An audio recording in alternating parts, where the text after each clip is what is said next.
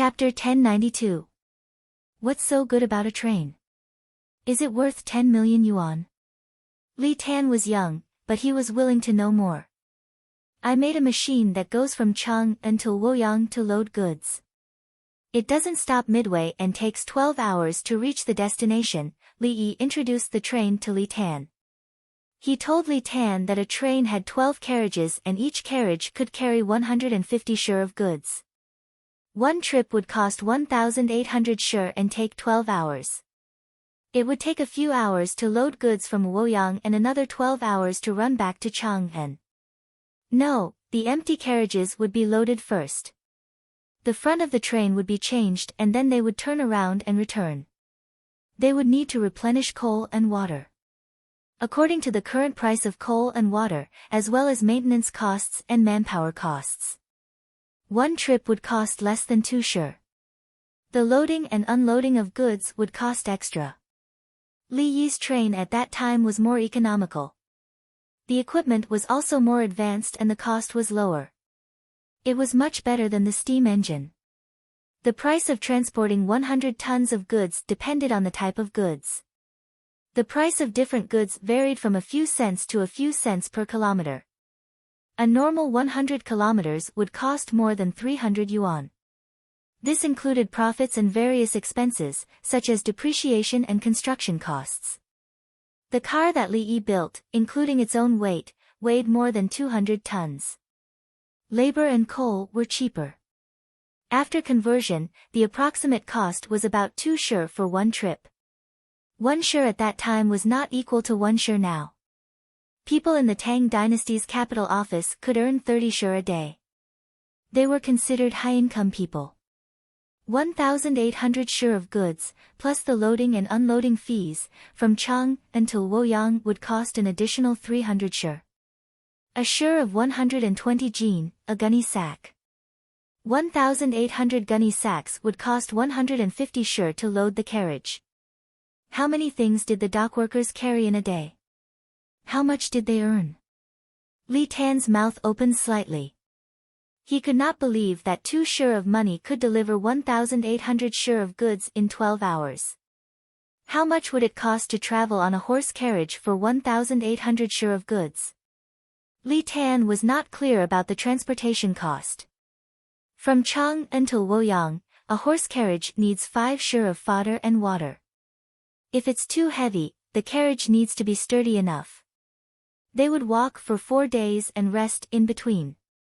2 horses and 5 stones, 2 days of travel with rest in between. Currently, transporting military goods from Luoyang to Chang'an requires 2 horses. When we arrive at our destination, there is a relay station that will change the horses. Li Longji was aware of the situation. 2 horses and 5 pickles worth of goods were transported to Chang'an in 1 day and 1 night. It wasn't that they changed every 10 kilometers. With the speedway, it was easy to run, but they changed every 20 to 30 kilometers. Ordinary people couldn't afford it. The horses they exchanged were rented. Otherwise, how could they exchange their own horses? If the horse was too slow, there would be a fast carriage behind it, and the slow carriage would have to go to the nearest place on the main road to make way for it. There was one every 300 meters, waiting for the express train to pass by before returning. Why don't you take the main road instead of the main one? Li Tan did some calculations and immediately understood how powerful the train was. 2 shovels and 300 coins, the merchant can transport 1,800 dan, the merchant will be happy, right? Li Tan felt that the merchant's life would be better. We will cry like crazy.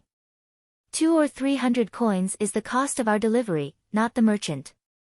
Was the railway not money? Was the train not money? From Chang'an to Luoyang, it has to stop 3 times.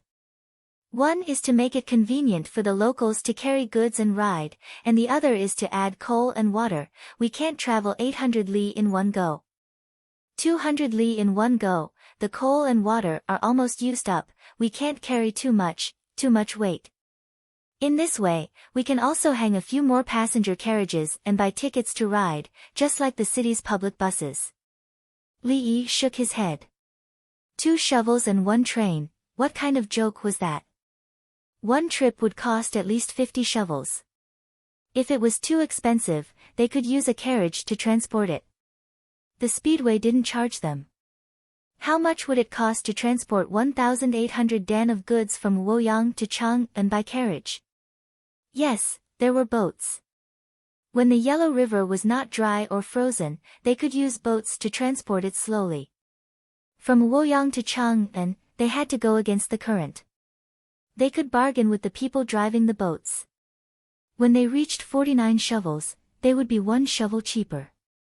Thinking of the water transport, Li Yi muttered, how much would it cost to transport 2,000 dan of goods from Luoyang to Chang'an? Princess Yongmu said, I know.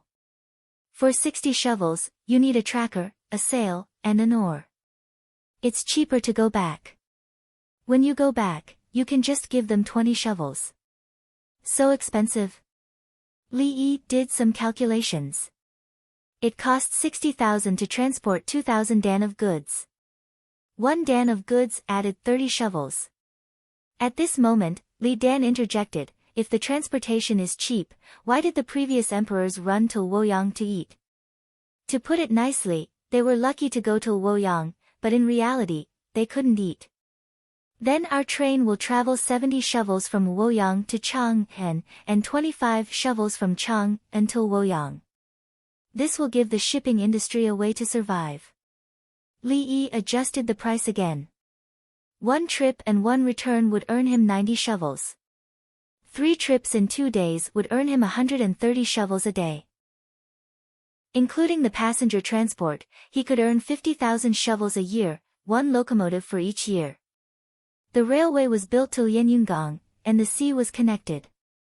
With 100 locomotives, he could earn 5 million shovels a year, and he could earn back his capital in 2 years. Li Yi calculated. He calculated that the load would be full and that he could have goods at any time. In reality, it was impossible. From Chang'an to Luoyang or Haizhou, would there be so many goods to transport? Would there be so many people riding? It was also impossible to transport 540,000 shovels of goods from Luoyang to Chang'an every 2 days. The key was, what were they transporting? Stones? If they were transporting coal and iron, they would be transporting for the imperial court. If they collected 70 shovels from Baigu, would Baigu give them to them? He would not even give them 70 shovels. Li Yi checked the information and found the first railway. It was said that there were 160,000 passengers a year, and it was only a distance of 30 miles. The upper seat was worth 500 coins, the middle seat was worth 250 coins, and the lower seat was worth 120 coins. Calculating how much the passenger transport industry earned in a year, the Rising Sun City only invested more than 200,000 taels of silver. Then the Qing government saw that it was not good and suffered a loss.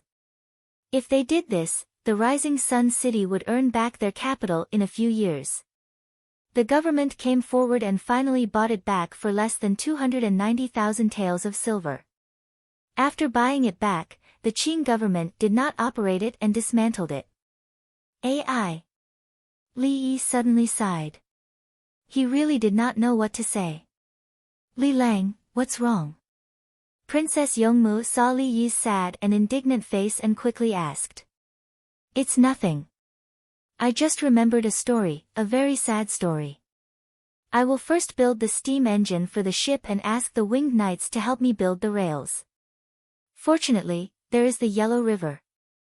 Otherwise, the steam engine will not be easy to transport. It will be inconvenient for both the scattered and the whole thing. Let the warships come directly for modification. Even if they are dragged all the way back, it will be better than sending them for modification. I can't go there. Li Yi threw the Qing government out of his mind. He did not want to think about it. There would be no more Qing government. He had to speed up the construction of things and concentrate his strength. The sooner the railway was paved and the sooner the train was opened, the more money he could earn to continue building the railway. If he did not build it, he would never have it. If he built it, he would build thousands of miles of railway every year. In a few years, he would build the railway to an important position. With the improvement of technology, he would come up with a better steam engine. He would build one along the canal and make a turn to Guangzhou. It would be cheaper for people to ride and strengthen the flow and material transportation. In any case, the iron ore, copper, and coal mines were taken out by him. They belonged to the state. There was no external pressure, so there was no need to exchange foreign exchange. Chapter 1093. Li Longji was anxious at the side. He couldn't wait to see a railway appear tomorrow, no, immediately. He wanted to see a train running on the railway. He was thinking about the transportation of grain. The canal was the easiest, but when it reached the Yellow River, every mile was so difficult. The railway was built to Luoyang, and the Grand Canal was built with Luoyang as its center. The section from the Grand Canal to Luoyang didn't freeze in winter. If the railway could be built this year, since Xiao Yi said that the steam engine is good, build more and put it on the Yellow River and Yangtze River. Put the Yellow River above Huku Waterfall and don't come down. Build the canal, use other boats for the short distance, and build a railway along the canal. In any case, we'll have to dig a mountain there. Noble consort Lu suddenly thought of an idea.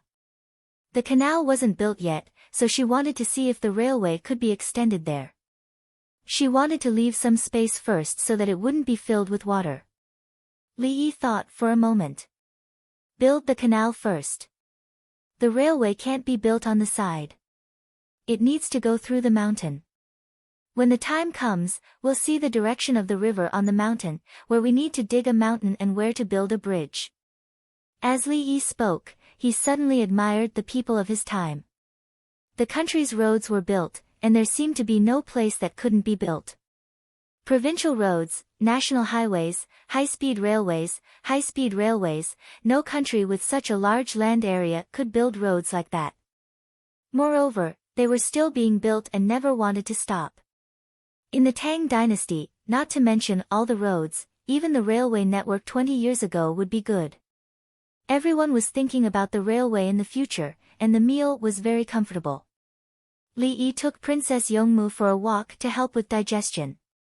The little girl followed them at first, but after walking for a while, she dozed off and ran to find the children in Zhuangzi. After finding them, she went straight to the sleeping area and insisted on going to her small bed. She threw herself on the bed, turned over, and fell asleep without even taking off her shoes. The caretaker quickly took off her shoes, adjusted her posture, and covered her with a small blanket. Li Tan also found a place to sleep. Li Yi told him to sleep more, and the scars on his face would heal faster. Before noon, the 516 guards, led by Hao Lingquan, finally arrived at the Yellow River's 9 bends. Each of them had 2 horses, and they also had to carry muskets and bullets. The scouts had already reported the situation to Guo Zhiyun. Everyone prepared food in advance to welcome their allies. The winged knights ran over first and helped to unload the items. They didn't care about anything else and only took the bullets. The gun was a new gun, so it needed to be mastered first. Every gun had a different ballistics, so he had to shoot a few times to familiarize himself with it. One by one, the dead fish were tied up at a position of 100 steps. They were prepared to be eaten, and the bullets were taken out first. Behind the big fish was a pillar, and behind the pillar were other pieces of wood. The areas that were not blocked by the pillar were blocked by other pieces of wood. Qin Li held his gun and walked forward.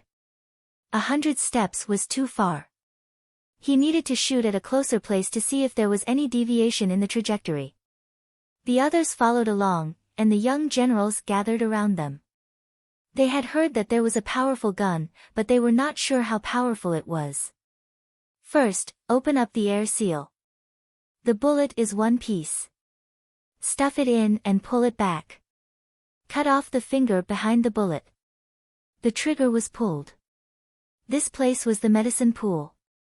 Originally, there was a medicine bag. Pour the gunpowder into the medicine pool. Now, It was replaced with a small paper bag. Pull it out, and the gunpowder will fall into the medicine pool. Aim, the camera, the crosshairs, and the target are the fish. 3 points in a line. 30 steps away. There is a scale on the camera. Adjust it to this position. You need to smell it. Pull the trigger. Bang! The gun fired, and a cloud of smoke came out. The surrounding people were shocked. What a big commotion. They looked at the fish again. From their current position, they found that the fish was fine. Everyone walked over. The fish was indeed fine. There was a small hole in the wood behind it. I missed. Go back and try again. Qin Li observed for a while and roughly knew the trajectory of the bullet. He walked back. He did not feel embarrassed. This gun was different from the guns he used to practice. Bang! The second shot was fired. This time, there was a change in the fish. There was a hole in it. Everyone went over again. There was indeed a hole. The front was big and the back was small. The bullet had entered the wooden pillar. This fish was taken down and replaced with another one. The third shot was 50 steps away. Qin Li successfully hit the fish again. It looked similar to the previous shot. 100 steps away. He took a deep breath to calm himself down. He held the gun and took a deep breath. He paused and pulled the trigger. The gun fired. A group of people ran over to take a look. There was a hole in the fish. The bullet was still embedded in the wood. A piece of skin in the shape of a big fish was in front of the fish. It was as thick as a leather armor. The fifth shot was fired. This time, the skin was penetrated. The fish was also penetrated. The bullet hit the pillar. Use mine. One of the generals placed his upper body armor in front of the big fish and drew the image of the big fish on the armor. Bang! The gunshot was heard. Everyone ran over to take a look. The upper body armor was penetrated. The bullet hit the fish's body and came out. It was left on the pillar. Guo Zhiyun and the rest were silent. They put on the double-layer armor 100 steps away. The gun looks easy to operate. Wang Juankue commented. Even a person holding the gun could shoot so accurately. Once they were fixed in place, any random child would be able to kill the enemy. It was just like someone helping to load a crossbow. The child found a place to set it up, aimed, and fired. Bullets are expensive. Zhang Zhongliang was shocked by the result. It's much cheaper than arrows. 20 bullets are not as expensive as one arrow. A winged knight beside him said. There is a bag over there. It's not as good as this one. A young soldier ran to look at other people shooting and came back to report. Dong Zhu wants to see which one is better. I think Dong Zhu is making a better shooting device. You guys try. Qin Li did not try. He knew that 100 steps was enough. He did not have the ability to aim any further. He could only shoot at places with more people. There was a scale on the camera, but it was not accurate. Guo Zhiyun clenched his fist and waved his hand. I'll leave the bullets for you guys. Every time we try, we'll waste one. Maybe we can exchange it for a tubo life. As soon as he said that, the other young soldiers who wanted to try held back. They wanted to shoot a dozen, but they knew that bullets were precious, just like arrows. No, they could take back arrows after practice. How could they take back bullets? They were out of gunpowder.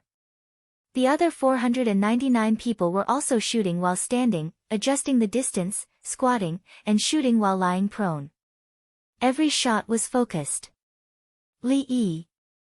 Zhang Zhongliang said Li Yi's name and did not say anything else. He once again understood the value of Li Yi. As long as there were enough guns and bullets, he could defend a city. One soldier for one citizen, and a very powerful one at that. Normal people without armor would probably be shot from a few hundred steps away. Bring a sheep here and put it 100 steps away. Qin Li was ready to show everyone the damage caused by bullets. There's a dead sheep that is ready to be eaten. Don't touch the living ones. The winged knights beside him said as they rode to find the sheep. Not long after, a sheep that had been drained of blood was brought back. After setting it up, Qin Li crouched down, aimed and fired. Chapter 1094. This kind of lead bullet is big at the entrance and then gradually shrinks. Look, it didn't go through the sheep. The bullet stayed in the sheep's body. After Qin Li finished shooting the sheep, he went to check the situation again. The hole on the surface of the sheep's body was bigger. Because the blood had been drained, he didn't know anything else. As Qin Li spoke, he took out a knife and cut into the area where the bullet was shot. Someone next to him pulled the hole to both sides with his hands. There was no bullet. Qin Li reached in and searched, then shook his head. Several people went to search one after another, but they couldn't find it. They continued to cut and searched again after cutting, but still couldn't find it. The third cut, this time Qin Li touched it. With a hand full of blood, he cut into the side. Everyone looked carefully at the bloody area and only touched it after they started. A young general's face instantly turned pale. He swallowed his saliva and said, If it's shot into the body, how do we take it out? Dong Zhu said that if it didn't hit the internal organs or blood vessels, it should stay in the body and slowly grow in the body. The premise is that the fragments of clothes and other things follow in. Basically, Qin Li stopped and didn't say anything else. Everyone had learned how to use alcohol and why it was used. It was to deal with infection. In the end, the lead bullet was embedded in the flesh. It was very narrow and ended with a small hole. Being shot was more frightening than being shot by a wooden feather arrow. At least if the wooden feather arrow hit their own people, they could dig it out and disinfect it with alcohol. There was a high chance that they would survive. If the lead bullet hit and entered the body, how could it be dug out? They couldn't even find it. How could they cut it with a knife? There's no need to take it out when it hits the bone. The war is about to change. Guo Zhiyun's face didn't look good either. He thought about the consequences of being shot. If he died immediately, everything would be over. He was afraid that he wouldn't die immediately, but he would die slowly. For example, if it hit the stomach, lungs, and liver, it would bleed non-stop. No, it was lucky to hit these 3 places. He would die after enduring for a while. What if it hit the intestines? It would hurt for a few days before he died, right? It's against the harmony of heaven. Wang Juankue said and then added, That's great. You guys go to the river and hit the other side. Let them be afraid first. Wang Juankue knew that wounded soldiers were more demoralizing than dead soldiers. The wails and wails of the wounded soldiers would constantly affect the others. Anesthetics, analgesics, alcohol, and sutures were the perfect solution. Even if they were seriously injured and didn't survive, at least there were enough painkillers, so the injured soldiers wouldn't die so painfully. She sewed up the large cuts on her body and changed the dressing. The wounded soldier groaned a few times and stopped crying out in pain. Pain at least proved that he was still alive. Biting a wooden stick, as long as it hurt, he would slowly recover. However, those who were injured in the group were allowed to snort. Snorting was also a way to reduce the pain. The others knew that their brother would not die, so they were not worried. Of course, he would feed her a bowl of painkillers when she went to bed at night so that she could have a good night's sleep. It was good for her body to recover. This was all taught by Li Yi, and it was indeed effective. If the war continued like this, the enemy would be the first to succumb. When one side was injured, most of them could be healed. They had more experience in war. On the other side, the more they fought, the fewer people they had. The newspaper said that everyone is building cement factories. I don't know if there are any in the back. There is enough cement. When we take down the Yellow River, we will build a city and use guns to defend. A young general took 2 deep breaths. His eyes were bright. He was clear about the direction of the war. His colleague beside him also said, "Isn't that so? We have medicine and guns that can shoot very far. Why should we fight with the enemy? You have to be brave. Only those who dare to fight with swords and guns are warriors. You fight, I will support you. Don't use swords and guns. Use your fists, legs, and teeth. I believe you can do it. Aya, it's time to eat. We are welcoming new brothers today. The dishes are ready. Let's go eat. Can't you fight? How can we fight if we don't eat? Let's eat." The soldiers were in a good mood and laughed as they went to eat. There were 7,000 winged knights packing their luggage. They were about to leave. The 516 guards came in exchange for the 7,000 winged knights. At the same time, they were preparing for the next trip. There were too many winged knights coming out. Chang'an obviously lacked manpower. Including Zhang Shaosong and the propeller boats on the road, there were about 16,000 winged knights outside. There were so many guards. If they came over, they would be able to see blood. Just as they were about to eat, the boats arrived. Today, there were 4 boats. They only brought a small amount of things. Guo Zhiyun and the others were relieved. Sure enough, after the last boat, there were boats arriving almost every day. On land, the people from the Shu lands were sending them non-stop. This was truly an endless supply of logistics. It was said that the boats in Chang'an were still being built. The number of boats was gradually increasing, and so was the transport capacity. One day, the boats on the Yellow River would be enough for the soldiers to eat and drink. Looking at Tubo, was there anything? When the weather was cold and it snowed, how could they get the snowy boats? Several young generals were stunned when they talked about the boats. Winter was the most difficult, right? Old Qin, how do you think we will defend in winter? A young general was cutting lamb chops. The lamb chops were fried in a pan, not pork ribs. In winter, we will use horses. We will give them supplies along the way. The horses won't bring their own food. If we don't give them supplies along the way, they will bring fodder and concentrate. We have sleds. In winter, the Yellow River freezes.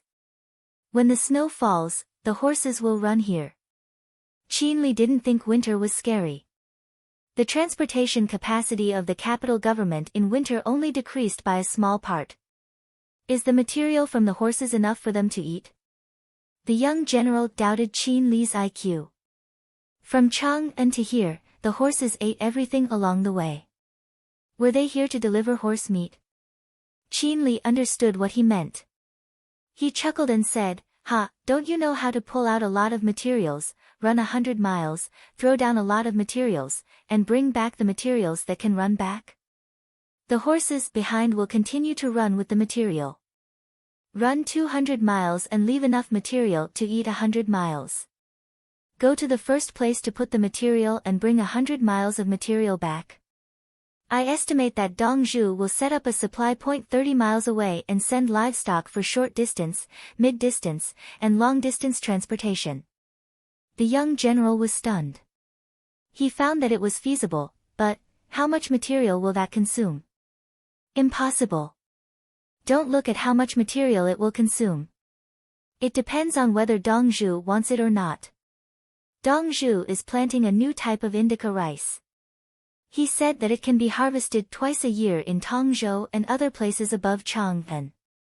Hunan province planted the most grass this year. The grass that horses can eat can be harvested in the wild, plus silage and concentrate. You don't know Dongzhu's thoughts. He doesn't care what he wants to achieve. The harder the conditions here are, the better Dongzhu will help us, so that we don't have to worry about food and clothing. As Qin Li spoke, he cut a piece of meat from the mutton. He held chopsticks in one hand and a knife in the other. He held the fried mutton with chopsticks and cut it with the knife. After cutting it, he changed chopsticks. There was no fork, so he used 2 knives. Everyone else ate like this. Who had the time to make a fork? Chopsticks only needed 2 sticks. Chapter 1095. After lunch, the 7,000 winged knights set off. Each of them rode 3 horses and did not leave their horses behind. The road they took was different from the one they came from. They took a long detour back through Shu County. The winged knights had a political mission to show the people on the road their power. In addition, they had to use their coupons to buy food and fodder for the horses. The first reason was that the winged knights were very strong, so they did not have to worry.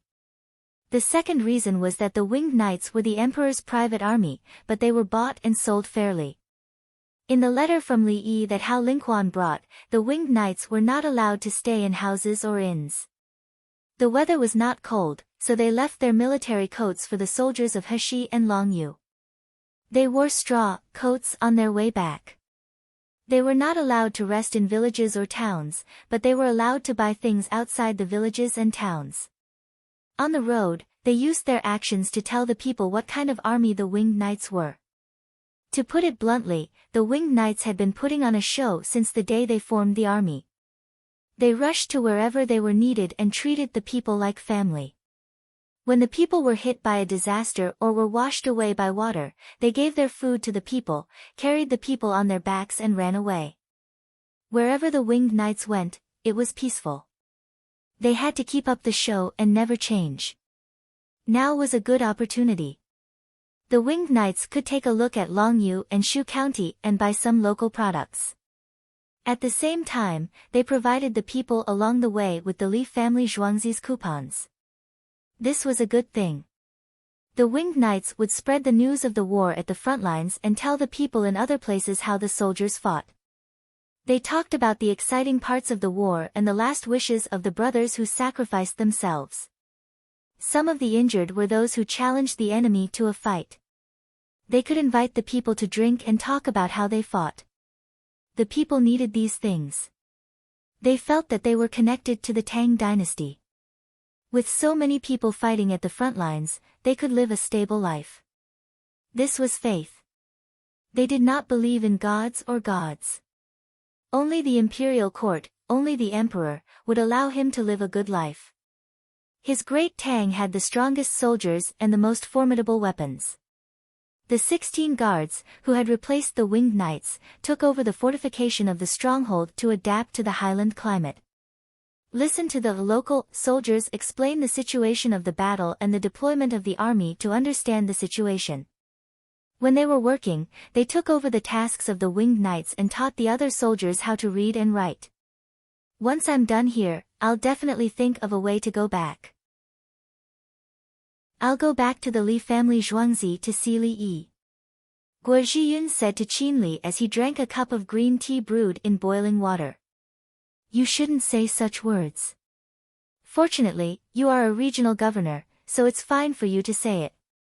I won't talk about what happens if we win the war. Qin Li smiled and chatted with Guo Zhiyun. The other party was raising the flag. He's just a teenager who hasn't even turned 20 yet. He knows everything, right? Guo Zhiyun could not figure it out. He had read history books, but when had he ever seen someone like Li Yi? He knew how to farm, could do the work of the craftsman, knew how to do business, knew how to raise livestock, understood the military, knew how to educate, was good at poetry, was good at music. You know everything? Can you tell me how you learned it? I have a daughter at home. Qin Li rolled his eyes. It's normal to know everything when you're born. Look at Shan Wuwei. When he reached Kashi Miluo, there was a river in front of him, but there were no bridges or boats to cross it. In the past, I didn't believe it, but when I saw Dongzhu fly, I thought there was no problem. Also, when Shan Wuwei brought the scriptures across the river, he was invited by the Dragon Palace to preach for 3 days. When he came out, his clothes were not wet at all. I also believe in this. Wear a big enough oxygen tank and a diving suit for 3 days. When he came out, take off his outer clothes. He was just a little hungry. If he was thirsty, he could drink some river water. Guo Zhiyun was at a loss. He had also heard about Shan Wuwei, and everyone said so. Li Yi really knows how to fly. Wang Juankui did not believe it before, but now she felt that it was very mysterious. Dongzhu's flying. I won't tell you. Anyway, it's very easy for him to kill people from 1,000 miles away. Therefore, Her Majesty basically lives in the Li family Zhuangzi now. She rarely spends the night in Xingqing Palace. It's enough that you know, but don't spread it. I'm just strengthening your confidence in taking over the Yellow River Basin. Qin Li did not want to say that Li Yi flew on something that could fly. It felt like anyone could fly on it, but it was hard to control and easy to fall. Guo Zhiyun, Wang Juankui, and Zhang Zhongliang looked at each other. The pressure cooker is a good thing, but it's a pity that we don't need it in Anxi. We can bring it back to cook until the bones are crisp. Give it to Long Yu. Zhang Xiaosong was eating at the same time.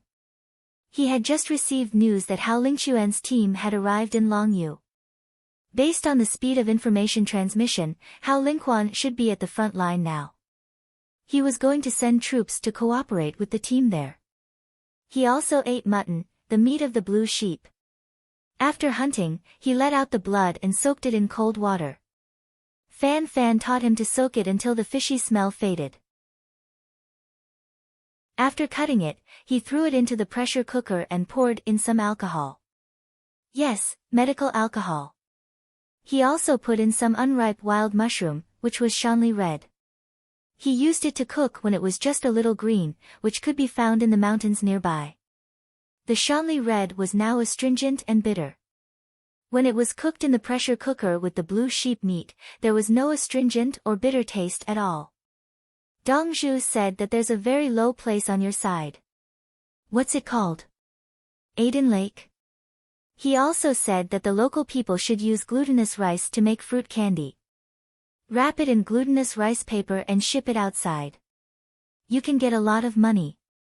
Or you can use the soup made from the fruit to make candied fruit. Dried fruit is also fine. Aren't there more relay stations now? Fan Fan gave an idea. He wanted to eat candied fruit before, but he couldn't afford it. He couldn't afford fruit candy either. When he was young, he went up the mountain to pick wild fruits to eat. He brought his father's bow and arrows. For food, he worked very hard. His family wasn't well off, but he was still a soldier of the Chong Manor. When he was young, he couldn't draw such a big bow. He could only draw it a little and shoot the birds nearby. He did it for food. He didn't want to fight. As he grew older, he could draw the bow fully when he was 11 or 12. When he was older, he could draw the bow left and right. He didn't even need to aim when shooting. Even if it was a flying bird, he could instantly draw the bow and shoot. Then he was selected to become winged knights. With his superb archery skills, he became a battalion commander. Of course, he was also excellent in his cultural studies. However, he was treated the same as the other brothers. He didn't get more money. There was no difference in the quantity of things given to his family. Being a battalion commander was a kind of power and a kind of responsibility. Things made by people outside the tribe are also okay. Zhang Xiaosong was tempted. It's fine as long as the things are good. It has nothing to do with the tribe. You want to use trade to win people over? Fan Fan said. He suddenly understood Zhang Xiaosong's meaning. Can you write a letter to Li Yi and tell him? Zhang Xiaosong didn't answer directly. You write. Dongzhu is easy to talk to. Dongzhu has always been protecting you. You don't have to worry about other things. Fan Fan refused to write a letter himself. He guessed Zhang Xiaosong's meaning. Zhang Xiaosong was afraid that if he wrote a letter about people outside the tribe, people would misunderstand that he was working with outsiders. Okay, I'll write. I'll see what the outsiders need. It's best to trade. Zhang Shaosong made up his mind. He wanted to help win over the outsiders. As for the war in front of him, he didn't need to worry about it. Everything was going according to the plan. Chapter 1096. The sun was high in the sky. Qinli led a group of rafts from upstream to the opposite bank. Someone on the raft raised a shield, a large shield that reached up to his chest. Behind the shields, there were people controlling the oars. The people holding the shields squatted down. The winged knights placed their guns on top of the shields. A series of rafts gradually approached the Tubo bank. The Tubo people followed the example on the bank. They piled up a high slope and stood on it, preparing to use logs and stones to roll down. The Tubo people also made a simple catapult. The catapults couldn't hit too far because the materials were not prepared in advance. They used weights to pull ropes and throw stones to hit the military forces of the Tang dynasty on the bank. The rafts floated over and stopped when they were 120 feet away. The Tubo people also raised their bows and shields to watch. There weren't many of them. From the flags, it was obvious that they belonged to the winged knights. 5 groups in rotation. Get ready. Qinli aimed his gun at the people on the bank and ordered. 500 people put the primer into the medicine trough at the same time. 100 people held the guns. First group, fire.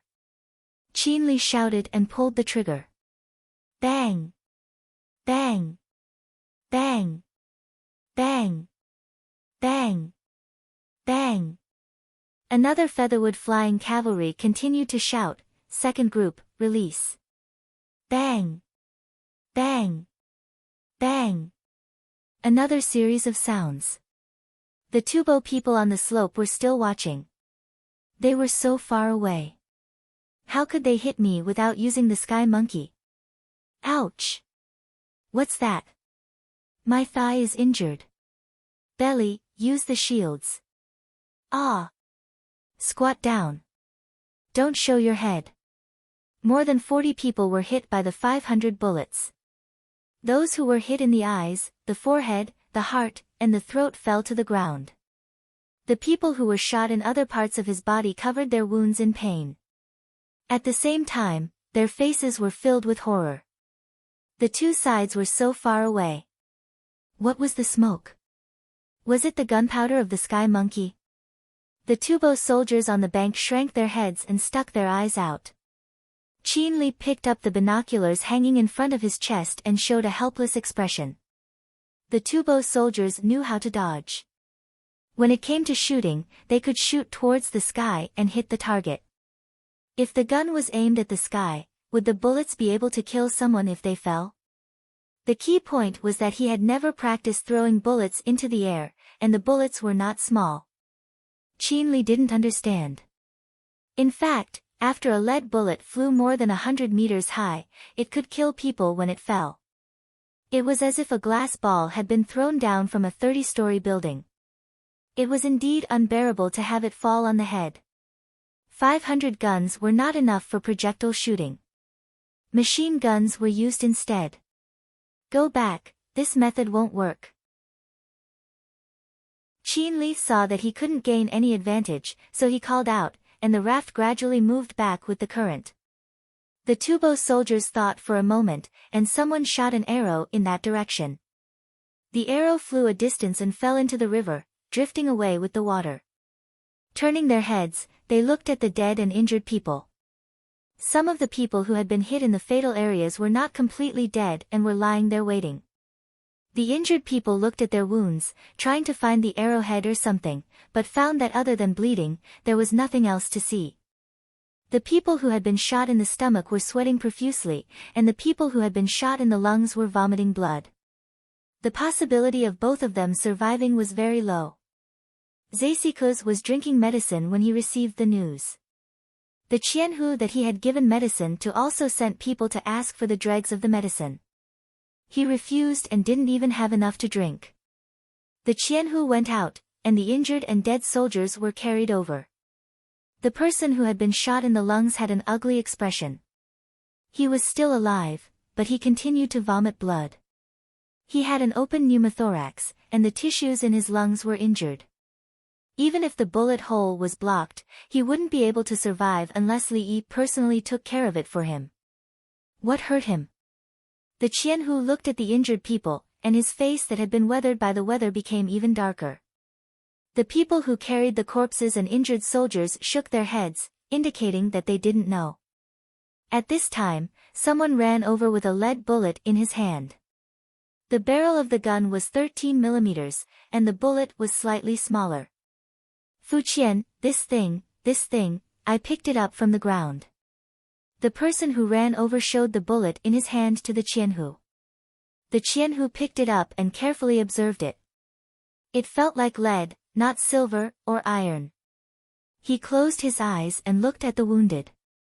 He personally pulled out the knife from his waist and went to the side of a dead person who had been shot in the heart. He shook the other person, but the other person didn't have any reaction. He used the knife and began to remove the ribs and dig out the heart. The heart was pierced, and the wound was big at the front and small at the back. He cut a few more times at the back of the heart. The others watched him reach in, and after a while, he pulled out a deformed bullet. The surrounding people showed a trace of fear in their eyes.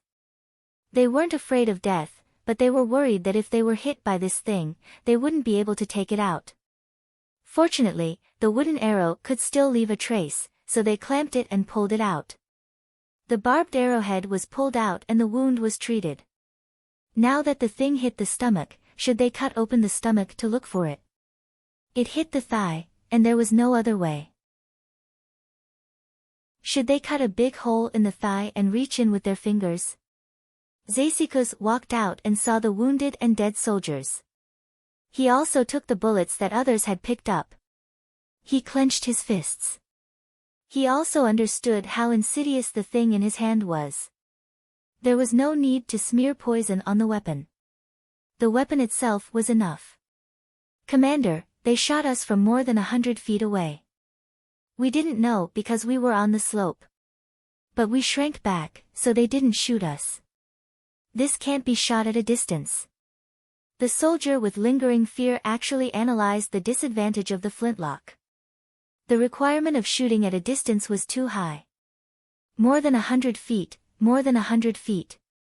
Zeisikus repeated the distance. He thought of cavalry shooting. More than 100 feet away, cavalry against cavalry. It was much more powerful than the other arrow of the Tang dynasty. The battle couldn't go on. The difference in weapons was too big. His side could only take a beating. The catapults were well made. The big catapults could hit more than 100 feet away, but they weren't accurate. A catapult needed many people to operate. The other side each had one of those weapons and could run with it. I'll write a letter back. Zeisikus ignored the wounded soldier. He turned and went into the tent. He wrote a letter to Zhangpu and the Prime Minister, telling the people behind him about the new weapons of the Tang army. There were hot air balloons flying in the sky, sky-piercing monkeys that could shoot from a long distance, big kites that could carry people against the wind, and explosives. There were also binoculars. The binoculars could see the other side from a long distance, but the other side couldn't see. Now there was a pea-sized lead bullet weapon. The fighting strength of the two sides was not equal. Yes, the Tang dynasty had been sending things by ships recently. It didn't matter if they came once or twice, but they couldn't bring too many supplies. What should they do if they kept sending things? Baggage would not be lacking on the other side. After writing the battle report, he ordered a group of people to send it away. Zeisikus drank the medicine in the bowl in one gulp and felt much better. He went out of the tent again. The people who had been shot in the stomach and lung took their weapons and ran to the shore. Kill! Charge! Several people shouted as they ran. When someone fell, the others helped to pull him up. When they reached the slope, they struggled to pull a sheepskin raft down. When they got on the raft, someone spat out blood and rode. Before they could reach their destination, the current overturned the raft, and the few of them floated away in the water. Chapter 1097. Grass ash, butter, we'll let those things grow on our bodies. The ones who didn't fight were those who weren't fatally injured. They shouted to take things. Tubo had medical books from the Tang dynasty. Princess Wencheng and Princess Jincheng brought things, including medical books and herbs. But those herbs were not used by others. They were for Zanpu and the princess. Tubo took medical books, but most of the herbs were not available. Tubo could pick some local herbs. For example, snow lotus, saffron, rhodiola, palm ginseng, rhubarb, fritillary, etc. Not all, the difference was too great. Not every tribe knew how to do it. Why was Qianhu so nice to Guanlin? It was because Guanlin could save lives. Nowadays, grass ash and liquid butter were usually used to treat wounds. The sugar in butter could be used to remove oxygen from the bacteria. Bees could also kill bacteria. Also, when stored, they put sugar in things. Grass ash was the same. It was alkaline and could inhibit the growth of some bacteria. Simply put, it was dehydration. Salt could also be used. There was also sulfuric acid. Of course, sulfuric acid couldn't be used during treatment. The injured people didn't plan to take things out. They couldn't. Those whose faces were injured would lose a piece of flesh. First, they would block the wound and wait for it to heal slowly. If they had a fever, they would charge at the Tang army while they were still conscious and die there. Qinli went back and continued to drag the raft upstream. He saw the people who were about to charge and knew why they were charging. The winged knights saw it. They didn't care. They were not touched at all. War was like this. If they suffered the same injury, they wouldn't be in a hurry to die. Instead, they would find a way to deal with it. While they were still alive, they would ask someone to bring them back to Chang'an. If they saw Dong Zhu with their last breath, they might be able to live. The non-commissioned officer of the Tang dynasty came to help drag the raft, but his eyes were fixed on the guns. Just now, they took turns to use the binoculars. They could really knock people down from such a long distance. If the logistics department sends more bullets, you can practice. We're not suitable for guns. We have horses. It's tiring to load bullets on the horses. Qin Li knew what everyone was thinking. Based on the arrangement of the Li family Zhuangzi, if they had more bullets, they would give them to others. This was especially true for the infantry archers. They switched out their longbows for muskets and directly suppressed the enemy's long-range units. The disadvantage was that the longbowmen would be responsible for blocking the attack and shooting far away. The sword-shield soldiers at the front clashed and killed each other. The archers at the back shot arrows, and the arrows fell into the enemy ranks. There were enough archers, and they could clear out an empty area. The enemy would be entangled and killed, and there would be no more archers to replace them. If there were many flintlock soldiers, they wouldn't even need to use swords and shields to directly suppress the enemy's charge. When Qin Li returned to his camp and stood on the shore to look at his opponent, Guo Zhiyun pointed out the drawbacks. Bows and arrows are of little use. The sky-piercing monkey is the best. Calculate the approximate flying distance. Qin Li shook his head. He wouldn't charge if he was given a bow. War is a battle of skills. I'm really afraid that one day we will meet an enemy whose skills are better than ours. Wang Juankue put down the binoculars and looked a little worried. He didn't know if there were more powerful weapons in other places. Now that the Tang dynasty was in Tubo, they were completely suppressed. Qin Li still shook his head. No. Dong Zhu said that the Tang dynasty's technology was the most advanced. Dong Zhu said that he was cultivating a system and teaching others. That's good. That's good. Zhang Zhongliang was also afraid. Throwing explosives from the hot air balloon was a tactic. He felt that he couldn't defend the city. Qin Li nodded. Currently, they are fighting logistics and money. Dong Zhu said that he is willing to use more money in exchange for the safety of the Tang dynasty's soldiers. Isn't there a fixed amount of money? Guo Zhiyun thought that if money was thrown out when money was spent, it would be gone. When one mu produced 2 dong, the maximum was 2 dong. Later, one mu produced 3 dong, so the fixed amount was 3 dong. If you have 5 chickens, the chickens will lay eggs and hatch chicks. What is the fixed amount of chickens? You can't grow grains in the sand, but you can grow melons. Dong Zhu planted a lot of melons in the north of the capital office. They all made money. Qin Li refuted the statement that the world's products were fixed. He learned it all from Li Yi. Guo Zhiyun thought about it and laughed. Ha! That's true. I learned all kinds of farming things in the newspaper. Everyone's life is really good. I, Long Yu, also learned. Good tools save time. Everyone raised poultry. I have a lot of water, so I have a lot of ducks and geese. I can also hatch poultry myself, so the hens don't have to hug the nest. Zhang Zhongliang expressed his gratitude. The newspaper said everything. There were also people who gave it to Tubo and Tujue. They learned it together and didn't pay tuition. Ordinary people, if they learned a skill, they would cherish it. Li Yi, however, taught it to the Tang dynasty. Foreigners who learned this skill should be grateful. Wang Juankui praised Li Yi. He hoped that Qin Li would go back and tell Li Yi that he wanted to fight and needed supplies. Which place in the world could be better than the Li family's Zhuangzi in logistics? Wherever he fought, the supplies would be sent there. He sent them both by land and water. He still didn't know that Li Yi's appearance saved his life. Otherwise, according to historical information, he would have died and not died of old age. According to the information, Jun Kuei was Heshijidushi. Hueha and other tribes were discontented and ashamed to be under his command.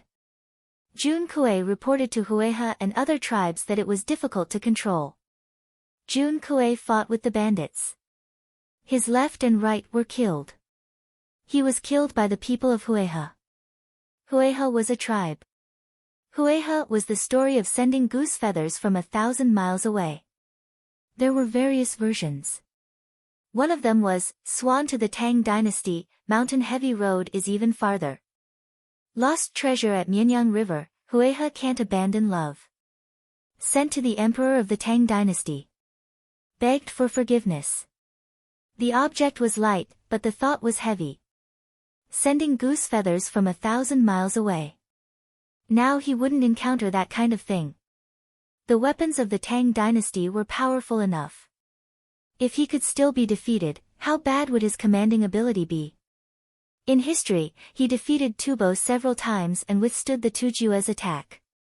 He was also not captured. He died in battle.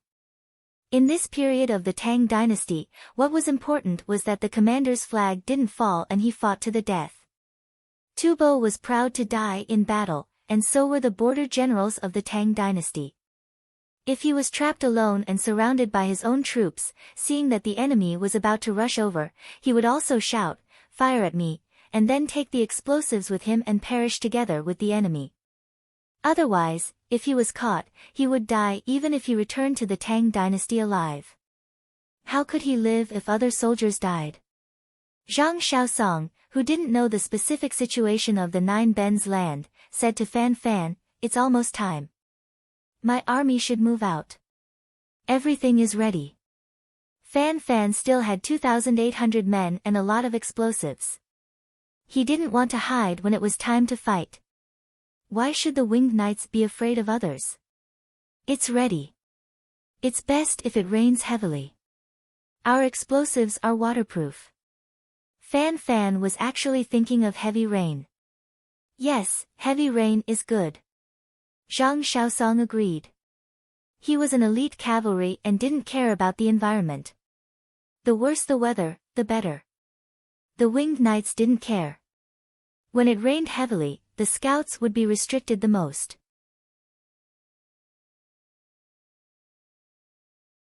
Chapter 1098. Zhang Xiaosong's team set off. Their speed was not fast, and the hot air balloon was pulled along. 3 ropes fixed the hot air balloon in 3 directions. When the wind blew, the ball on the hot air balloon would tilt slightly. The people on the hot air balloon quickly pulled the ropes around them to adjust it. It was very difficult. 3 Longyo's hot air balloon soldiers were on top.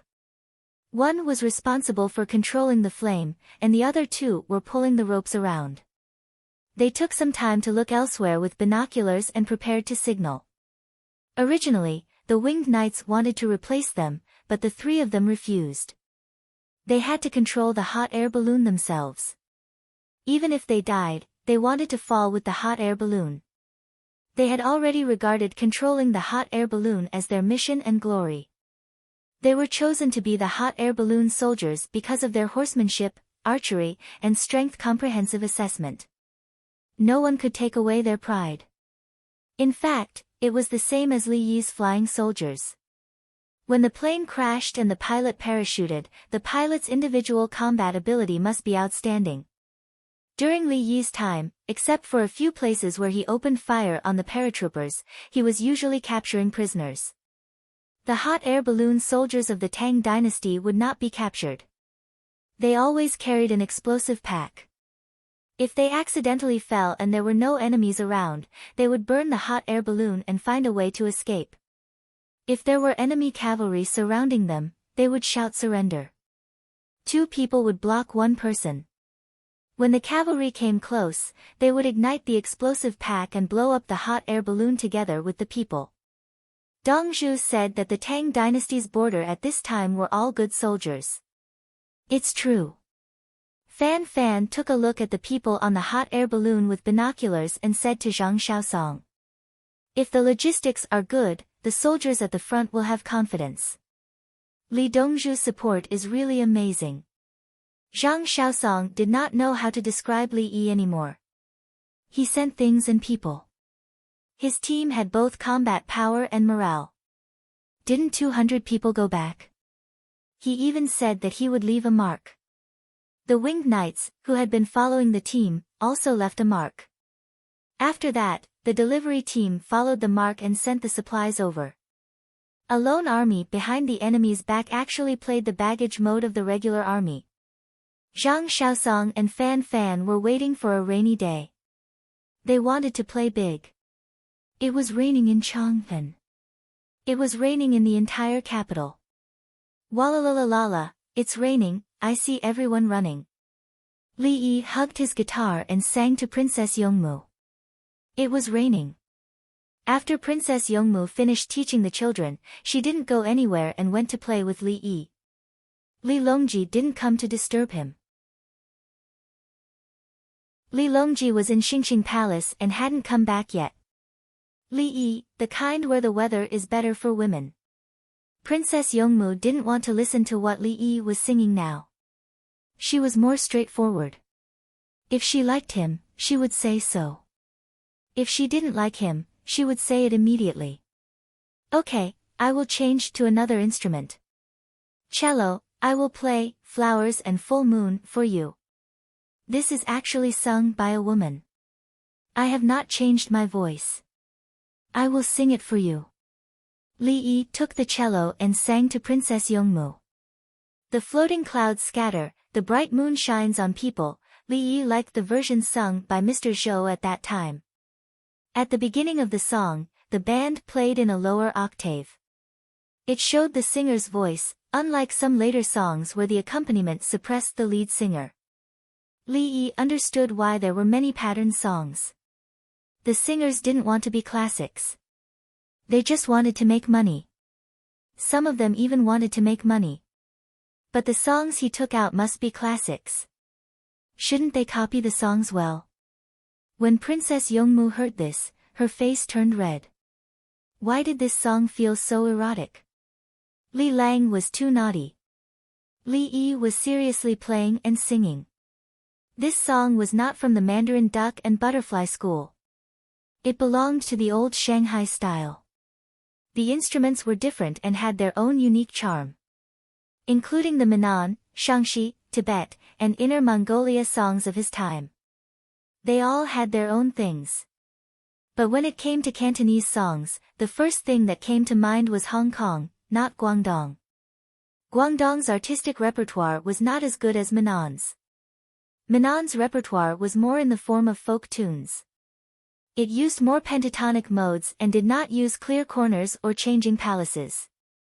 As for Jiangsu's tunes, most of them had yin. Usually, it was yin. In Tibet and Xinjiang, the style of reclining is used. Li Yi was playing and singing, but he was thinking about all kinds of comparisons. Li Lang, I know it. When Li Yi finished singing, Princess Yongmu took the cello over. She wanted to sing and play it herself. When Li Yi came up with a new instrument, she would learn it first. After understanding music theory, it was more about familiarity and talent. She only needed to be familiar with it, and talent was top-notch. Princess Yongmu also had the piano that Li Yi gave her. The piano had the widest range of all instruments. But the piano could not replace all instruments. Strings, wind, percussion, and the piano could not. The timbre determined everything. Princess Yongmu played and sang by herself. After one time, she said to Li Yi, Li Lang, I like the cello. That's not good. You should like the violin. The cello is too low. The violin has a wide range. But string music, what it represents is, no problem. Yes, string music does not affect the mood. Music should not be differentiated by instruments. It should be expressed.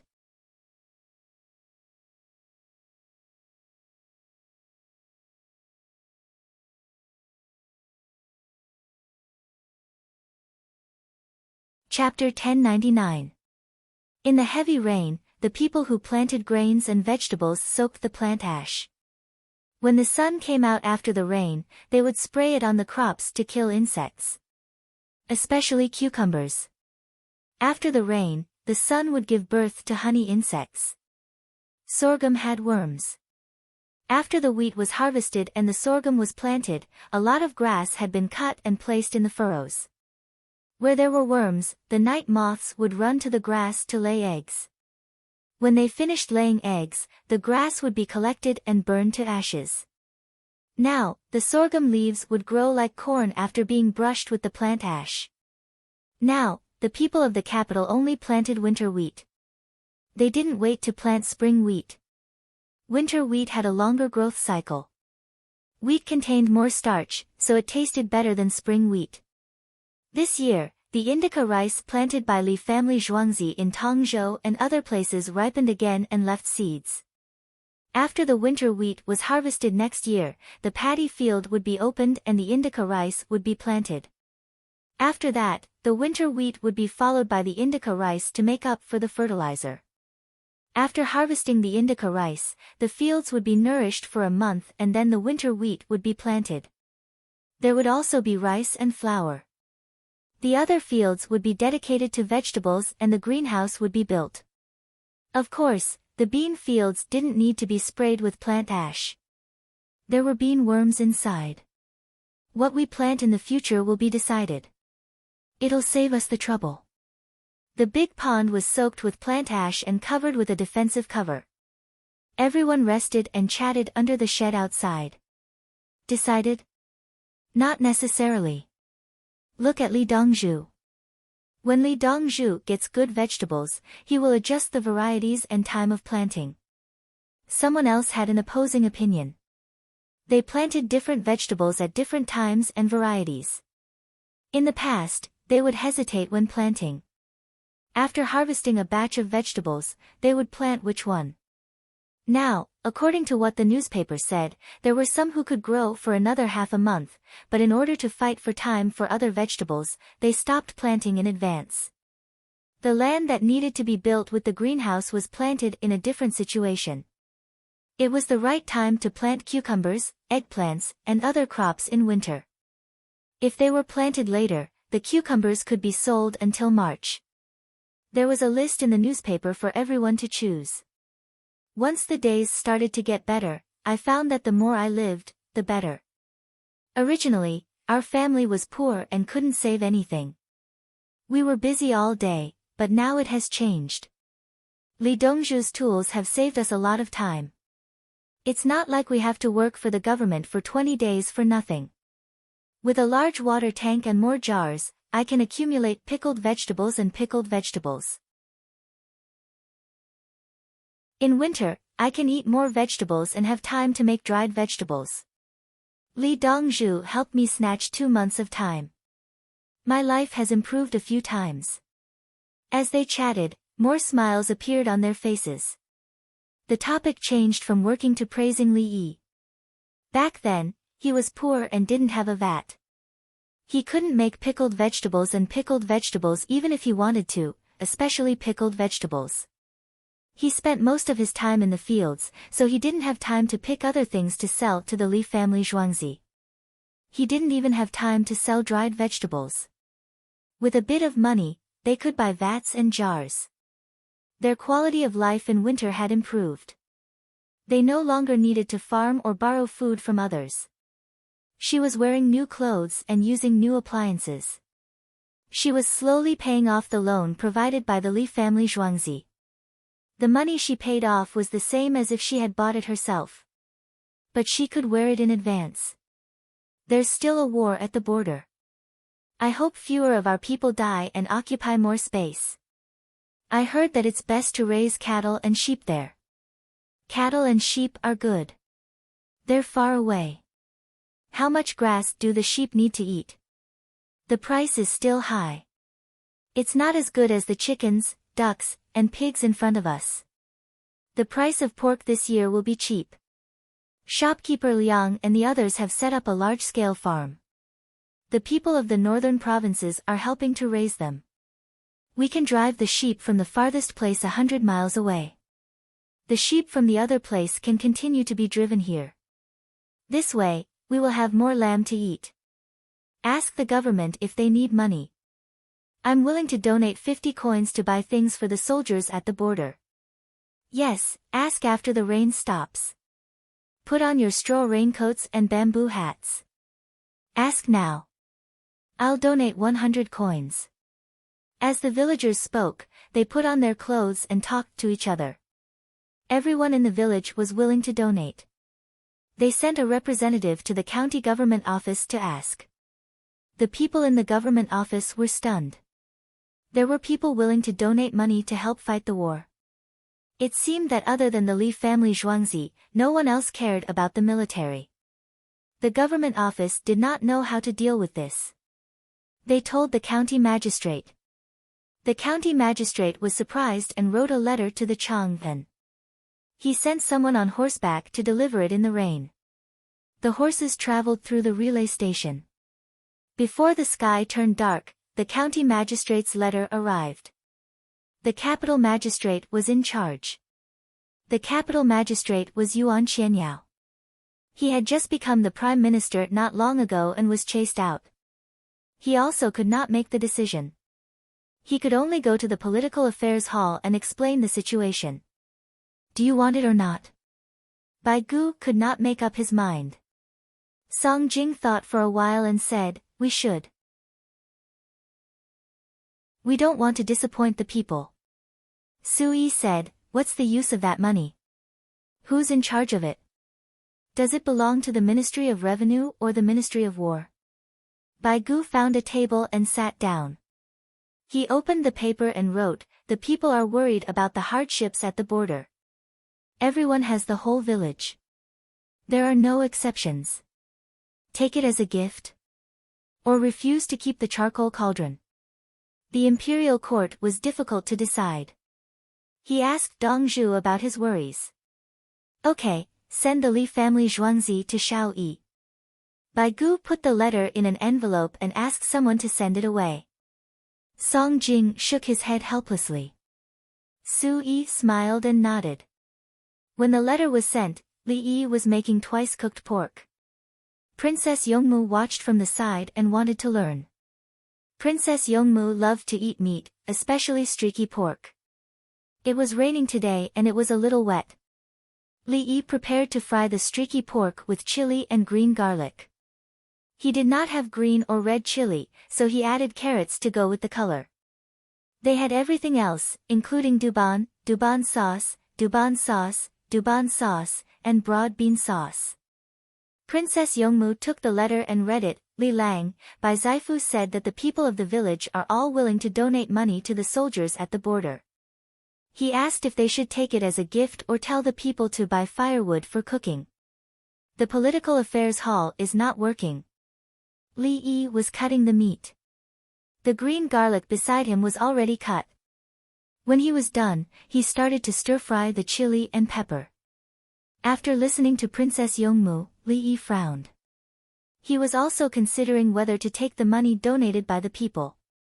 Tell them to take it, and then, Li Lang, Bai Zaifu wrote that the people are worried about the hardships at the border. Raise money and the government. Princess Yongmu read out the original text.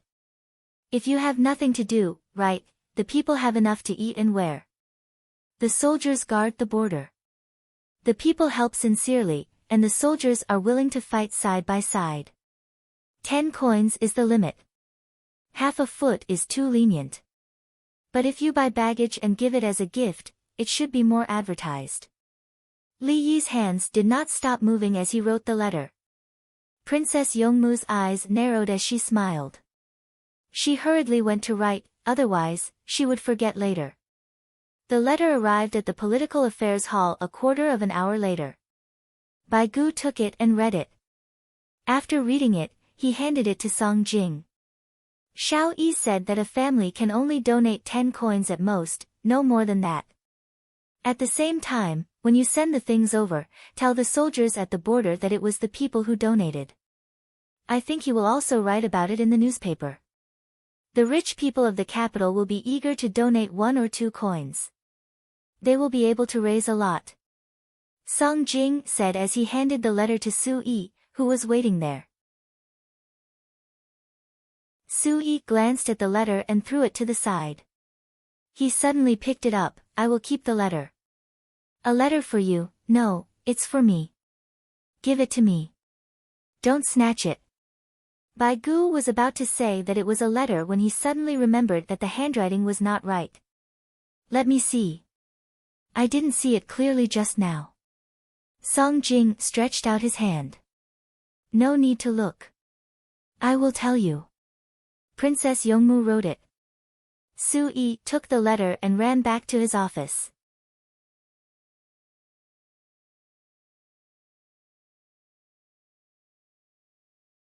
If they don't want to eat, I'll continue cooking. When the customers arrive, someone will order more pickled vegetables. In any case, this was how the pig slaughtered dishes were prepared. When the customers finished the leftovers, they would heat it up again for the waiter to eat. Pig slaughtered vegetables were suitable for soaking rice, steamed buns, or pancakes. A group of people rushed to the Li family Zhuangzi. After a body search outside, they saw Li Yi. They did not need to shower and change their clothes. Everyone's here. The villagers said that they haven't had mutton soup for a long time. Let's drink it together today. The kitchen doesn't have to make too many dishes. Li Yi greeted them with a smile. He guessed why they were here. They wanted to donate money. The mutton soup is good. The weather is hot, and it will cool you down after sweating. Shopkeeper Liang immediately expressed his love for the mutton soup. The others chimed in one after another. They would say the same thing no matter what they ate. Princess Yongmu and Li Dan were at the same table. They were just next to them. The little fellow sat in her seat and asked someone to help her put on a big napkin. She curiously looked at the new group of people. The mutton soup was served and the white wine was boiled. Shopkeeper Feng stated his intention. Li Dongzhu, we want to donate 12,000 yuan. We want to use pigs to make canned food. Canned food. I have a new thing. The canned food is all meat. They eat Highland barley. It's difficult to make other things from shoe. Li Yi didn't care about the amount of money. He thought of something. Anyway, he didn't like to eat it. When he was young, he thought it was good. When he grew up, he was more willing to eat real meat. Li Dongzhu, please teach us. Another person asked for advice. Luncheon meat with seasoning. It's made of starch and pork. Put it in a bamboo tube. It can be eaten when the bamboo tube is cut open. There's no soup inside. Li Yi said the most convenient thing to eat on the battlefield. He felt that the soldiers loved to eat compressed biscuits, but they must love luncheon meat even more. Shopkeeper Liang heard the name and thought for a moment. Canned food for lunch? Luncheon meat? You can say that. The key is that it can be eaten directly. It can also be fried, stir-fried, stewed, and any combination. Li Yi didn't want to change the term luncheon meat. Could it be that it was impure canned meat? Is it delicious? We can make it. If the soldiers don't like it, they will have a bad impression of us. Everyone was worried about the taste. I'll ask someone to make it now. You can eat luncheon meat at dinner in Zhuangzi in the afternoon. If it wasn't for the fact that bread takes up a lot of space, I want to give them bread. It's more convenient to eat. Of course, it's not black bread. Li Yi stood up and walked out. He taught the chef in Zhuangzi how to make luncheon meat. This was simpler. More meat could be added. Luncheon meat was not made to save money. The starch could provide other nutrients. The soldiers couldn't just eat meat. They needed carbohydrates. Before dinner, the canned luncheon meat was finished. The cover of the bamboo tube was threaded. It was sealed with a piece of oiled paper. Since there was no soup, it was simple and convenient. When you eat, you can open it and force it out. You can also cut it in half. Everyone, try it. Li Yi smelled the luncheon meat. It smelled slightly different from the ones he had eaten before. It was still okay. One person picked it up, opened it, and knocked it out. A cylindrical shape came out. Everyone used chopsticks to scoop the meat from the top and threw it into their mouths. It's delicious. I like it. It's really fragrant. It tastes like meat and a lot of seasoning. That's great. The soldiers at the front will definitely like it. Li Dongzhu, tell us the recipe. Let's make it. How many can we make with 12,000 pieces? Everyone recognized this delicious thing. It was indeed convenient and could be eaten. Li Yi wasn't sure about the cost. It depends on how much meat and starch you put in. The cost of the canned bamboo tube is basically fixed. The cost of the seasoning is also fixed. The rest is made with wheat starch or rice starch. It's more labor-intensive. However, it's cheaper than directly making pork canned food. Half of the pork in the canned food can save 2/5 of the cost of pure meat canned food. Li Yi gave an inaccurate figure. It depended on how they dealt with it. The cost of meat and starch had to be considered comprehensively, 90% pork and 10% other things. Shopkeeper Liang expressed. He wanted to give the soldiers good meat. He was donating it, not selling it for money. Good. It's delicious with a lot of meat. It's best not to break it up too much. If it's broken up, it won't taste good. It's enough to make dumplings and buns. Li Yi didn't care about it. After all, it was for the soldiers to eat. Such a high proportion of meat was equivalent to canned ham. It tasted good, but he still didn't like it. The group of people didn't stay for dinner after getting the recipe. They hurriedly left. They wanted to go back and try it out before mass-producing it. If it weren't for the fact that there was a lot of bamboo in the Qinling Mountains and that the bamboo grew quickly, it wouldn't be able to supply the current consumption of canned food.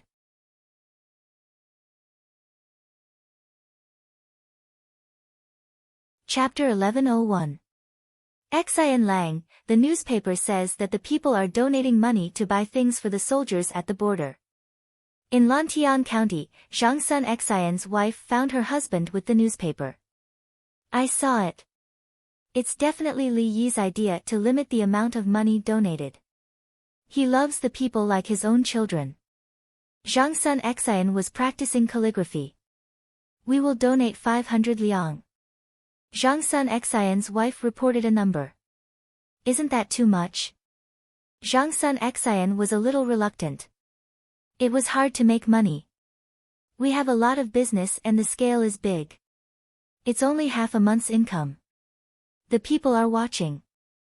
We have to show our face to my sister. His wife talked about reputation and relationships. She was Empress Wang's sister. Empress Wang was now stable because of her son, so she had to show the attitude and bearing of a member of the imperial family. 1,000 liang, 1 month's money. Zhangsun Xian doubled the amount when he heard his wife mention her sister. It's just money. Yes, I still have to pay taxes. With my identity, I don't have to pay taxes. Donate 1,000 liang and tell the Lantian County Yamen that I don't have to pay taxes for a month. 1/10 of the tax will save 100 liang.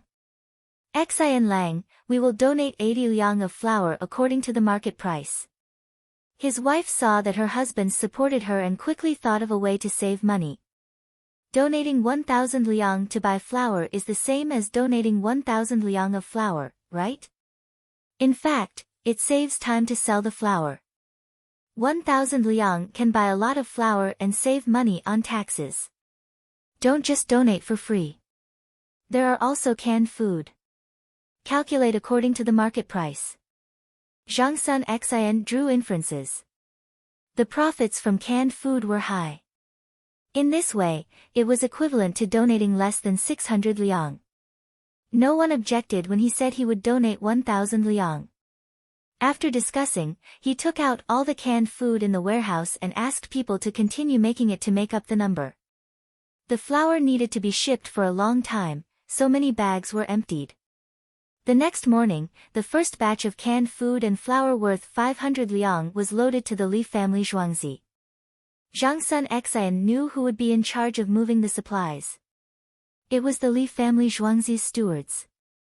Moreover, Empress Wang was in the Li family Zhuangzi, and His Majesty went back almost every day. There were also the retired emperor, noble consort Lu, Princess Yongmu, Anxi protector Li Tan, and Longyu protector general Li Jianyao. Li Jianyao was a young fellow. He was Longyu protector general, so he didn't care about anything. The Shang king was named after the Shang province, which was located to the south of the capital. The sources of Ba River, Luo River, and Dan River were all in Shangzhou. Zhangsun Xian considered directly sending the items over. Everyone knew that she could donate 1,000 taels of resources. Seeing so many things being moved onto the ship, the commoners were curious. What was Patrol Inspector Zhangsun doing? After asking around, he found out that the original donation of 1,000 cutlasses to the soldiers at the front lines was now 500 cutlasses. For a time, the people of Lantian County spread the news, praising Zhangsun Xian. Look at them. Not only did they help the commoners, but they also gave them free bread and soup. At such a crucial moment, he took out 1,000 goats. That was amazing. Before the sun reached the middle of the sky, canned food and flour worth 500 cutlasses on the market arrived at Li family Zhuangzi. The steward of Zhangsun Xian's residence shouted out how much Dongzhu had donated so that others would know. Song De quickly arranged for people to find people from the imperial court. Li family Zhuangzi didn't accept the items directly. Even if the items could be placed in Li family Zhuangzi, the person who handed them over had to be someone from the imperial court. The commoners were donating money for the soldiers of the country. Was the Li family Zhuangzi going to accept it on behalf of the Tang dynasty? The imperial court sent people over to count the items and hand them over. They weren't going to be transported elsewhere and were going to be left in Li family Zhuangzi. That's right. According to the retail market price, it's worth 500 cutlasses, which is slightly higher. The person who counted the items gave the answer. They were also quite speechless. They knew that Zhang Sun Xian's family had such a business. On the list, the person who counted the items wrote 530 cutlasses. This was the retail price. The people in Zhang Sun Xian's residence happily took the items and left. Song De reported the situation to Li Yi. Li Yi nodded to show his approval. Empress Wang, who wanted to give birth to a princess, frowned slightly. Zhang Sun Xian is lying. He said that the items were worth so much money even though they weren't worth so much. If the commoners bought canned food to donate, you can't say that the commoners donated the cost of the canned food. Li Yi was open-minded about this. He thought that Zhang Sun Xian was right.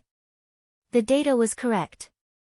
If the items were still 530 cutlasses, Zhang Sun Xian would have donated 1,060 cutlasses. After Li Yi finished speaking, he added, at least Zhang Sun Xian did donate something. Even if it's just 500 cutlasses of noodles and canned food, it's still a great help to the soldiers. That's very thoughtful. Empress Wang nodded. She thought about it herself. Indeed, it should be calculated according to the retail price. According to the cost, Li family Zhuangzi's cost was lower. The small workshop cost more than Zhang Sun Xian's workshop. When the imperial court collected taxes, it was based on the sales price, not the cost. Li Yi nodded. I'm just afraid that other officials will follow suit and blame each other. For example, the officials living in the southern part of the city. They were still renting houses without subsidies. Their families are nearby, and their ranks aren't low. If they donate too much, it will affect their lives. If they donate too little, they will be looked down upon. So, it's necessary to limit it. Li Yi knew that not all officials were rich. There were various reasons for this. For example, Lu Huaixin had a high salary when he was the prime minister, but he didn't have much money. He gave it all to others. The officials who used to rent houses were now allocated by the imperial court. They were worried that the imperial court would take the houses away. Naturally, they wanted to save money and prepare to buy their own houses and land. The key was that the officials of the imperial government were working hard, including the bailiffs. No problems were allowed to happen. They were doing their job to such an extent. If they had to bear the burden of other donations, it would affect their quality of life. It was unfair to the officials. How much should be appropriate? Empress Wang couldn't estimate how much money each family had. She only knew how much money she had. She had shares in some of Li Yi's small businesses. She knew the amount of money from Li Longji's large businesses, but she didn't worry about it. She now had more than 160,000 taels. There was no place for her to spend it. She took the things she needed directly from the Li family Zhuangzi. There was a fixed amount of money from the imperial palace, the imperial court, and the minister of the treasury. She wondered if she should donate tens of thousands of taels. After all, it was to buy things for the soldiers. As someone who came from a family of generals, she understood military matters the best. If they could eat meat and warm rice during breaks in battle, their fatigue would disappear quickly. If they fought for a long time, their fighting strength would decrease. It wasn't that they didn't have morale, but that they didn't have enough meat. The bailiffs have a limit of 100 taels. The officials have a limit of 1 tael. They should be able to donate at the top.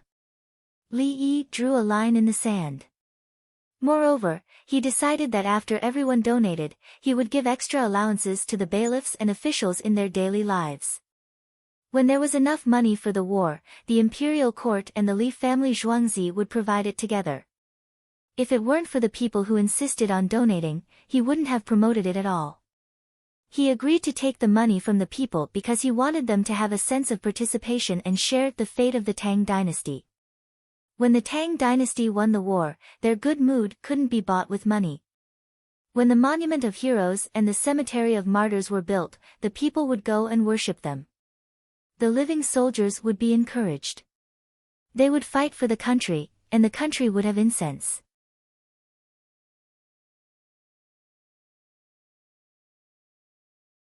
Chapter 1102. Sir, we've discovered 1,000-man cavalry. They seem to be hunting, and they're all single riders. Zhang Shaosong didn't wait for the rain to come, but the hot air balloon discovered the situation. 1,000-man cavalry was hunting, which meant that there was prey on the horses. From another point, it proved that the Tibetan army hadn't received any baggage supplies yet, but they couldn't bear to kill a large number of cattle and sheep. The most important thing now was the single rider. Each Tubo cavalry only had one horse. One horse meant that the current horse couldn't run fast for long distances and was in a state of fatigue. Use the arrows brought by the winged knights to eat 1,000 of them. Zhang Shaosong definitely wouldn't let go of this opportunity. Under the command of the hot air balloon, 10,000 elite cavalry moved out. Fan Fan's winged knights didn't go, but stayed with Zhang Shaosong. The elite cavalry split into 10 groups. They moved very slowly and didn't run, because running would cause too much commotion. They wanted to use the advantage of binoculars to complete the encirclement, and then send out a few hundred cavalry. Each person rode 3 horses to lure the enemy. They took out the arrows brought by the winged knights and used the range advantage to bully the enemy. Fan Fan thought for a while and ordered, "Go check the path they came from." 100 winged knights team left to search for traces on the ground. No matter what kind of weather, 1,000 cavalry couldn't leave no traces behind. Unless they were flying, they had flying devices like Dongzhu. 45 minutes later, 10,000 elite cavalry arrived at their respective positions. They adjusted each other, leaving gaps or weak spots. They connected the explosives to a long fuse and placed them in those places. There was no need to bury them. The grass was thick, and the explosives themselves had a camouflage color that suited the environment. 300 cavalry obtained the right to lure the enemy through competition. They spurred their horses out and quickly approached the Tubo hunting army. Half a minute later, their dense formation was discovered by the Tubo cavalry. They were a small dot, but as time passed, the dot became a group of dots. Enemy attack! The Tubo cavalry shouted. The whole team immediately threw away their prey and began to control their horses to run at a medium speed, ready to increase their speed at any time to escape or pursue. The 1,000 Tubo cavalrymen split into 2, forming a horn formation. The 300 Anshi elite cavalry circled around and charged towards a group. Tubo's 500 men circled around to the back while the other 500 fought for positions on the sides. The 300 elite cavalry continued to adjust. How could they give you the side? Then, they would just keep an eye on you. Therefore, the 500 Tubo cavalrymen adjusted their positions while the other 500 searched for the side. The Anshi elite cavalry expended more horsepower to deal with the enemy. In theory, Tubo's 2 groups had the upper hand. But they only had 1 horse, while the Anshi soldiers had 3. Everyone was running back and forth. The horses of the Tubo cavalry gradually slowed down and could no longer run. Charge! Tubo's cavalry realized the problem and could only choose a losing battle strategy. Run diagonally. Prepare to fire arrows. And Shibing followed suit. The Tubo cavalrymen were overjoyed. They thought that they had encountered the foolish cavalrymen of the Tang dynasty. In this kind of oblique charge, quantity was king. After a few minutes, the people around them all dismounted while the Tang dynasty cavalrymen continued to run diagonally and look for opportunities. The Tubo cavalrymen knew that the enemy wasn't stupid. It's the arrows of the winged knights. They're not far from us. There must be a large group around. Go and tell the commander to let go of the horses. The Tubo Chiliarch leading the group finally realized that the situation wasn't good. More than 900 people gathered together. More than 600 people dismounted to give the other 300 brothers a chance to ride 3 horses each. Under the Kiliarka's lead, these 300 people gave up on the entanglements and rushed in one direction. The remaining Tubo soldiers held their bows and waited. They huddled together. Use my body to block the enemy's arrows. The Tubo non-commissioned officer standing at the outermost circle yelled. They knew what they were about to face. The cavalry's charge used inertia and the distance of the arrows to kill them. They couldn't run. They couldn't outrun the cavalry, and they couldn't hide. The best way was to have someone stand at the front. Even if they were shot to death, they could be used as a shield for the people behind them. It didn't take long for 2,000 cavalry to arrive. They ran in circles in the distance. The Tubo people dismounted and looked at the Tang army. There was no fear in their eyes. Swan goose. In the sky. Line up, line up. It was unknown which Tubo person was the first to sing. Following the others, they sang, the river is long, the autumn grass is yellow, the zither on the grassland is sad. More than 600 people sang together. At first, the song was sad. As they sang, they roared, but their expressions became calmer. Find some hay, put it in the wind, and release smoke. The leader of a 1,000-man team shouted. He didn't want to kill them. He wanted to catch them alive in exchange for food. The infantry couldn't run. There was no food, and the prey was thrown elsewhere. They could just pick it up. The key was that there was no water. They could eat grass. Grass could replenish their water. Eating more could also fill their hunger. However, he could keep releasing smoke and smoke. He could even pretend to attack at any time. The Tubo soldiers would have to deal with it. He would take turns to harass them. He couldn't fight now.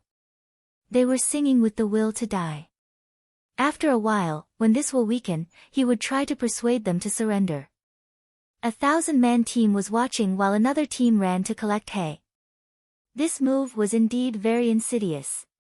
However, on the battlefield, it was important to be unscrupulous. When the smoke drifted over, the Tubo soldiers saw the problem. They cursed Li Longji and Empress Wang. They insulted Empress Wang one by one.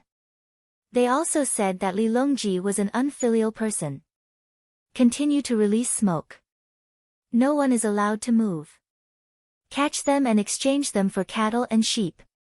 Send them back to His Majesty and the Empress. The leader didn't care. What was the use of cursing? He had to catch them and exchange them for food. One person could exchange for 10 sheep. More than 600 people would exchange for more than 6,000 sheep. One sheep was enough for 100 people to have a good meal of mutton soup and 2 pieces of flatbread. Aya, it was so beautiful. On the other side, the Qianhu rushed with 300 people. As they rushed, they saw about 1,000 Tang dynasty cavalry coming from the front. Run to the side, quick, the Qianhu shouted. He wasn't sure which way was the most suitable, but he chose the most uncomfortable way. The enemy usually set up an ambush to give you a comfortable way. If they ran like this, the team would give the side to the Tang dynasty cavalry, and they would have to take a round of arrows. Boom! Boom! Boom! The explosives exploded one after another. Many of the horses that followed them directly knelt down. Their front and back legs gave way. Some even pulled their hips and rolled on the ground. Swish! Swish! Swish! The rain of arrows fell. The Qianhu rushed out with more than 30 people and more than 50 horses. He thought the attack was over. Then, boom! Boom! The explosives exploded again. He was thrown out by his horse. After flying a distance in the sky, he fell to the ground with a bang and fainted. The 300 people were killed in 2 explosions. Some people and horses were killed. They were all disabled. The whole team of 1,000 people was killed without a single Tang dynasty soldier being hurt. Horses that haven't been trained are useless. They can't be military horses in the future. Otherwise, they will die when they hear the explosion. They should be trained from small explosions. The leader of this team of 1,000 people was depressed. The horses that were lying down could only be used as horses to pull carriages.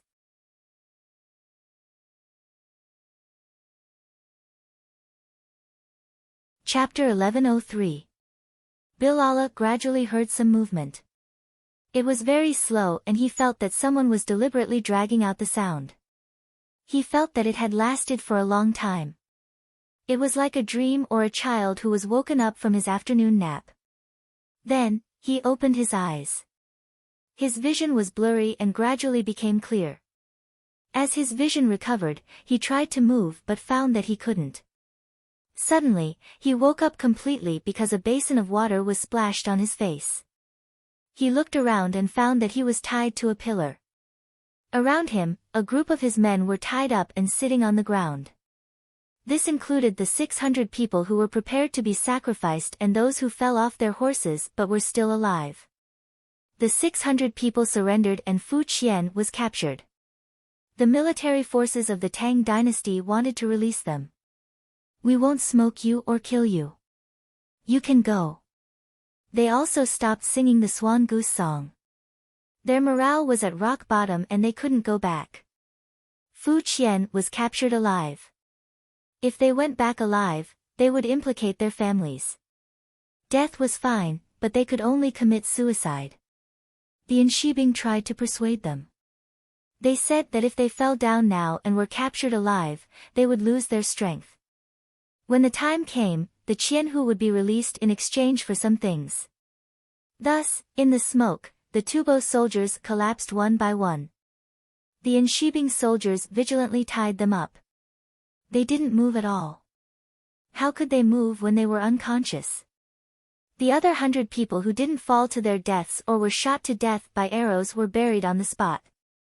The heavily injured were examined and saved if possible. Those who couldn't be saved were given a quick death.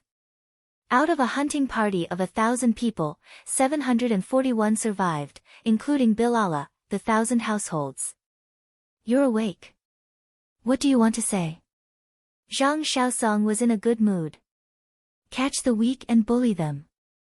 The other party's weakness was that they didn't have enough horses, didn't have any explosives, and didn't guard against people running to the rear. The team leader who used the explosives to plot against Bilal would be promoted. "Good kid, I need someone as sinister and unintelligent as you. Don't think you can get anything out of me. Come, torture me." Bilal tilted his head and looked at Zhang Xiaosong. "We already know a lot of things. There's no need to ask. You left traces. Is there not enough food to eat? The barley you planted is gone." Zhang Xiaosong said slowly. He was a grand scholar, and could not be rude. "You are the winged knights." Pilar's expression changed. He had also thought of many things. If it were him, he would have understood as well. "My name is Zhang Xiaosong." Zhang Xiaosong introduced himself with a smile. "Military God Inspector Zhang?" Bilal asked in a daze, his eyes revealing a look of despair. Zhang Xiaosong's name resounded throughout the western regions, and then there was news that the white-clothed Abbasid caliph had been ambushed, Su Lu's cavalry had been ambushed, and Tubo's baggage had been ambushed several times, with the main force having been defeated. Now that the other party had led a large army to the back of his troops, he looked around and saw that there were probably more than 10,000 cavalrymen and horses. This was 10,000 elite cavalry. When Zhang Xiaosong went to fight Aduada, it was only 10,000 soldiers. They conquered 100 cities and slaughtered 3 cities. Aduada was chased into the forest. Now there were 10,000 elite cavalry. Commander Zasikus should not know yet, right? The winged knights you wanted to meet also have them.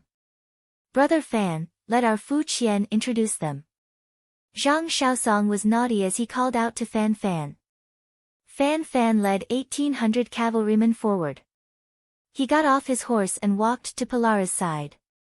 "Pilara, Fu Qian, nice to meet you." My name is Fan Fan. I brought 2,000 winged knights to deliver something. How do you know my name? Palara asked loudly. After asking, he lowered his head and realized that he was very stupid. So many people had been captured, he would know after asking.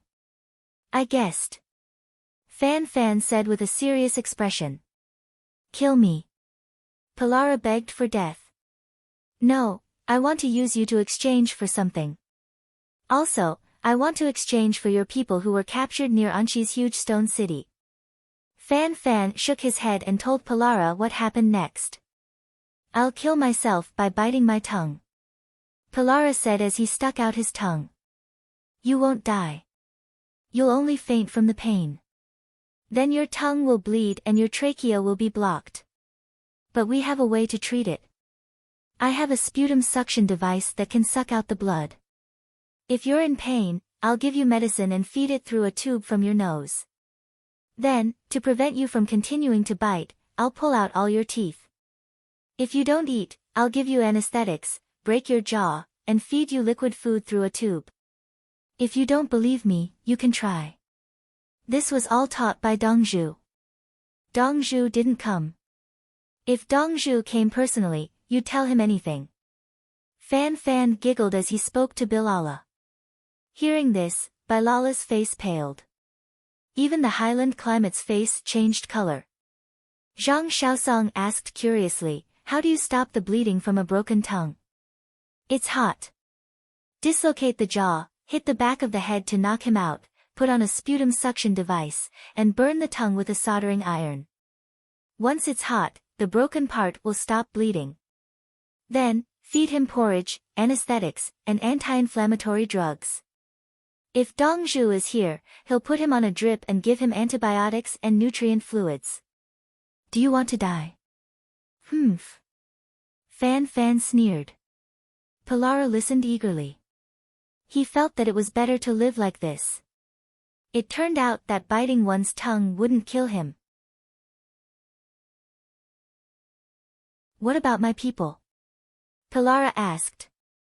When he asked this, it was clear that he had compromised. If they don't resist, they'll live. If they resist, they'll kill their children too. Zhang Xiaosong tried to make his expression look ferocious. Scare. It wasn't that he couldn't bear to do it, but that he really did want to exchange for something for the Tang dynasty. Palara believed him because Zhang Xiaosong had massacred cities. He didn't leave a single person alive. He didn't just massacre one city, but 3. In the western region, Zhang Xiaosong's name could stop children from crying at night. I want to leave my people alive. We'll exchange them together. Do you have any questions? Palara compromised. No questions. Just take them with you. Zhang Xiaosong said and turned to leave. There really wasn't anything to ask. What he wanted was for Palara to die and live a good life with the other captives. Fan Fan didn't leave. He was thinking about how to deal with these 714 captives. They belonged to the same tribe. The rest were the old, weak, and young women.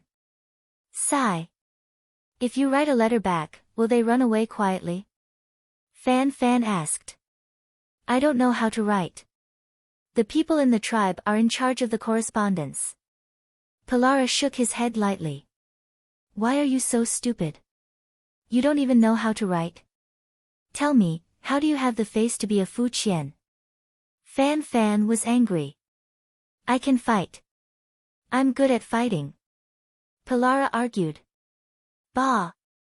You dare to say you're good at fighting in front of me? Do you think you can hold on by guarding the river? We're waiting.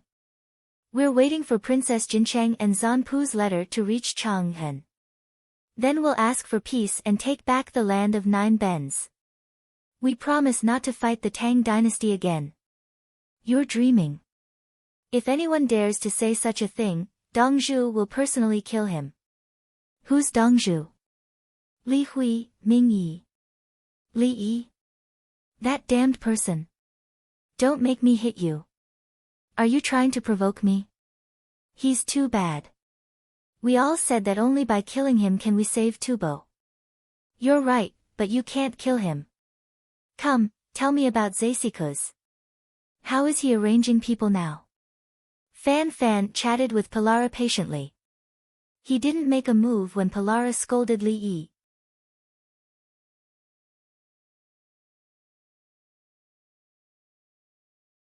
Chapter 1104.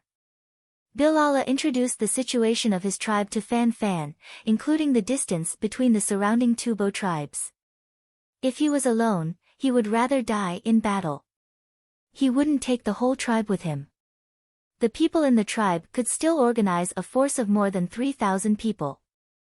They might be able to fight other people, but fighting 12,000 elites would be exterminated. If the tribe was wiped out, what would he gain? If he lost 1,000 people in battle, the tribe wouldn't be harmed, and his children would gain the respect of the entire Tubo tribe. After understanding more or less, Fan Fan went to find Zhang Xiaosong to discuss. We can start now. I'll send someone to contact them.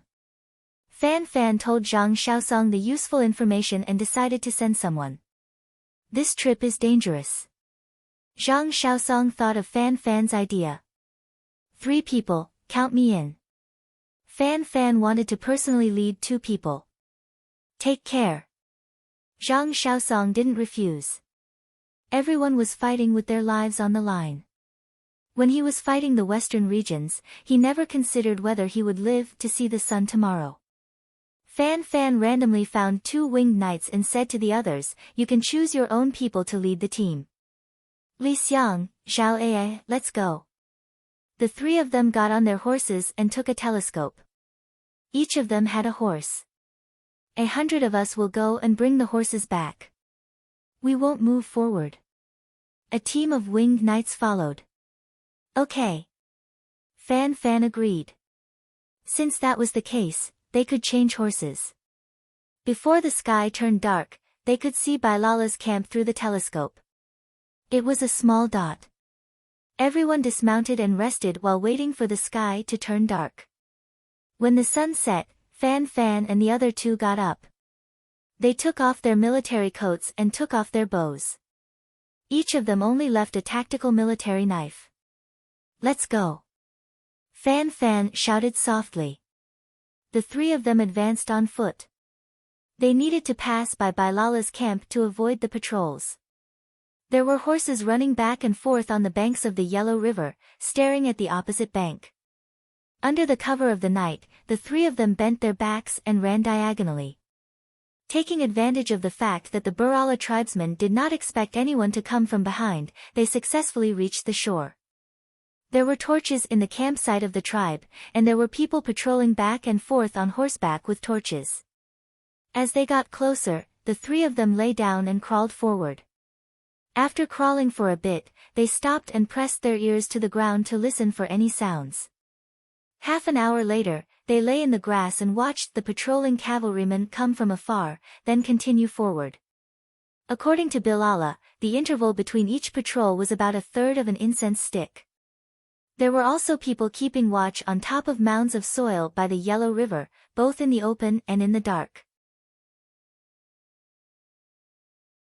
There was no need to worry about that. Fan Fan would bring his 2 brothers to a place where there were no mounds. That place was usually not suitable for large groups to cross the river. It was inconvenient for a large group, but 3 people didn't matter.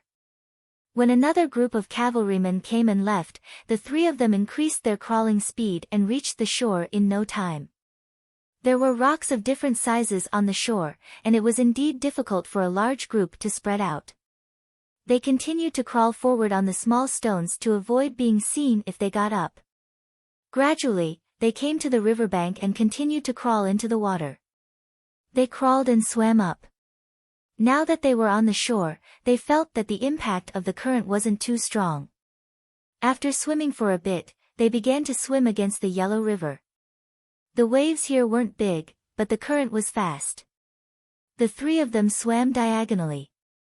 At first, they were afraid that someone would see them from behind, so they used doggy paddling. After swimming for a distance, they felt that arrows couldn't hit them, so they changed to freestyle swimming. After about 3/4 of an hour, they were close to the range of arrows on the shore of the Tang dynasty. The three of them stepped on the water and shouted in unison, ABCDFG, ABCDFG. After shouting, they continued to swim forward. In less than 30 breaths, the other side shouted, the Heavenly King covers the Earth Tiger. The three of them spat out the water. The pagoda suppresses the river demons. We're on the same side. Who is it? The voice was filled with joy. Fan Fan. Fan Fan shouted himself and sped up. It was not comfortable in the water at all. It's old Fan. Quick, light a torch, extend a pole, go into the water, and pass it to them closer. The people on the shore called out. Torches were lit on the shore. On the other side, Tubo non-commissioned officer became nervous. Fan Fan and the other two swam for a while more before they were pulled into the shallow water by a pole. Take your clothes. Take them off quickly. The three of them went ashore. Someone brought them dry clothes and military coats. It was cold here at night, so they swam over and were soaked. Bring the horses over. The winged knights on the shore called out. Everyone got on their horses and rode directly to Guojian's camp. It would take them an hour to get there. It was dark, so they didn't move fast. The winged knights who were guarding the camp accompanied him. Old Fan, how is it? It started. We just finished off a hunting team of 1,000 people from a tribe. The position on the other side just now could be a breakthrough. Did we suffer a lot of casualties? No. 1,000 people on a single horse. That's bad enough. How are the preparations here? We left the ship behind to cross the river.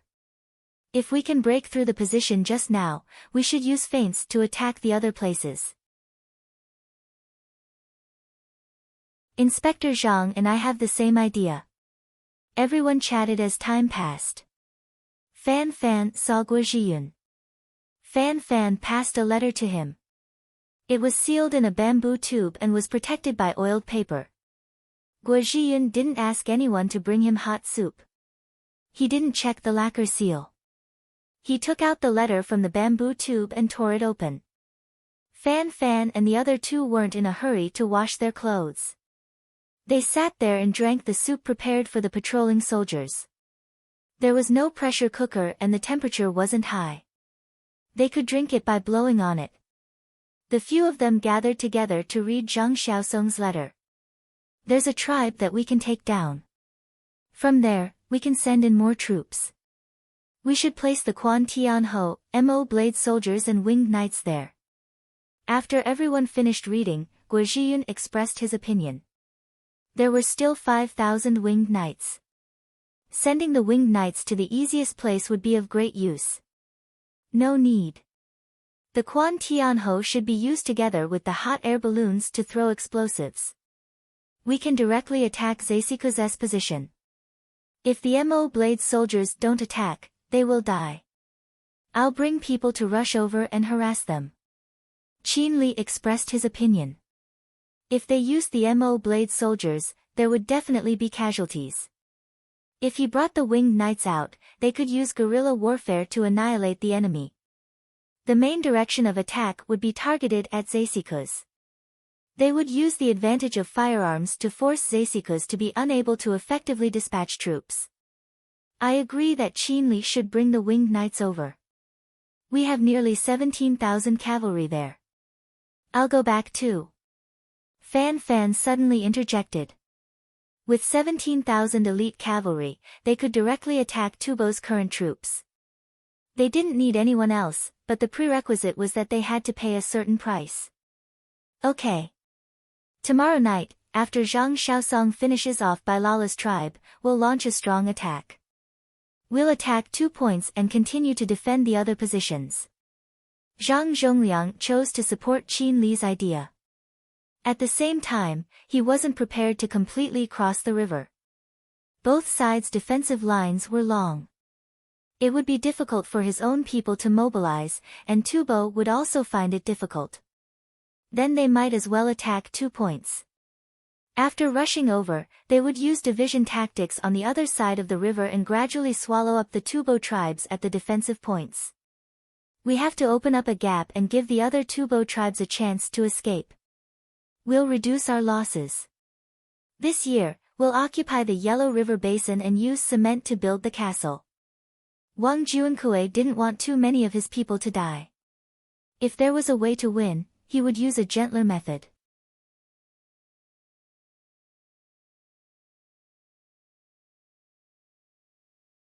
Chapter 1105.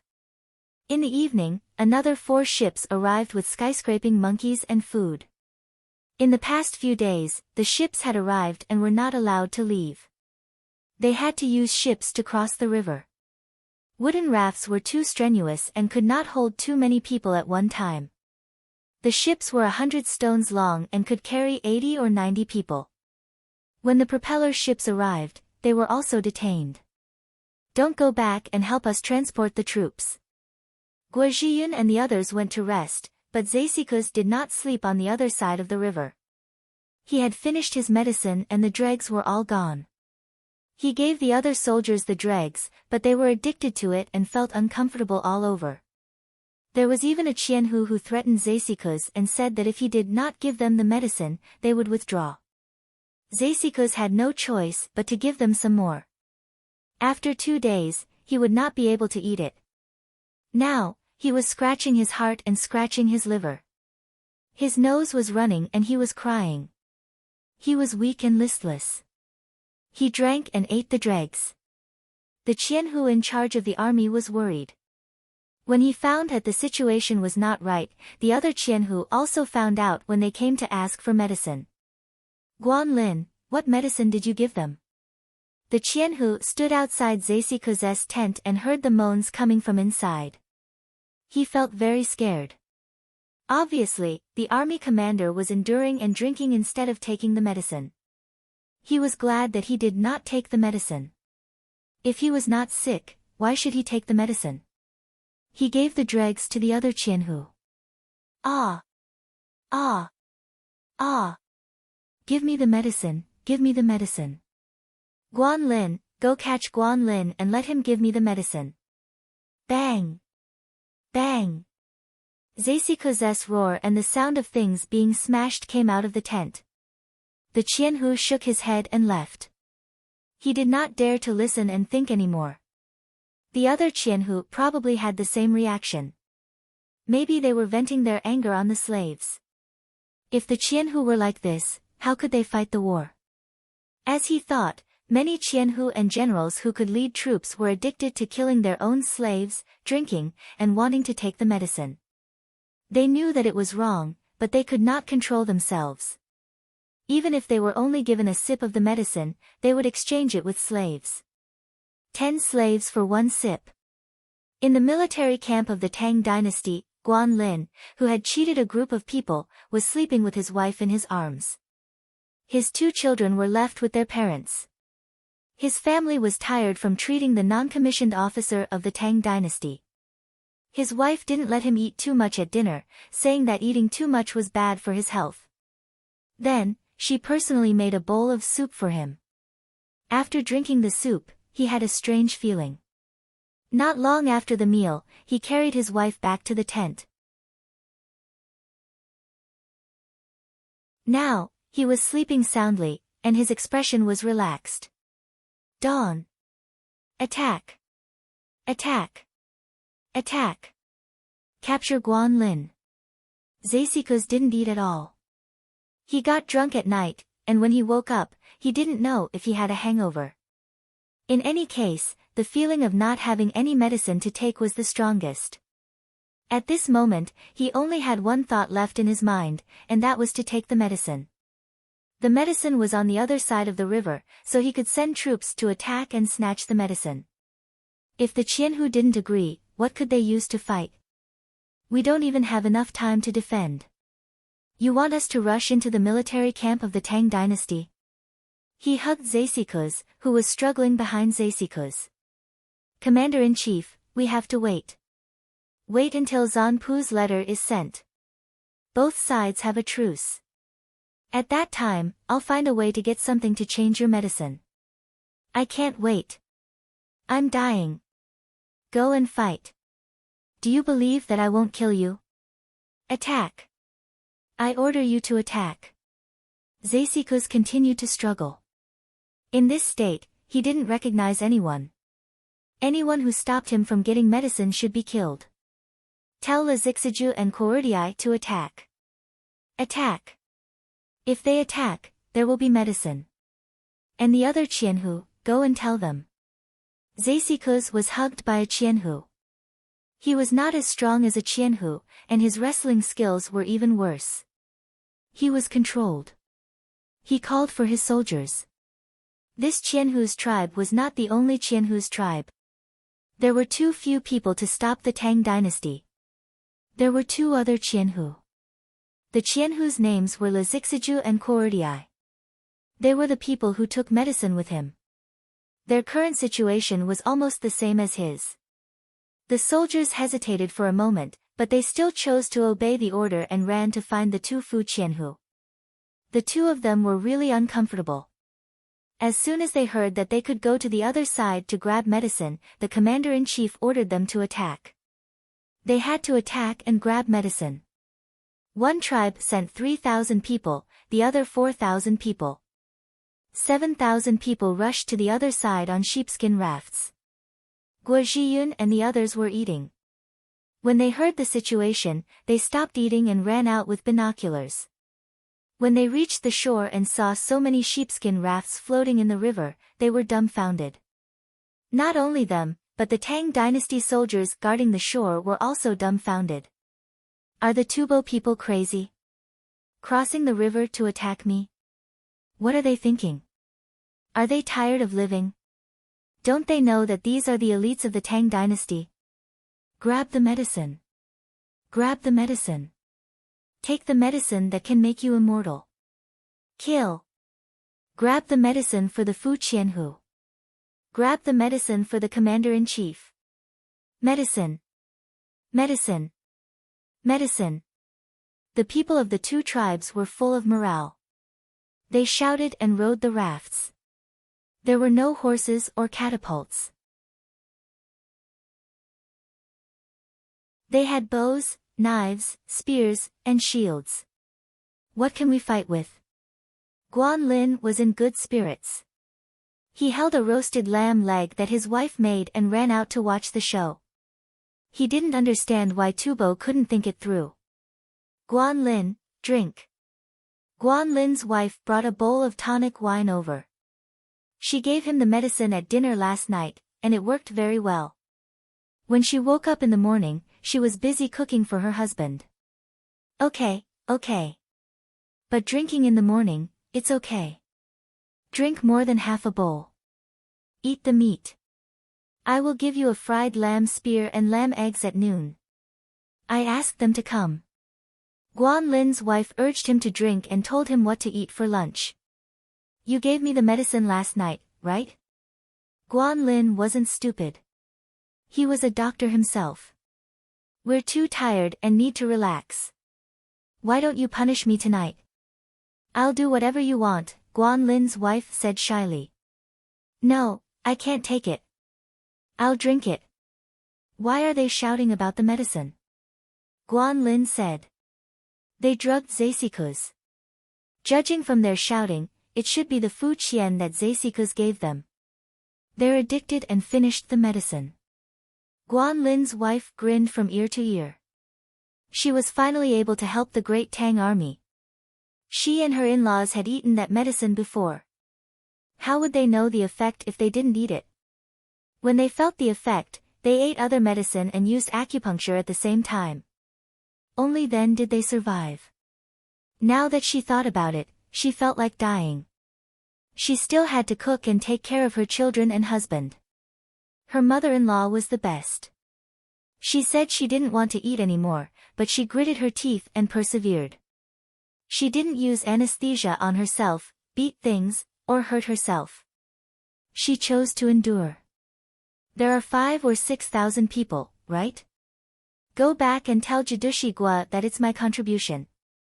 When the war is over, give me more land. Guan Lin wanted the credit.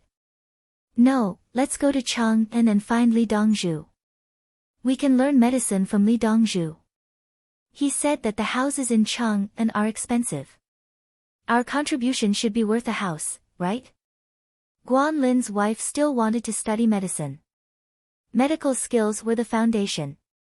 Especially the two children, they should learn more and better skills.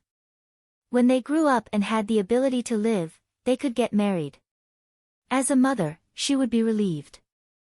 That's right. Let's go find owner Li. We'll have a few more children and spend more money.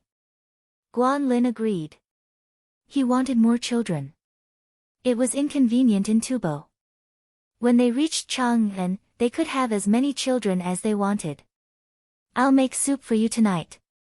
Guan Lin's wife smiled charmingly at Guan Lin. No soup.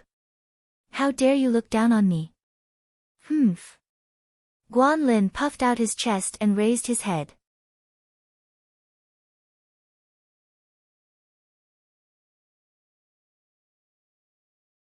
Chapter 1106. Charge. Kill the Tang soldiers and get the magic medicine. The people of the two Tubo tribes shouted to cross the river. They were deceived by the magic medicine. The Tang dynasty quickly moved their boats. The rafts were pulled upstream, and the steamers and propeller boats helped to pull the rafts. Guo Zhiyun didn't want to lose the boats, so he hid. He estimated that there were 6,000 or 7,000 people. If they could attack him, he would die in the Yellow River. The soldiers of the Tang dynasty prepared rolling logs, but they didn't take the stones. Large stones were not easy to move, and they didn't need them. It was enough to shoot arrows from above, and there were many arrows. The arrows brought by the steamers later were all the standard arrows used by the winged knights. There were even ointments for face and hands, so there was no need to worry about cracks. They used glycerin on their mouths. It was said that glycerin was expensive, including soap for washing hands, toilet water for applying on the exposed skin, and mosquito coils in the camp. It felt like they were not fighting a war, but living a life. Would they give him a wife in the future? A wife with a child was also fine. They wouldn't despise her and would raise her as their own child. Kill. Fire. The Tibetan army that reached the shore first charged down the slope. Guo Zhiyun stood on the high ground and didn't say anything. The young general ordered the soldiers to throw the logs. Large logs rolled down the slope, and the charging soldiers jumped to avoid them. At first, they could dodge a few logs, but later, the logs were messy and dense, and they fell directly when they touched them. Some logs hit small stones when they rolled down and bounced up, hitting their heads, chests, and thighs. The archers above prepared. They didn't need shields, and the range below was not enough. Shoot! Whoosh! Whoosh! Whoosh! Arrows flew out, one after another, and the archers stood in a formation. Tubo's shields were useless at this time, and the logs were knocked down. How could they jump with shields? The two Tubo tribes continued to charge up, and the archers waited until they were in range. When they were in range, the Tang dynasty's archers retreated and began to shoot. The shield soldiers went forward and hid behind their shields, and the logs kept rolling. Tubo's shield bearers threw away their shields and charged forward with their swords and spears. They fell one by one, but eventually, someone managed to get close to them. No long spear soldiers came out from behind the large shield soldiers of the Tang dynasty. A row of Mo sword soldiers stood up and lowered their visors, ready to sweep away the enemy. Just when the charging Tubo soldiers thought that they could engage in close combat with the enemy, the sound of gunfire rang out intensely. 500 musketeers opened fire at the same time, taking down the Tubo soldiers who had rushed to the front.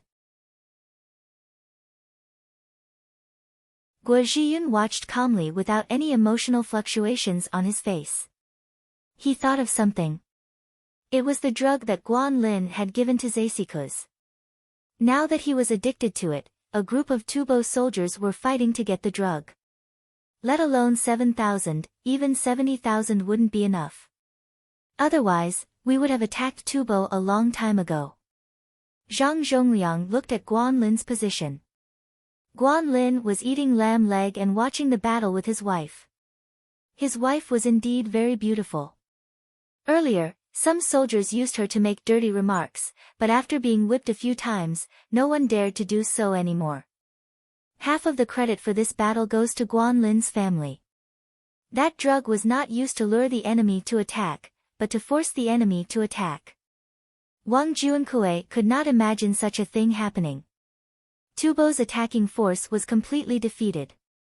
Without siege weapons, they could only climb up and charge forward, using human lives to fill the gap, but it was not enough. Let's end it. Catapults, throw a few bags of explosives. Qinli wanted to go back for dinner. The catapults behind them put the bags of explosives, ignited them, waited for the right time, and fired. The bags of explosives flew out and fell down. Before they hit the ground, they began to explode in the air. A single tremor was enough to kill a person without the need for shrapnel attacks. 15 minutes later, the Tang dynasty soldiers were treating the wounds of the people shot in the limbs. A dozen unlucky people were shot in the throat and buried. The battle was over. Wails came from the bottom of the slope. The battle was over. It's all your fault. It's all your fault. If you had sent troops, we would have taken it down. Zesikos was trembling all over at the moment. He was being helped by the Qianhu and was shouting and cursing. Even if I sent all my men up there, it would only add some blood to the Yellow River. The Qianhu felt sad. 7,000 people were sent to their deaths just like that. If the slope was so easy to climb, why didn't the military forces of the Tang dynasty attack it? It was even harder than attacking the city. The moat could be filled, but how could the Yellow River be filled? If they had the ability to fill the Yellow River, they would have built the bridge. Medicine. Medicine. Zesikos groaned. He was trembling all over, and his nose was running and tears were running down his face, as if he had a high fever and felt cold. Moreover, he would twitch violently from time to time. His eyes were filled with anger and pleading. This expression was not something that ordinary people could make. Alas! The Qianhu sighed deeply. It was over. The entire defense here was over. I kidnapped your family from the Tang dynasty. How much do you hate me? You pretended to be good to our tribe, helping to treat our illness and cooking delicious food. But behind our backs, you secretly dug a tunnel and took the opportunity to poison us. What's wrong with Tubo? At least I'm good to you. The Qianhu still thought that he was kind. He never considered how people would feel if they were caught and brought here while they were living a good life. The biggest difference was that Guan Lin's family was in their hometown. If they encountered an illness that they could not cure, they could only express regret. In Tubo, if they could not cure it, they could not regret it. Especially those with high status, they had to try their best to cure it. They lived in fear. The environment was different, and the relationship between neighbors was different. The Tang dynasty was so good. Why did they have to be Tubo people? Why didn't Tubo people surrender and become Tang dynasty people? Medicine dregs, wine. Zesikos also realized that he was wrong, but he could not control himself. He wanted to continue drinking. The Qianhu nodded and ordered people to bring wine and tasteless medicine dregs to feed Zesikos. Fu Qian, what should we do? The people in the tribe asked the Qianhu softly. They understood that those Fu Qian who ate the medicine dregs were done for. One by one, the tribes fought and lost their morale. The commander of the 3 armies can be replaced. The Qianhu said softly. He learned this from Guan Lin. When Guan Lin taught the children, he heard it and also learned it. But now he knew that the commander of the 3 armies could be replaced. It depended on the army. The winged knights could not be replaced. Every one of the winged knights was a general. If the commander died, there would be someone to replace him immediately. There would not be a big loophole in the command. There was no need to wait for the imperial court's decree. The strategy and tactics were the same from beginning to end. His tubo was not good enough. The Qianhu were going crazy.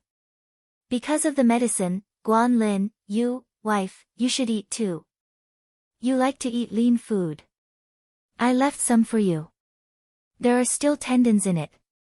Guanlin, who was missed by others, finished his wine and hugged his wife to feed her the lamb leg. He did not know how powerful he was.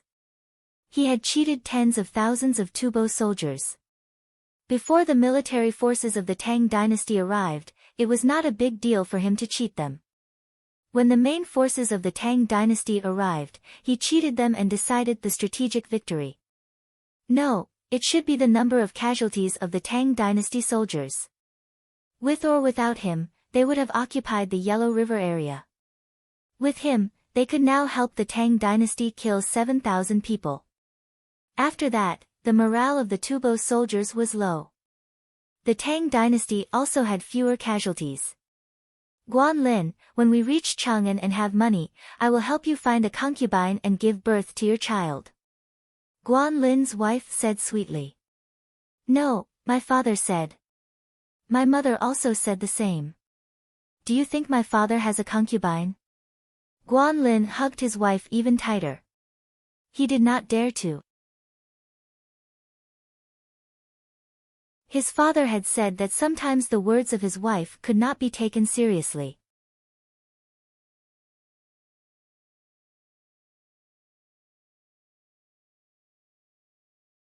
Chapter 1107. Kill them. Guanlin, who was showing off his love, shouted again. This time, it was not Tubo, but the Tang dynasty's army. The navy was the one that brought the boats and rafts upstream to avoid the enemy. Many of the winged knights didn't make a move just now. They all knew how to fight, so they discussed with each other and ran onto the boats. The other non-commissioned officer of the Tang dynasty didn't react in time. One reason was that they were only following orders, and the other was that they had never received any special education. Now, the winged knights rushed downwards with weapons to seize Tubo's sheepskin rafts. The boats went downstream quickly, so everyone stepped on the rafts to increase their speed. The winged knights shot arrows as soon as they were within range. They weren't afraid of breaking the sheepskin rafts because they could repair them. Some of the winged knights also took off their clothes on the boats. They held a tactical saber in their mouth and jumped into the water to kill. They didn't care how others looked at them. They were killing their enemies now, so it was a battle of life and death. Everything on their bodies was an obstacle to their underwater activities. Go down and catch those who are still alive. Be careful of their counterattack. Cooperate with our people. Qin Li threw away his gun, called out, and ran down with his people. Tubo didn't do anything. The Qianhu who was watching Zaisikus didn't dare to send anyone. The remaining people of the other two tribes couldn't be sent because there were no more sheepskin rafts. There was also bamboo in the area, but no one used it to make big bamboo rafts because it was too thin. Thin bamboo had a small hollow space, so its buoyancy was also weak. It was only a little stronger than a raft. The fleet rushed over, and arrows rained down. Some people went into the water to try to seize the boat, but they were killed by the winged knights. Are they that strong? Guanlin's wife widened her eyes. Wife, don't look. Guanlin was a little jealous. I said that the winged knights are good at swimming and fighting. They are so narrow-minded. I won't look. Listen to Guanlin. I'll just watch Guanlin tonight. Guanlin's wife stood in front of Guanlin and hugged him. It was just that simple. Guanlin felt embarrassed and turned his wife's body around. They are indeed very powerful. You can't see anything from such a distance. Just watch the winged knights of our Tang dynasty kill the enemy. They're all good men. Guanlin's wife didn't have any other thoughts. She was absolutely sure that the winged knights could fight. In the future, when they moved to Chang'an, their family would be protected by the winged knights, so they would not have to worry about anything. After drinking some wine, Zasikus felt a bit better. He watched from above and shouted, "Go, send someone to snatch back the sheepskin raft." To die. What is that on the opposite slope? Qianhu wanted to cry. The other side had already set up skyscraping monkeys, how could they send their own sheepskin raft to take the bombardment? Looking at the surface of the river, the winged knights were naked in the water. From time to time, a clothed person would float into the water. This meant that they couldn't defeat the winged knights underwater. Even from such a distance, they could see that the winged knights had even thrown their clothes into the water to fight on the water. Why weren't they wearing clothes? The Tang dynasty had specially made boxers for them, and now they were taking them off. Their own people were still wearing clothes in the water, and those who floated into the water were all wearing clothes. This was the result. Battalion Commander Fan, what are you doing? Fan was taking off his clothes, and at the same time, biting a tactical knife. The non-commissioned officer of Anshi next to him felt that something was wrong. While he was talking, Fan found that it was not easy to take off his clothes, so he directly cut them with the knife. After a few swishes, his clothes were gone, and his boots were also taken off. He ran barefoot to the river and jumped in. On the other side, a person on the raft had just entered the water when he floated. Fan's head popped out of the water, and then he jumped in again. Qin Li and his men stuck the tactical knife on the musket, turning it into a bayonet. As they ran, they took care of the people who were not dead and wanted to resist. These are the winged knights. Wang Juankue was moved. For the first time, he knew that a musket could be stuck on a knife. Then he saw a Tubo soldier 30 steps away get up, and then a winged knight aimed his gun at him. A puff of smoke rose, and the person over there fell. It turned out that the gun was always loaded, and there was also a primer in the medicine tank. Previously, he had used the knife on the gun to stab the person who had fallen or struggled to get up. Now that they were far away, the gun was ready to fire at any time. Winged knights know strategy, know tactics, recognize opportunities, understand the situation of the battle, and are good at fighting. Zhang Zhongliang was also surprised. He had never seen the winged knights invite people to fight before. He had only heard about it from others. They could fight like ordinary soldiers, and they could also command like generals. In water battles, in order to kill the enemy, they would strip naked. They did not care about anything else. People did not know how to evaluate them. They existed for war. His Majesty has such a private army. We should be at ease. Guo Zhiyun had a smile on his face. He was at ease. Once the winged knights moved out, they would kill the enemy. Just as Qin Li said, the moment they moved out was the moment the matter would be settled. His Majesty had 30,000 winged knights. In the entire Tang dynasty, who would dare to rebel? Commander, did you see that? Let's retreat. We can't defend. The best plan is to keep harassing outside. Qianhu advised. Stop fighting. Military forces of the Tang dynasty were too strong. The winged knights were not an ordinary army. Run first, and then look for an opportunity. Originally, they could still defend. Now that 7,000 people were thrown in, how could they defend? With my tribe? My tribe can't beat them. The hot air balloons of the Tang dynasty did not float over, and the big kite you mentioned did not appear either. Death was not a big deal, but dying without hurting the enemy was frustrating. Send someone strong to catch Guanlin. Go catch him. Zasikus was still thinking about his medicine. Take the commander back to rest. Qianhu held back his anger and said. Men, kill him. Zasikus could not take it anymore. He called for his soldiers. More than 200 soldiers drew their swords and were ready to carry out the order. Kill. Qianhu spat out a word from between his teeth. Kill. Whoosh whoosh whoosh. Arrows fluttered in the air. Qianhu's soldiers attacked Zeisiku's soldiers. After 2 rounds of arrows, they rushed forward to finish them off. Qianhu fought with all his might, and only left Zeisiku's alive. He would write a letter to Zanpu later. He had no other choice. He had to take his people and run. The main force was against the main force. The 2 tribes on his side had lost 7,000 people. How could he defend his tribe alone? Zeisiku's soldiers were killed. Qianhu did not even think about it. He directly ordered his tribe to pack up and run. In less than half an hour, his tribe left with a lot of things. Obviously, they had prepared beforehand. The hot air balloon soldiers of the Tang dynasty gave a flag signal, and then they simply let the balloons be pulled down. They ran. I saw them killing each other, and then they ran away.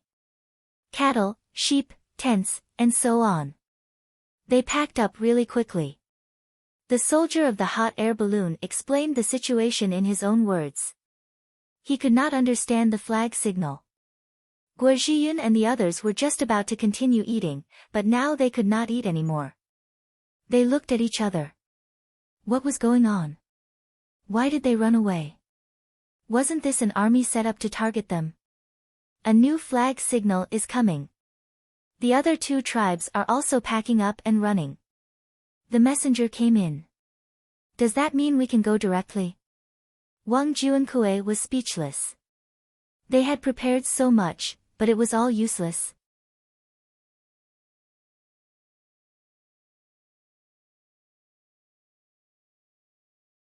Chapter 1108. An hour later, the winged knights took the sheepskin raft.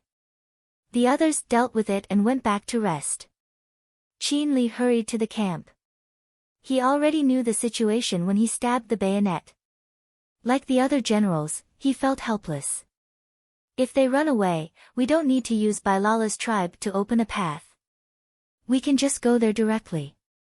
Qin Li was annoyed. Why didn't they fight the war according to the plan? Guan Lin's family's contribution is too great. Should we hide it? Wang Juankui felt that the army would be at a disadvantage if they put most of the credit on Guan Lin's shoulders. Qin Li looked at Wang Juankui. You've discussed it and now you're telling me? I don't agree.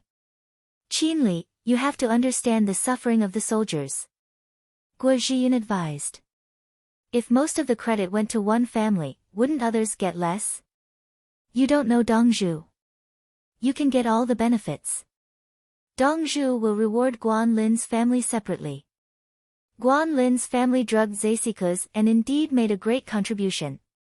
However, the premise was that the soldiers cooperated with them. According to this, Dongzhu still hasn't gotten any official with real power. Spread the news of Guan Lin's family's contribution.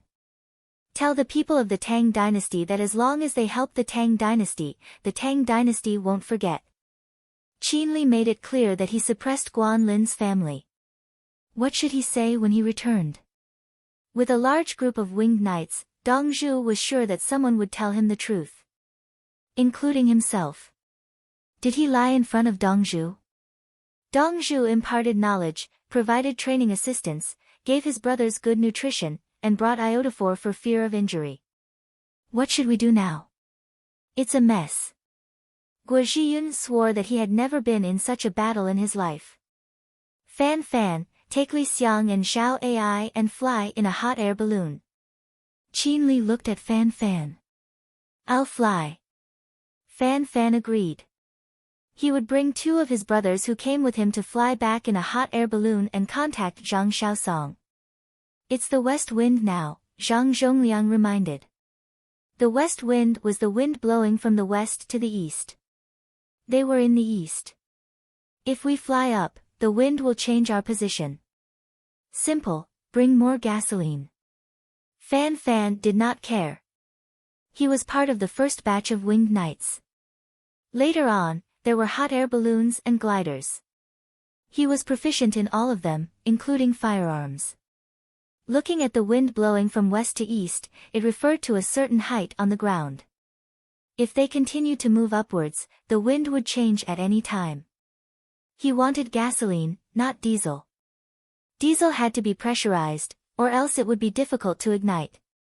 He needed to adjust at all times, and gasoline was the best. Let's go. Qin Li did not stand on ceremony. Fan Fan got up and went to find his brothers. He picked a hot air balloon and set off. The hot air balloon rose into the air and was blown towards the Tang dynasty by the wind. Fan Fan controlled the balloon and it quickly rose. Soon, it found its position and began to drift towards the west. You shouldn't fight the enemy on the ground. Zhang Zhongliang noticed that the winged knights were very skilled at controlling hot air balloons.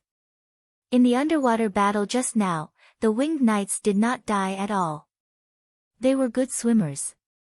Their horsemanship was not worse than those who had lived on horses since childhood. The same went for their archery.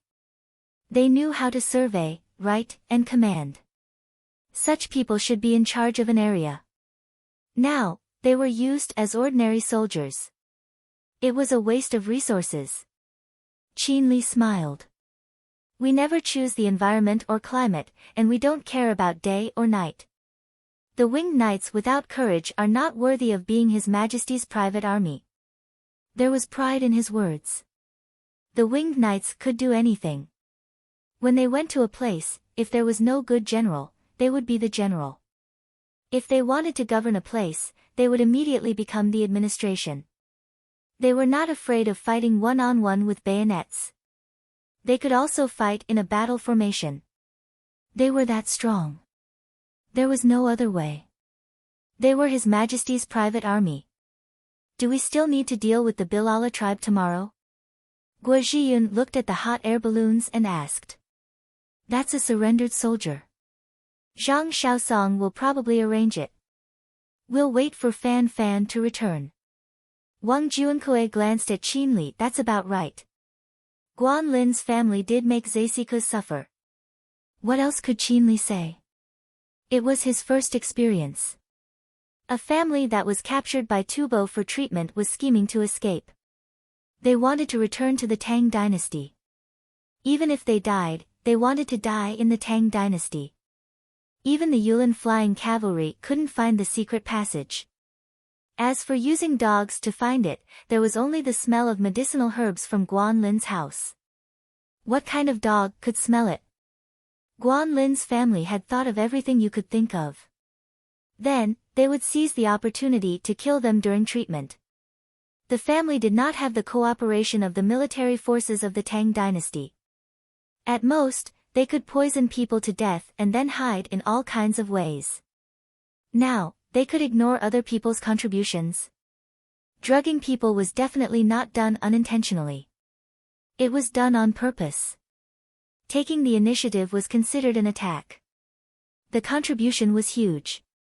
As they discussed, Fan Fan in the sky wanted to laugh and cry. You too, if you go back and mention this to Dongzhu, will Dongzhu believe you? A family was captured, developed an addictive drug, and successfully drugged a Tubo commander at the last moment. He said to Li Xiang and Xiao Ai. Dongzhu will definitely believe you. If you were Dongzhu, Tubo's ending would be even worse. Hasn't Dongzhu been planting this drug? He even asked the people to help him. Xiao Ai looked through the binoculars, trying to find her people. Li Xiang continued to check the status of the hot air balloon. I think Dongzhu will directly give them a building in the south of the city with a big yard. Dongzhu will never suppress his military achievements. When they move in, it will directly become a medicine shop, and Dongzhu will prepare the medicinal herbs for them. Yes. Xiao Ai did not find any traces of her people. He nodded and said, Guan Lin's family is actually very knowledgeable about medicinal herbs. When they got the full set of books, they became a medical family. I see the hot air balloon. Descend. The wind is blowing to the west now. The lower the altitude, the more the wind changes. Let's descend and wait for them to find us. Fan Fan saw another hot air balloon. It was a small dot floating in the sky. The trees on the ground would continue to fly to the west after the wind changed direction. He believed that the cavalry would come to pick them up. The hot air balloon lowered its altitude and was blown by the wind. Just as Fan Fan thought, the cavalry on the ground would come to pick them up. They were all on the same side. The enemy did not have hot air balloons. The newspaper said that when a hot air balloon was found floating in the sky, it was definitely one of their own. They had to find a way to find it. If ordinary people found it, they would be paid extra. If they destroyed someone's house, they would be compensated. Of course, this was not possible under normal circumstances. It was not a plane. The hot air balloon could avoid the residential area by adding more fuel. The hot air balloon descended. The cavalry surrounded it and took a look. Fan Fan was back. Keep it. The situation has changed. Quick, give me a horse. I will go find Inspector Zhang. Fan Fan jumped out and pulled a horse over. He asked someone to bring him to Zhang Xiaosong. That person is called Guan Lin. He is from Tubo's Fuqian. I only know that he knows medicine. In fact, he is from an aristocratic family. Fan Fan told Zhang Xiaosong about Guan Lin's family. Zhang Xiaosong was dumbfounded. He rubbed his temples. That drug was addicted. A group of Tubo's Fuqian took it, including Zaisiku's. Then, at the most crucial point in the front, where are the 7,000 people charging at our main force? Now that they have run away, there is a gap in our defense. How will Guan Lin's family be rewarded? Zhang Xiaosong was about to kneel. The turning point of a big battle was provided by a doctor's family that was captured by Tubo. How much military power and resources did the Tang dynasty and Tubo use? He had just broken through the rear and the situation changed because of a young doctor.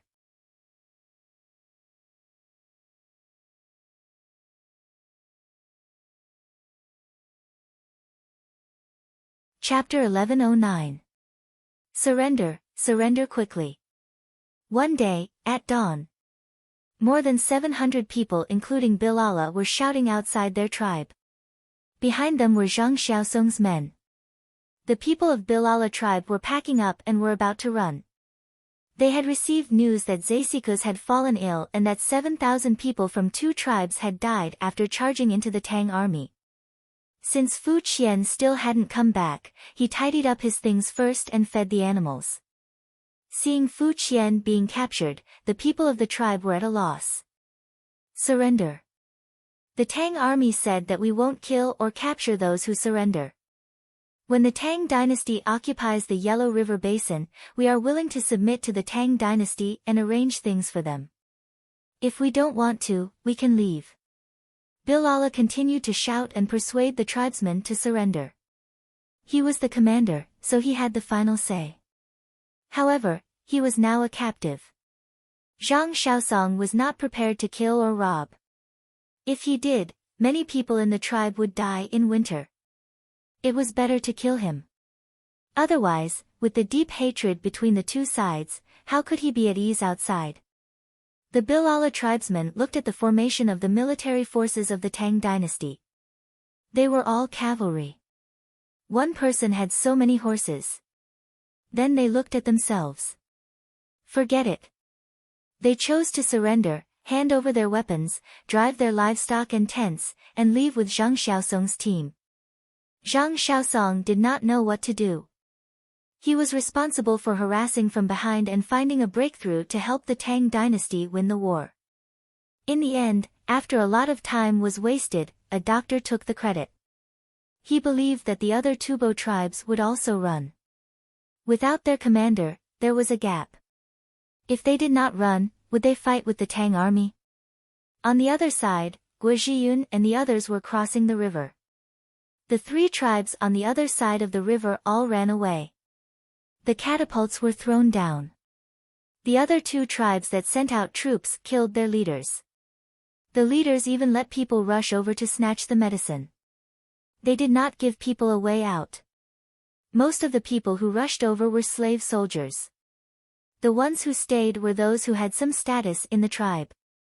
After killing the leaders, the most prestigious ones inherited the leaders' women and things and ran away.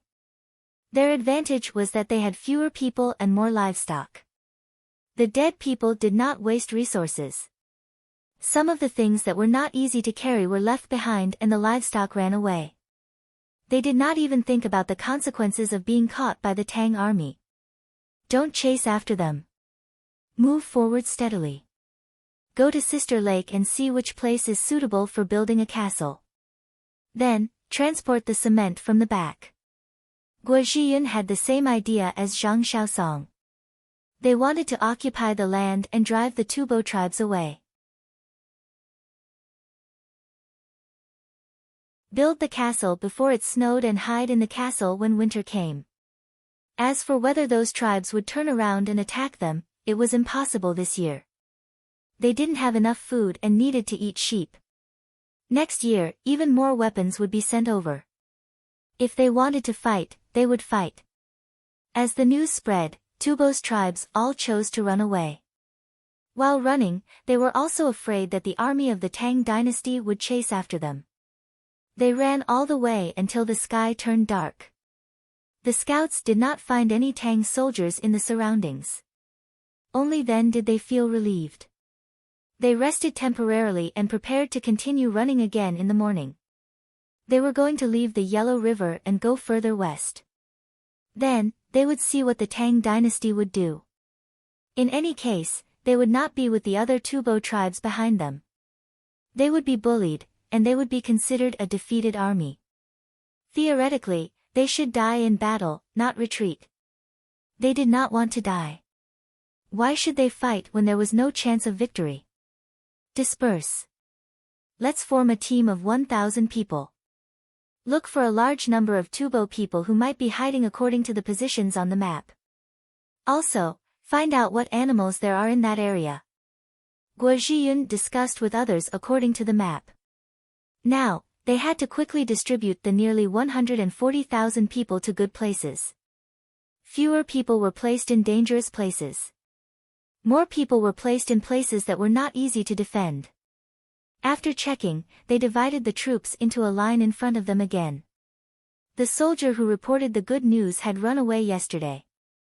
Not only did he report the good news, but he also told the people in Chang'an to hurry up and send things over.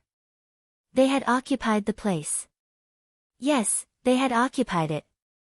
It was so magical. They couldn't believe it. What do you think? Wang Juankui looked at Guan Lin and his family, who were staying in the tent. Guan Lin's family did not know what to say. She told them that they had made the first contribution because of the medicine that Zeisikus drank. We will continue to follow everyone and help those who are sick. Guan Lin looked at his parents, wife, and children and chose to stay first. How could they go back now? Everyone was busy. How could they ask someone to send them back? Without anyone to send them back, it would be difficult for the family to hurry back.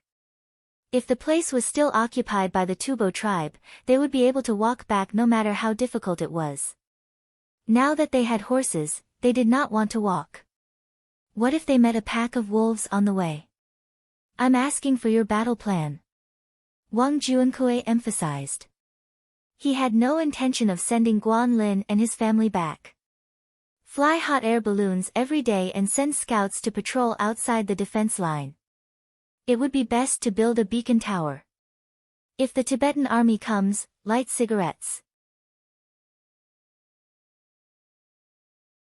Guan Lin really gave them an idea according to his own ideas. Wang Juankui nodded. They had thought of it long ago. Also, Guan Lin continued to talk about his considerations. Take back the highland barley and exchange it with the Tubo tribe who are hiding outside the defense line. Exchange what? Zhang Zhongliang asked. Exchange it with butter. They can't always drink milk. They need to eat food. We need butter.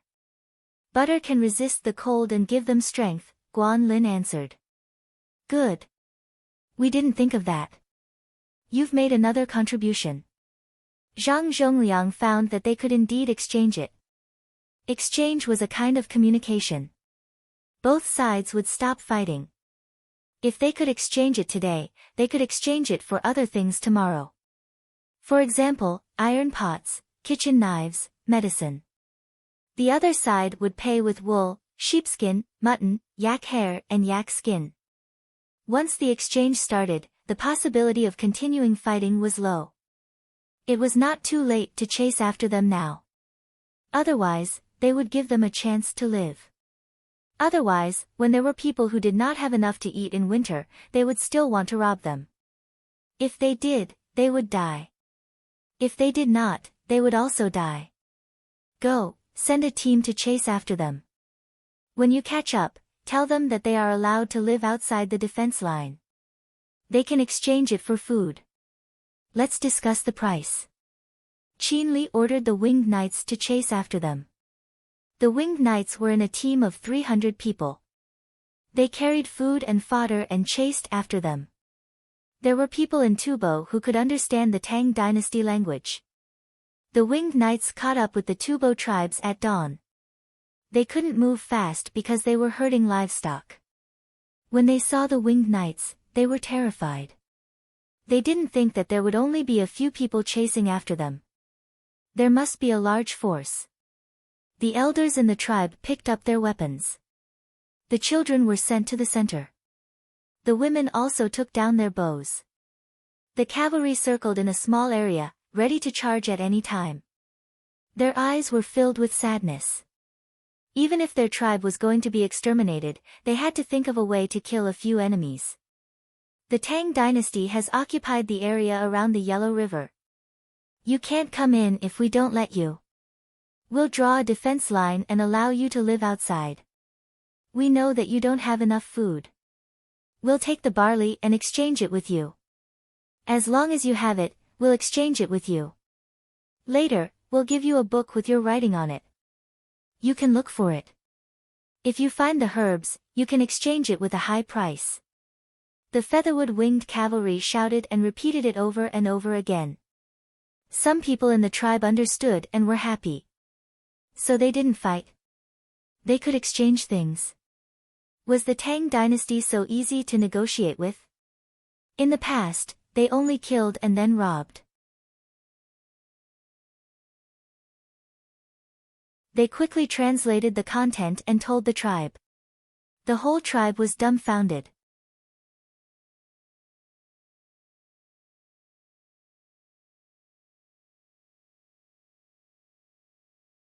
Chapter 11:10. The people of the Tubo tribe did not understand the current strategic deployment of the Tang dynasty. They were just happy, but then they were afraid that the winged knights would cheat them. How can you guarantee? Fu Qian knew how to speak the language of the Tang dynasty. He rode on his horse and shouted loudly. One of the winged knights gave his bow and sword to his companions, stepped out, and walked towards Fu Qian's position alone. When the people of the tribe saw that the other party was alone, they all put down their weapons. What if the arrow was accidentally shot and caused a big fight? They already said that they would let their tribe go. The winged knights came close to Fu Qian, head to head. He took the tactical backpack to his chest. When the others were vigilant, he took out the compressed biscuits. He soaked it and the other party caught it. Have a taste, it's our military food. The winged knights took out another piece and took a bite. After biting, he threw the one he took a bite of over. Fu Qian caught it again and handed it to the person next to him. He did not bite it, which proved that he was not afraid of poison. After Li Yi ate the compressed biscuit that he hated, his eyes widened. It was delicious, there was a lot of oil in it, it was fragrant. The soldiers of the Tang dynasty ate this? They were rich. We all brought it. If you are willing to exchange, we can discuss the exchange. We will exchange with you now. After the exchange, you can continue on your way. When you are hungry, eat one piece and you will be full. One piece is enough. If you drink water, you can also soak it in water and eat it. The winged knights suggested that they could exchange and kindly reminded that it would be a waste to eat too much at once. The person next to him took a bite and commented, "It's better than butter barley cake. There is honey, hazelnuts, walnuts, sugar, milk, sesame, and green onions inside. It's quite expensive." The winged knights listed the ingredients. One slave for 100 yuan. Fu Qian offered. "I don't want people." The winged knights refused. It was troublesome to bring a slave. Moreover, if you want slaves, isn't it just right to catch you? Fu Qian looked at his own team, 1 sheep, 30 yuan. "All right, I'll trade for a sheep." The winged knights agreed. As long as it wasn't a human, the other party could name a price. He rode over and circled around the flock of sheep. He bent down and scooped up the fattest sheep. He returned amidst the bleating of the sheep. He grabbed the goat with one hand and threw it towards the winged knights. When the winged knights saw the sheep flying towards them, they reached out with one hand and caught the sheep without falling off their horses. He turned around and shouted, 30 hardtacks, change it." Tubo's men took off their leather armor and poured it into the bag. The exchange was complete. The Tubo people felt that they had made a profit. One sheep was not enough for 30 people, and the taste was not very good either.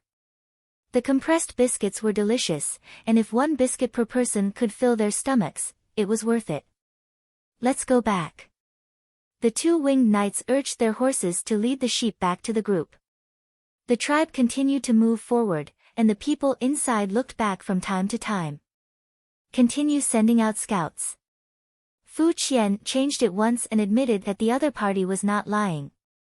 He could change it again in the future. Now, he just had to see if there were still people chasing after them. "Fu Qian, why didn't you give us anything after eating 2 biscuits?" The person who took a bite of the compressed biscuit laughed. He only ate 1 bite of the compressed biscuit and it was taken away by someone else. "Change it with them, you go." Fu Qian stared at his subordinate. "They don't want us." The subordinate smacked his lips. This group continued to move forward normally, and the other tribes were caught up. "Is there medicine? I want to change my medicine." The Qian who was addicted to the poppy cream was not in a good state, but he did not let his men snatch it. The 2 Qian who ate it with Zeisikas, and they had a good relationship. They ate a lot and were addicted. The other Qian who were not there ate the dregs of the medicine and were feeling uncomfortable, but they could still hold on. "Not now, but there may be in the future." "We'll change it then." The winged knights shook his head. If he knew that the other party wanted to change their medicine, he would have brought it over. "Your saber." The Qian whose eyes were red, and he wanted to change his tactical saber. "No, I can't give you my equipment. If you give me 5 sheep, I'll give you my military jacket. It's waterproof and very warm." "No, I have a leather jacket. I want to change it with alcohol for treating injuries. A bottle of alcohol cotton wool. There's no alcohol by itself, so you can use the cotton wool to wipe your wounds. 2 sheep. Give me 10 compressed biscuits." "Deal." The winged knights gave the other party a small porcelain bottle of cotton wool soaked in alcohol and 10 biscuits in exchange for 2 sheep. When they left, the Qian who shouted, "I'll settle down next to your defense line.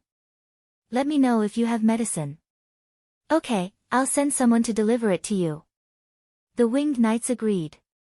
Tubo's tribe had a good relationship with the winged knights, and there was not a single battle. Their feelings were complicated. There was the distress of being far away from their home, and also the joy of being alive. As for hatred, there was no need for hatred. As long as they were strong, they could turn around and attack the Tang dynasty. "We're leaving. We'll leave the ship for you. You can use it to sell goods or something." On the banks of the Yellow River in the Nine Bends land, the people who came by ship boarded the new propeller boats. They gave the ship to the local army. From here to Sister Lake, it was 600 miles in a straight line. From the Yellow River to Sister Lake, it was more than 2,500 miles. The Yellow River made a big circle from the south, making all kinds of turns. The new defense line had to consider the use of the Yellow River and set up strongholds with the Yellow River behind them. Taking other routes, such as crossing mountains, was more tiring than taking the water route. These ships could be used to transport things, and they could load a lot at a time. With the sheepskin rafts they stole, they could cope for the time being. Tubo occupied a part of the Yellow River, but they did not use it well. The sheepskin rafts could only transport things to the other side and float down. They could not go against the current at all. After floating down, they could be carried back. The ship sailed against the water. It was fast where the current was slow. It could catch up with the wind, and it could even set up a small sail. The Yellow River was difficult to travel, and the banks next to it were even more difficult. Everyone took the propeller boats and went with the current. "Dad, it would be great if the hot air balloon could fly wherever we want. I want to fly to Changpeng." Guan Lin's eldest son held his younger brother's hand and watched the propeller boats go away. He looked up at his father's face and said, "There will be one. Li Dongzhu can make it," Guan Lin said to his son. He thought he was comforting his son. He did not know that making an airship did not require too much technology. It was just that it was useless. It took a lot of materials, and it could be dangerous. Helium was troublesome to make, but hydrogen was not a problem. It was just more dangerous and easy to explode. However, many small airbags could be used. At the same time, it did not need thermal power and did not come into contact with fire. It was relatively safe.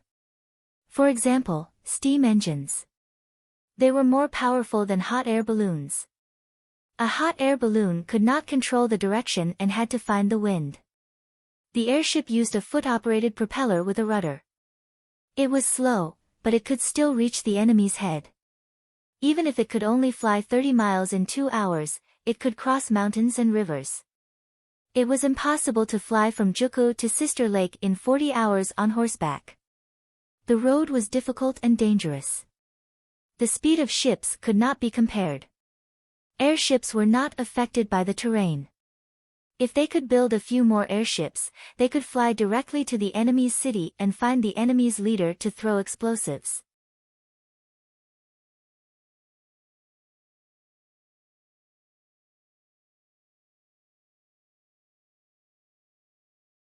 Chapter 11:11.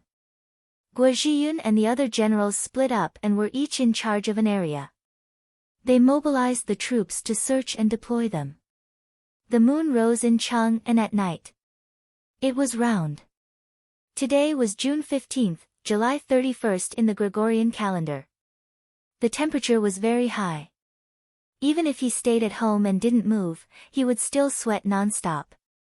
This year's summer solstice was on the 6th day of the 5th lunar month, which was the 23rd day of the 6th lunar month. According to the 3rd day, the 21st day of the 7th lunar month was the 1st day of the sun, the 31st day of the 7th lunar month was the 2nd day of the sun, and the 10th day of the 8th lunar month was the 3rd day of the sun. The weather was already hot. It wasn't even the hottest days yet, and there were still 10 days to go. There was a proverb in the north that said, "Even if you are not cold, you will still tremble. Even if you are not hot, you will still sweat."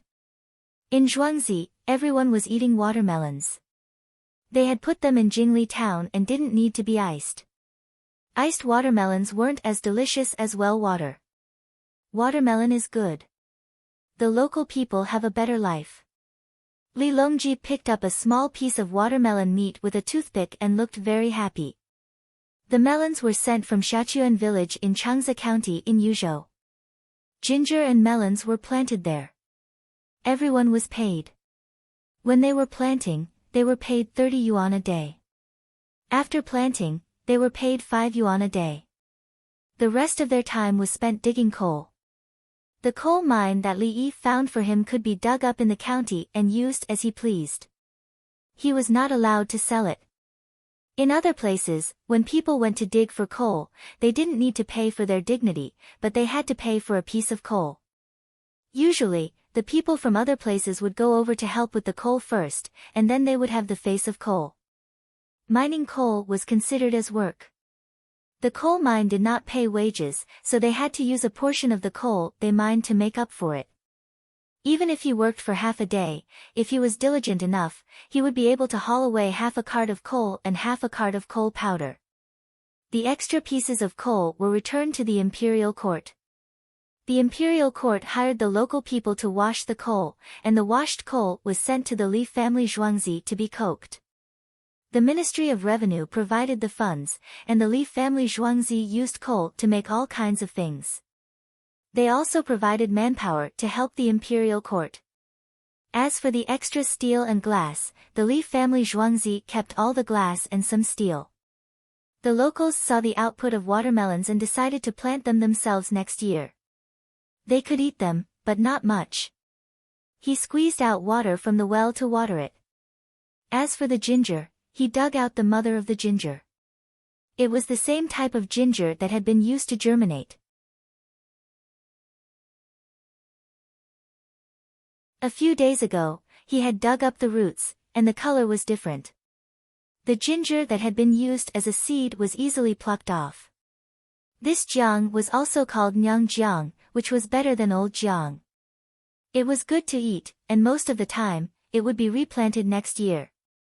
The yield was much higher than the old ginger harvested the previous year.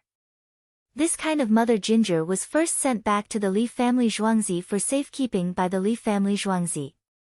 If the locals wanted to plant some next year, they would be given a portion. At that time, the other ginger fields that belonged to the Li family Zhuangzi would not be given to the local people to plant and take care of. They would be exchanged with the mother ginger. After plucking the mother ginger, he continued to plant the newly grown ginger in the soil. When it grew up, he would collect a portion of it. This was called tender ginger. The tender ginger didn't need to be used to make pickles. Instead, it was made into ginger candies and used as medicine. Pickles and other things could be used to make pickles. The rest continued to grow and become old ginger. Some of them were kept as seeds to expand the planting area, and some were used as seasoning. The remaining watermelons were still growing in the ground. When the seeds were sprouted, the locals were responsible for planting them and preserving them according to the method. Next year, the Li family Zhuangzi would plant watermelons. They would send people to deal with the seeds and still pay the local people. Everything was arranged. As long as the people worked hard, they did not need to consider other problems. Li Longji felt that watermelons were delicious. It was precisely because of this that the lives of the local people suddenly changed. This included planting grass and raising sheep. It was not called sheep digging the grass roots. The straws of the indica rice were transported and sand treatment began. They made a grid of straws and drew a line. The straws were placed horizontally on the vertical line and pressed down along the line with a shovel. The whole straw was folded in half from the middle and pressed into the sand. A section of straw was left on the top. This way, the area was large and the wind could not blow it. They could also plant haloxylon in the grid. If they could plant haloxylon, Li Yi could provide the seeds of desert cistanche and graft them on the haloxylon.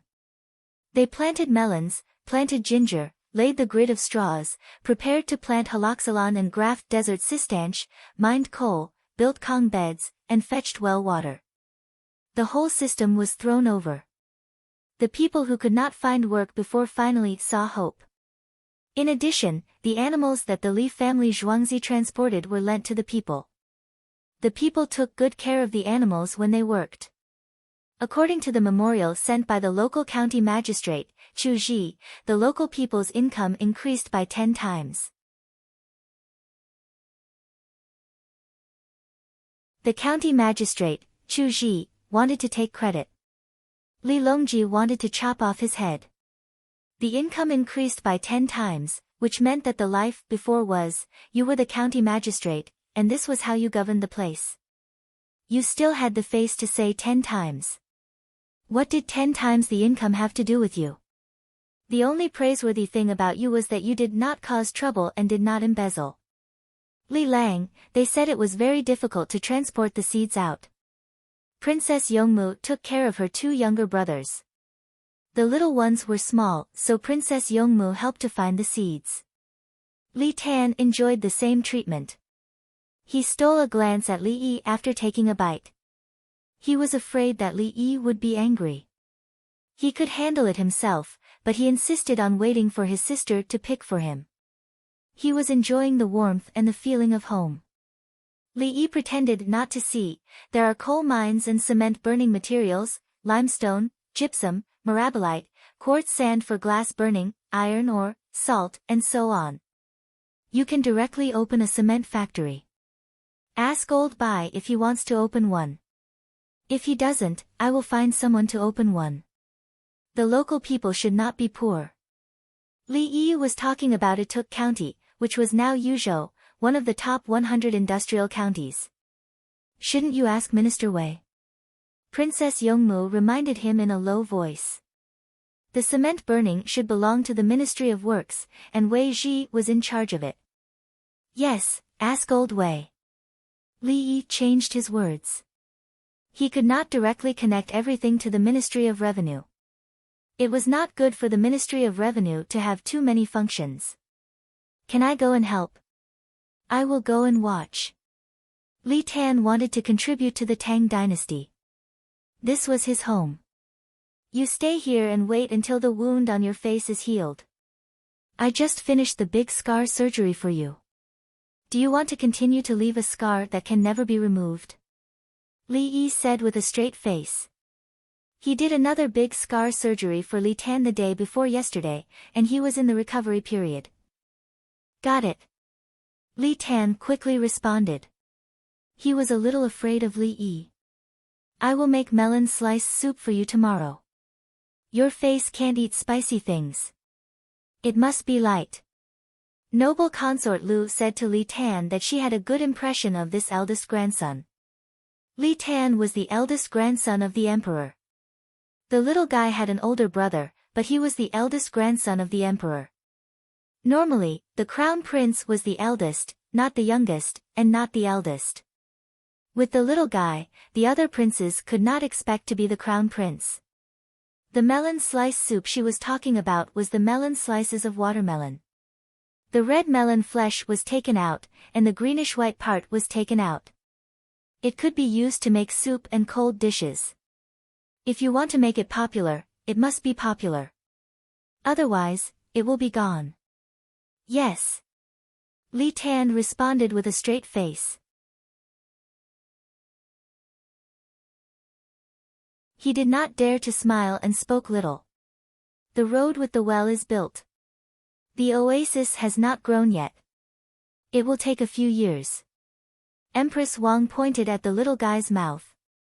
The little guy quickly wiped it with the big napkin in front of his chest and returned a big smile to Empress Wang.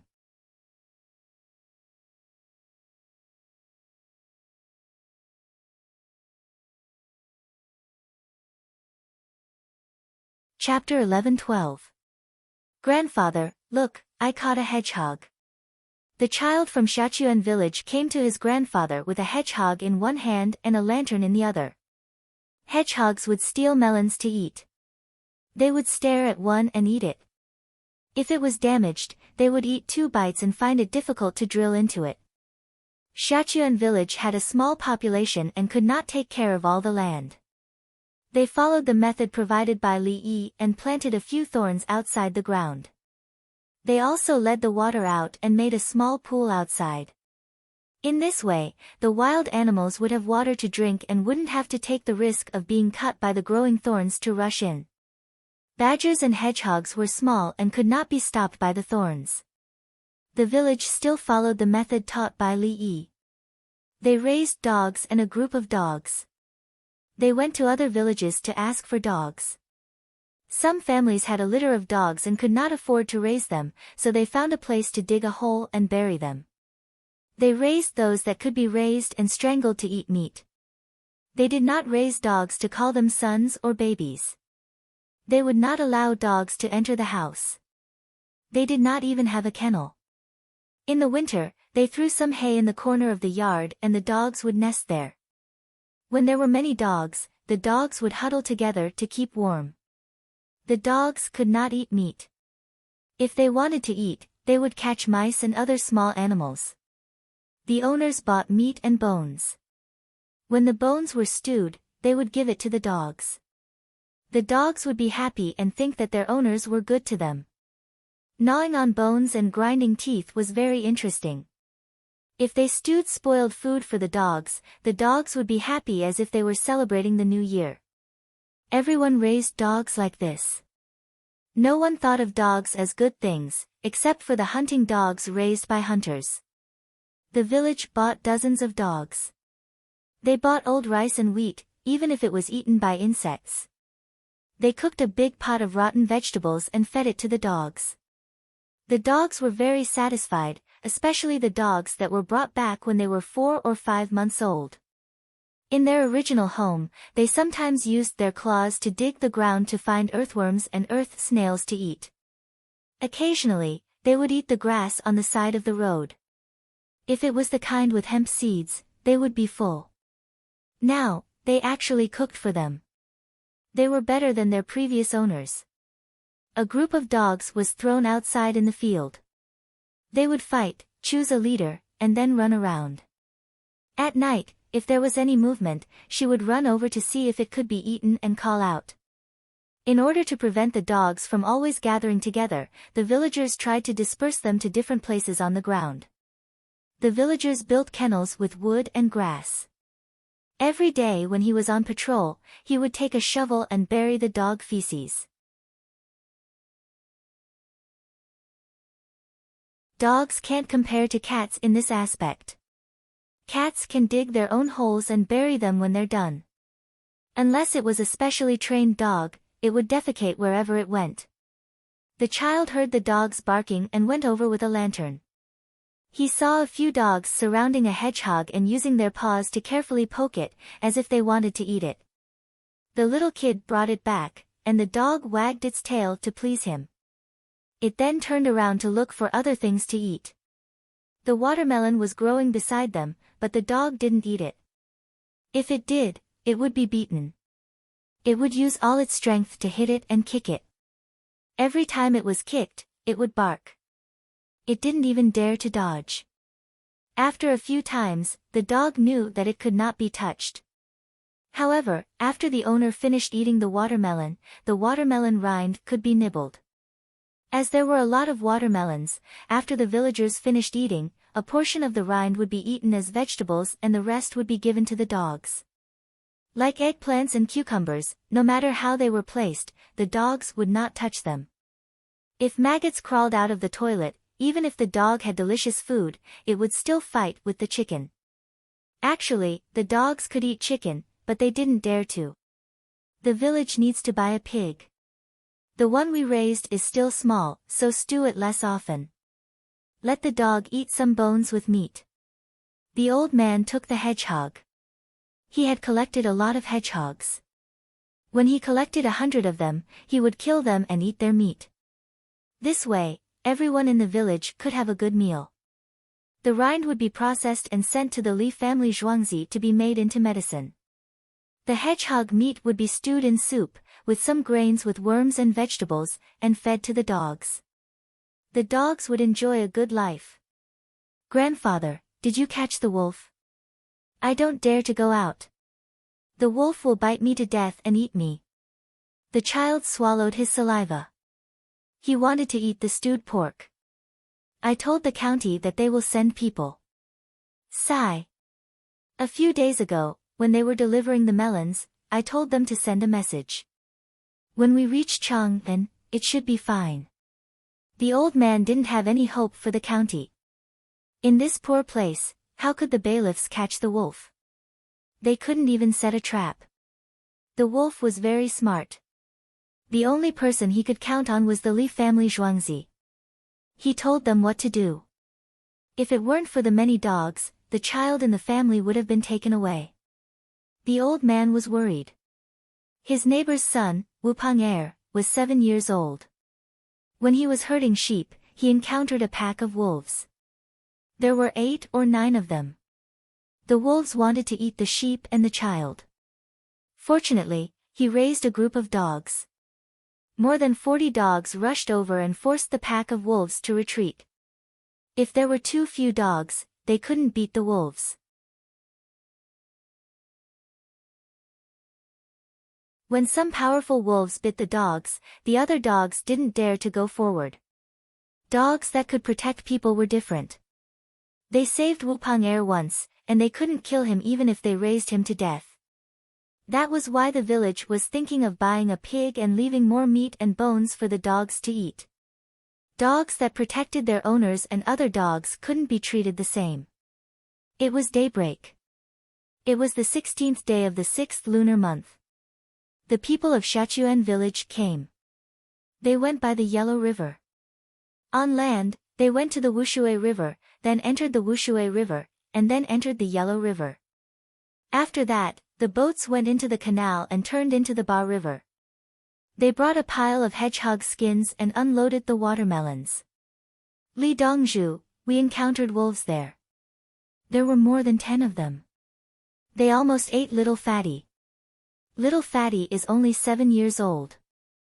The village chief Guosho brought a team over. After delivering the items, he explained the situation. They didn't want the hedgehog skins, but they also wanted the badger skins and other animal skins. The Li family Zhuangzi helped to dig the well and even told them how to make money.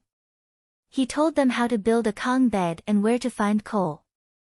When there was a problem, he didn't plan to look for other people. It was useless. The Ming residents couldn't send out bailiffs. The main reason was that the bailiffs didn't dare to go. There were so many wolves. If they weren't careful, they would be eaten by the wolves. I'm going to build a cement factory at our place and repair the road. The road to the Wushui River is not easy to travel. It's still difficult to borrow your animals to travel. Especially the watermelons. If it wasn't for our Zhuangzi, the watermelons would only rot in the ground. Li Yi didn't mention the wolves. The wolves were a small problem, and it was solved as he said. If we help to repair the cement, can we burn cement? We can't. Look at the newspaper. We have to invest a lot of money. Guo Shou was more excited. Burning cement meant building houses in the village. If they built a fence, they wouldn't have to worry about wild animals rushing into the yard at night. Qing Song, I'll write a note. After breakfast, bring Uncle Guo to Minister Wei. Li Yi said to Qing Song. Got it, Dongzhu. Qing Song replied. He quickly dug into his breakfast. He chose to eat noodles with soy sauce today because the weather was hot. The other 3 eunuchs ate tofu soup and steamed buns. That's why Li Yi called him Qing Song. After breakfast, Qing Song brought the note and Guo Shou out of Zhuangzi. I'll bring Wen Tian over. After we deal with the wolves, we'll fly over. We'll be back in 3 days. Li Yi was depressed from staying in Zhuangzi. He wanted to go out. Princess Yongmu's eyes lit up. She could fly. She had never flown before. She had never even been in a hot air balloon.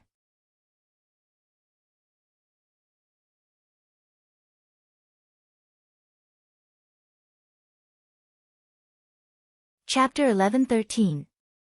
Little Brother Yi, order the winged knights to do a scan.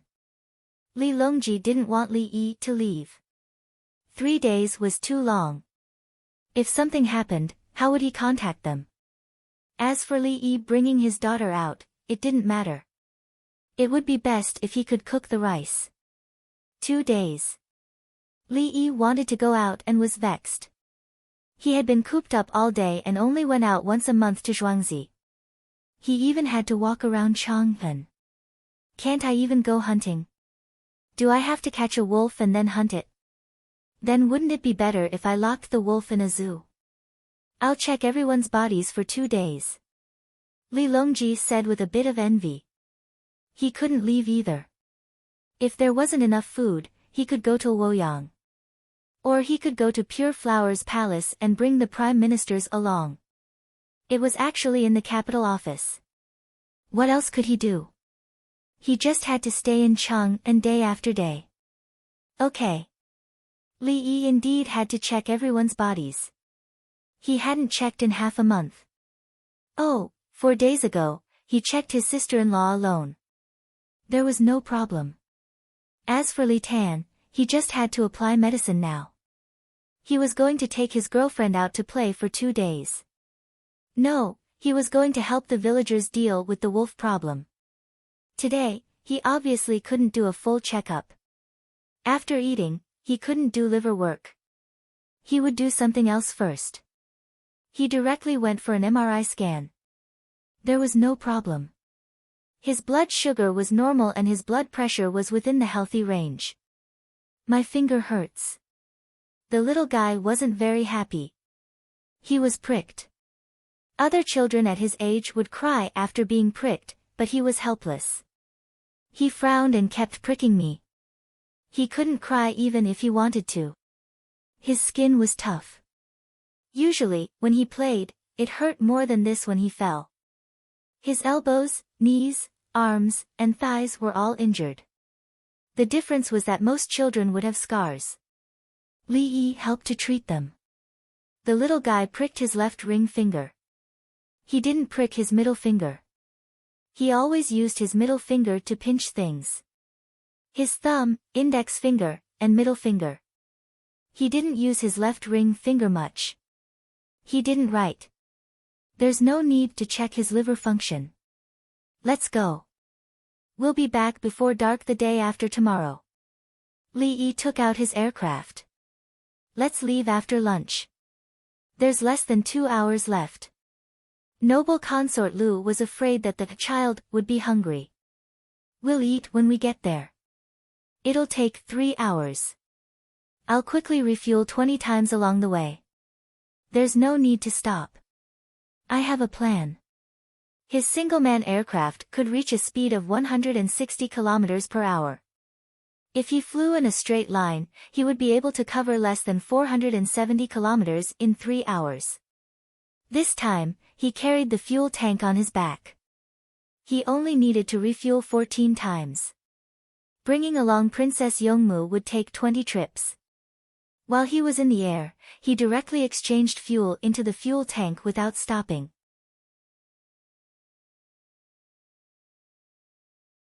He looked for clothes for Princess Yongmu and himself. They couldn't wear skirts and silk robes. Then, he put on a helmet and drove at a speed of 160 kilometers per hour. If he didn't wear a helmet, his face would become deformed. How could he use acupuncture to heal it?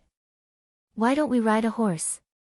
If we go by the relay station, it'll take 16 hours. Empress Wang was still worried. If we fly at an altitude of more than 10,000 feet, I'll have time to deal with it if we fall. Li Yi changed his clothes first. They were tight, just like the clothes for a swimming competition. Princess Yongmu came out after a while. She was a little shy. She was also in a swimsuit, a full-body swimsuit. She felt a little awkward. Fortunately, these weren't the tight shorts Li Yi wore at the auto show. When we get there, I'll exchange for a set of clothes for you. Suddenly, there are a lot of things to exchange. I guess there's a big change in the battlefield in the west. Li Yi realized that his lifespan had increased significantly. He could change clothes at will. If he didn't die, changing a few sets of clothes was a piece of cake. I'm a person with a system. Yes, a system. I can't remember it. Sometimes I forget it, and sometimes I abandon it. I'm sorry, system. Li Yi muttered, it's fine to live normally. What's the difference whether I have a system or not? I know a lot of things myself. Li Lang, what are you talking about? Princess Yongmu stood in front of Li Yi as requested. Li Yi hugged her. Her face was full of shyness and happiness. I said we'll fly there for a while. Don't be afraid. You can't move on your own. Relax. We'll fly there for 3 hours. I'll take something like a baby carrier and tie us up. If it doesn't work, I'll get a parachute and we'll jump. It's not a problem. As Li Yi spoke, he went to find a set of straps and tied himself and Princess Yongmu together. They flew at an altitude of more than 3 meters. If something went wrong, they would exchange for a parachute. After they went down, they would exchange for a flying device and continue flying. The higher they went, the safer it was. See you the night after tomorrow. Li Yi waved his hand. The flying device rose into the air. It adjusted in the air and flew diagonally. In the blink of an eye, it became a small dot and disappeared. On the ground, the retired emperor, noble consort Lu, the emperor, the queen, the emperor's legitimate son, and the eldest prince looked up. Do you think that he can rebel? Li Longji said. If he wanted to rebel, he could rebel at any time. What could he do? Xiao Yi, this child is not bad. Noble consort Lu commented. What a good young man. This was the future grandson-in-law. The little boy clenched his small fist. He also wanted to fly. Although he was small, he was thinking about waiting for this big brother to come back and take him to the sky. Li Tan raised his hand to touch the operating face.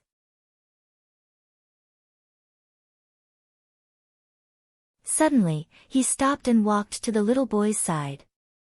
He squatted down and picked up his brother. He didn't want to fight for the throne. It was meaningless. What could he fight for? Could he fly? Could he restrain Li Yi? Li Longji shook his head. If it was someone else, I'd definitely kill him. We're family. There's no need to talk about killing. I'm most afraid of killing. Empress Wang patted her chest and said.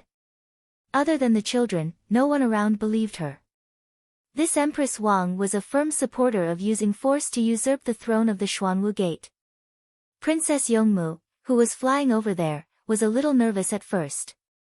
After flying for a long time, she was carried by Li Yi and looked at the things on the ground with peace of mind. It was very small. Humans were like ants. This was the feeling of flying. In fact, it was less than 3 hours. Li Yi's aircraft arrived at the destination. There was a large field of melons below. The color was speckled green. He lowered his altitude and saw dogs. A group of dogs was barking at the sky.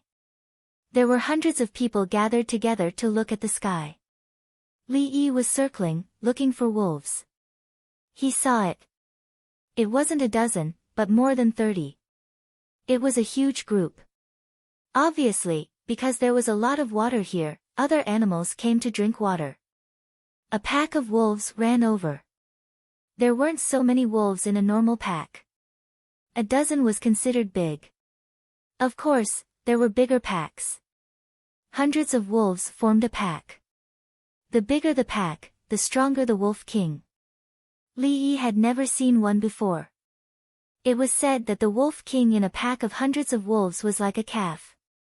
Originally, the artificial lake outside was for animals to drink water. In the end, it attracted herbivores and inevitably brought carnivores. Li Yi muttered. He controlled the aircraft to fly towards the pack of wolves. There was nothing to say. They were all destroyed. The aircraft landed. The pack of wolves noticed it and started to run towards Li Yi. Li Yi chose a small hill to land. With a wave of his hand, a heavy machine gun appeared. There was an ammunition box and a bullet chain. Princess Yongmu saw such a weapon for the first time. She knew the bullets, but this was the first time she came into contact with a bullet chain. Li Lang, is it because of me? Princess Yongmu was smart. There were so many bullets on the chain. Why? Don't talk. Don't be afraid later. It's just flesh and blood. Li Yi didn't care how many wolves surrounded them. Okay. Princess Yongmu nodded obediently.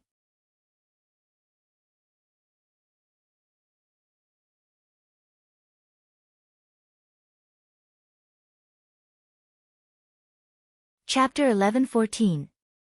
The wolves didn't know how dangerous the people who fell from the sky were.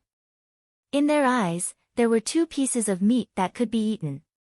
Today, they gathered together to kill the dogs. Last time, there were too many dogs and they couldn't kill them. The wolves treated this place as their territory and ate the food in the territory as they wished. The 2 walking prey were sometimes very powerful and their companions had been killed before.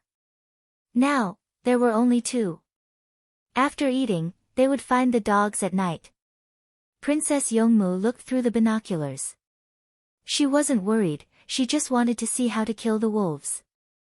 Li Yi looked at the wolves running over through the scope. The wolves hadn't scattered yet. Obviously, they didn't think they were in danger. At this time, the distance was more than 1,400 meters. The wolves were not running fast. It wasn't time to sprint. The wolf at the front was bigger and stronger than the others. When hunting, the wolf king was in front. When eating, the wolf king naturally ate first. When it was almost finished, the other wolves were allowed to eat. Li Yi was waiting for the wolves to come closer. The effective range of his heavy machine gun was more than 2,200 meters. It was easier to aim. It was also no problem to continue firing from a little further away. The angle was adjusted according to the bullet point. The maximum range of the bullet was nearly 5 kilometers. Could it kill people at a distance of 4 kilometers? How much kinetic energy was 1 kilometer? Li Yi prepared to let the wolves to a distance of 600 meters before shooting. The wolves needed half a minute to get close. Just now, the people saw the flying man. They were working in this area. After discovering the wolves, the coal miners stopped digging and brought tools to kill the wolves. They were equipped with bows and spears and horses for transporting goods. The horses weren't very good and couldn't catch up with the wolves in a short distance. If it was a military horse, it could still catch up to a certain distance. The people hoped that the dogs could hold a few wolves and they would help to kill. They killed a few wolves at a time. After a few rounds, the wolves would either run away or be killed. There was no such thing as peaceful coexistence. Not only for their own safety, but also to provide an environment for the grazing animals. When there were more animals, it would be easier to trap them and eat them. Let's go and see if the flying man can beat a pack of wolves. Go, we have more people. Bring the dogs. Carry the wooden shields. Someone in the crowd shouted.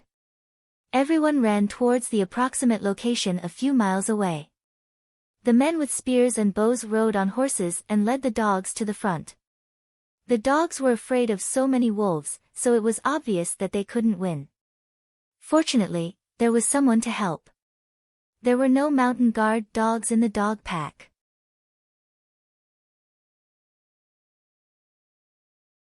Hunter Hufeng's mountain guard dogs were there, so he dared to lead the dog pack to destroy the wolf pack. They would take down the wolf king together and then help the other dogs. The moment there was movement, the horses would gallop and the dogs would bark. The wolves would hear it. The wolf king turned its head to take a look and sped up. It probably didn't want to encounter any more unforeseen events now. Its goal was to kill the 2 prey and have a full meal first. Princess Yongmu was a little nervous at this moment. There were so many wolves. She pursed her lips tightly, but her breathing gradually quickened. She didn't dare to make a sound to disturb Li Yi, so she tightened her grip on the binoculars. Don't be afraid. I'm going to place it at about 200 feet. That way, they won't be able to run away. Li Yi had the leisure to comfort Princess Yongmu. At a distance of 600 meters in an open area, there was no way to dodge. The bullets left traces on the ground. They just needed to slightly adjust the muzzle to chase the prey. The men on horseback saw the 2 figures on the hillside from afar, and also saw a group of small dots moving quickly. Hurry up, if we can't beat them, hold on, we'll save them. The leader didn't know how powerful the people who could fly were. As soon as they sped up, the wolves also sped up. Wolves could run fast for a long time.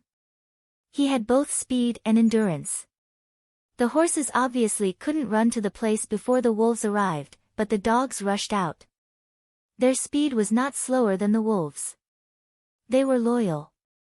When they saw people anxious, they were afraid and rushed to save people. 800, 75, 75, 65, fire. Li Yi repeated the numbers every few seconds. Bang bang bang. Bang bang bang. Bang bang bang. Li Yi felt like he was holding an impact drill against a concrete wall. His ears were buzzing and his body was trembling. Princess Yongmu was shocked, but she saw the wolves being shot through the binoculars. When the Wolf King in the front appeared after the first 2 shots, there was dust flying around it. When the shots were fired, something like water flew out of the Wolf King's body. The running Wolf King rolled twice and piled up on the ground in a bloody mess. Its head couldn't be seen clearly. The wolves behind it were the same. Something flew out of their bodies. No, a leg flew out. Kill. After Li Yi got used to it, he began to fire 2 shots in bursts. The sound of the shots was transmitted to Princess Yongmu's ears. Sometimes it was 3 shots. The angle was adjusted to chase the wolf's position. Through the binoculars, Princess Yongmu saw the bodies of the wolves being broken one after another. She didn't know which part was broken. She opened her mouth and breathed more quickly. She opened her eyes wide as if she could see more clearly. When the wolves were 200 meters away, there were only 13 left. 21 had fallen.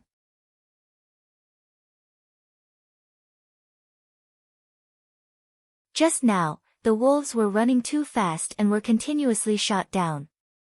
They didn't have time to react. Now, the wolves in the front understood. Their companions were dead. Their leader was also dead. What was that over there? Run! It turned around and ran backward. Bang bang bang was shot out of the running wolf's body. It rushed forward a little and fell to the ground. The other 12 wolves also turned around and ran. They were scattered. Li Yi adjusted the muzzle and continued to shoot. The wolves that ran directly backward were relatively easy to shoot. The wolves that ran to the side needed to be shot a few more times. Li Yi's shooting skills were still not good enough. Bang bang bang bang. The last wolf knew how to run and hide. Li Yi was angry. He pulled the trigger and killed it. You want to hide from a heavy machine gun at such a close distance? You think you are shooting a movie? Li Yi said loudly. He stood up and rubbed his ears. Cool. The concrete wall was cut through. Princess Yongmu's ears were also uncomfortable, but she was very happy. Her man was so powerful. There were so many wolves, one at a time. Yes, one at a time. Woof woof woof. After a dozen breaths, the dogs barked and rushed over. They looked at the 2 people and the dead wolves. They barked and ran over again. They ran to the wolf in front. The dogs looked at it, stretched out their paws and scratched it twice. Then they looked at the other wolf. Some dogs were smarter. They bit the dead wolves and dragged them together. Some dogs ran back and wagged their tails at Li Yi and Princess Yongmu. Obviously, their intelligence told them that so many wolves were killed by these 2 people. How terrifying! Li Yi stretched out his hand and put it on the dog's head. The dog directly lay down and continued to wag its tail. Now you have meat and bones to eat. After we kill the wolves, the meat that can be eaten will be eaten by people. The wolf skin. I guess we can only piece it together to make something. Li Yi did not expect to have a complete wolf skin. The heavy machine gun bullets hit the wolves, and the parts that were damaged were one after another. Li Lang, if this thing is placed on the battlefield, no army can defeat it, right? Princess Yongmu thought of the Li family Zhuangzi. If someone were to forcefully attack the Li family's farmstead, the things in front of them would be rustling, and the people would fall down one by one. When the bullets hit the wolves were directly broken. The shields were useless.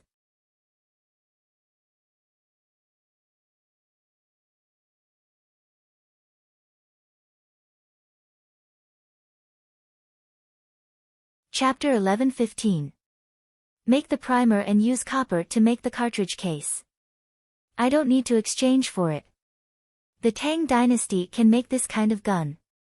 Li Yi said to Princess Yongmu as he took off the cartridge belt to see how many bullets were used.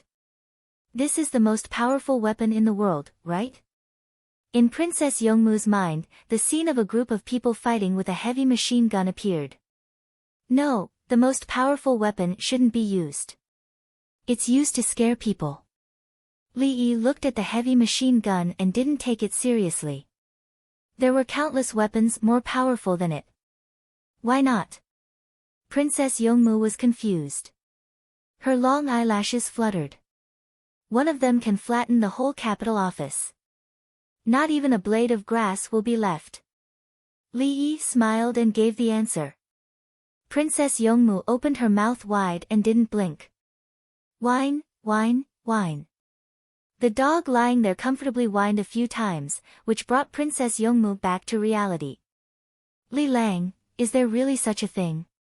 Princess Yongmu wanted to confirm. Yes, but I don't have it now. I may have it in the future, but I don't need it. Li Yi didn't think that anyone could force him to use a nuclear bomb. It's not necessary. Princess Yongmu didn't dare to imagine what it would be like to flatten the whole capital office. It was a godlike method.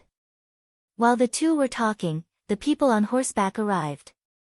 The leader dismounted and saw a wolf that was killed by a bullet. The dog dragged it here. There was a big hole in the wolf's chest that went all the way to its back.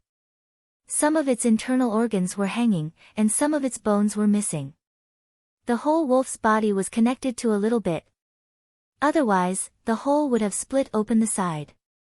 Obviously, this wolf was hit by a bullet while running. If it was hit in the head, the wolf next to it would have lost half of its head. Everyone looked at the heavy machine gun on the ground. They didn't know what it was, but they could guess that it was used to kill the wolf. Since everyone is here, help me find the bullets. There are a total of 366 bullets. So it's this shape, but it will change shape when it hits something or the ground. Li Yi smiled and said to everyone. He wasn't going to look for the bullet. It would take a lot of effort. If he hit the ground, he would have to dig it up. When he came over, he saw that there was a crowd. There was strength in numbers. All right, thank you. Are you Winged Knights? The leader asked. Li Yi. Li Yi introduced himself. Li Lang is the Dongzhu of the Li family Zhuangzi, and the Li family Zhuangzi of Ba Shui. Princess Yongmu said from the side. She was happy that her future man had flown over to help her. Dongzhu. Hello, Dongzhu. Thank you, Dongzhu. Dongzhu flew over to help us kill the wolves. Dongzhu, have you eaten? Everyone greeted him one after another. They all called him host and didn't add his surname.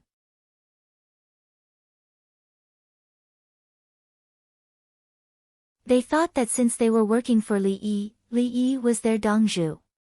I've heard that Dongzhu can fly. Today, I've seen it for myself. Our Dongzhu can fly with a woman. Dongzhu can kill the wolves like it's a game. Dongzhu, can you let me kowtow to you? Oh, no. Bow, bow. Don't pull me, I still want to bow. Help me find the bullets, thank you. Li Yi gratefully looked at the person beside him who had already bowed twice. Look for the eggs, quickly look for the eggs. Dongzhu's eggs are valuable. The leader called out and asked others to look for the eggs. Everyone looked at the appearance of the bullets. They looked like copper. According to this, there were 366 of them. Others went to look for the eggs, but the leader didn't move. He stood at the side. Dongzhu, I'm the village chief Guosho. Hello, Guosho. Li Yi hurriedly clasped his fist. Dongzhu, don't be so polite. Every family in the village can save 3 coins this year. You can help to dig the well, it's His Majesty. Li Yi corrected. Yes, His Majesty helped to dig the well. There's no need to be afraid of drought. There's a lot of grain. Everyone has saved a lot of coal. Guosho introduced the changes in the village to Li Yi as if he was making a report. There was money, melons, wild game to eat, a fire pit, coal to bring back, and livestock to transport things. The money they saved in a year was more than what they had saved in 10 years. No, it was not a problem of more. In the past, they were hungry and dug wild vegetables to fill their hunger. Now, they were full and had meat. It couldn't be compared at all. Li Yi listened patiently. From time to time, people found bullets and brought them to him. 34 dead wolves were also dragged over and piled together. Blood was still flowing. The dogs ate the internal organs and minced meat where the wolves died. The big ones didn't dare to eat without permission. In the future, when this road is cleared, the village can provide some help with lodging and food. It's best to grow more grass to feed the livestock of the caravan. Li Yi was very happy that the people in this place had a good life. He imparted new knowledge to them. How to arrange for travelers, how much to charge, and what kind of people should not be charged. More villagers ran over. Knowing that Li Yi had personally come to help them get rid of the evil, they greeted him and hurried to find bullets. The heavy machine gun bullets left a large mark. It didn't take long for 366 bullet heads to be placed on the ground. Everyone surrounded the dead wolves and looked at them. No one felt disgusted. What they saw was meat and skin. Unfortunately, the skin was damaged. A part of the meat was lost, but most of the bones were still there. It was good to be used as something to ward off evil spirits. The wolf's teeth should be worn by the men. The women should be worn by the ribs. You can deal with the dead wolves yourselves. Don't leave any for me.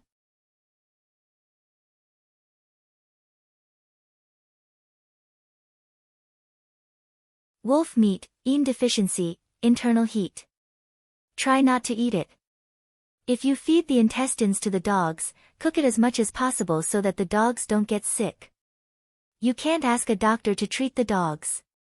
Li Yi saw the dogs running over with blood around their mouths. They were eating. Dongzhu, the Wolf King's bones are for you. Ward off evil spirits. Whose daughter is this? Ward off evil spirits together. Guosho didn't dare to look directly at Princess Yongmu. She was too beautiful. Princess Yongmu looked at the dead wolves and shook her head. No, Li Lang and I don't need to ward off evil spirits.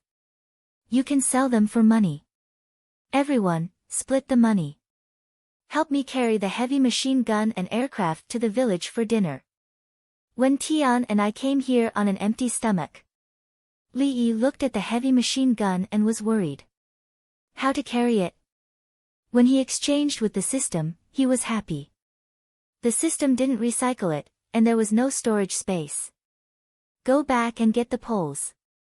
Carry the wolf and Dongzhu's baby. Bring the mattress and wrap it up. Guosho hurriedly ordered. No, don't bring the mattress. Tie it up and carry it normally. The ammunition box must be steady. Li Yi didn't want everyone to carry the heavy machine gun and dirty the mattress. He could repair the heavy machine gun when he went back. It wouldn't make a difference. Listen to Dongzhu. Guosho changed the order. Li Yi didn't ride the horse. He held Princess Yongmu's hand and strolled into the village. He came out on vacation and enjoyed it. Princess Yongmu looked around. There was a lot of yellow soil and sand, but there was little grass. There were no big trees. It gave people a feeling of desolation. Li Yi walked and suddenly said to the dog beside him, "Do you eat chocolate?" Pure chocolate. Let's see if you can die after eating it. The dog raised its head and looked at Li Yi, wagging its tail. Behind it were all the dogs in the village. It was the leader. Not only was it strong, but it was also smart. It knew that it was this person who killed so many wolves. It also realized that its owners had a different attitude towards this person. They listened to this person. Then it followed this person. The key was that this person touched its head and tickled its chin. The other owners didn't care and always kicked it. Li Yi thought for a while, exchanged for a handful of dog food and put it on the ground. He thought it was dirty enough. He ate shit and didn't brush his teeth.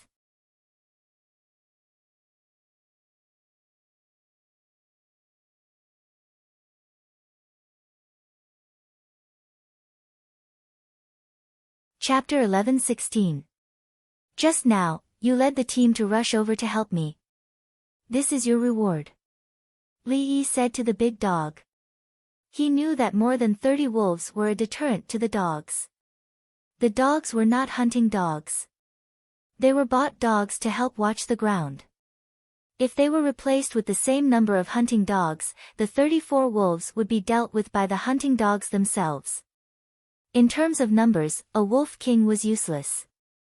Usually, when the number was small, the wolves would retreat. The wolves did not want to bear so many casualties. With his master around, how dare this kind of mongrel attack him?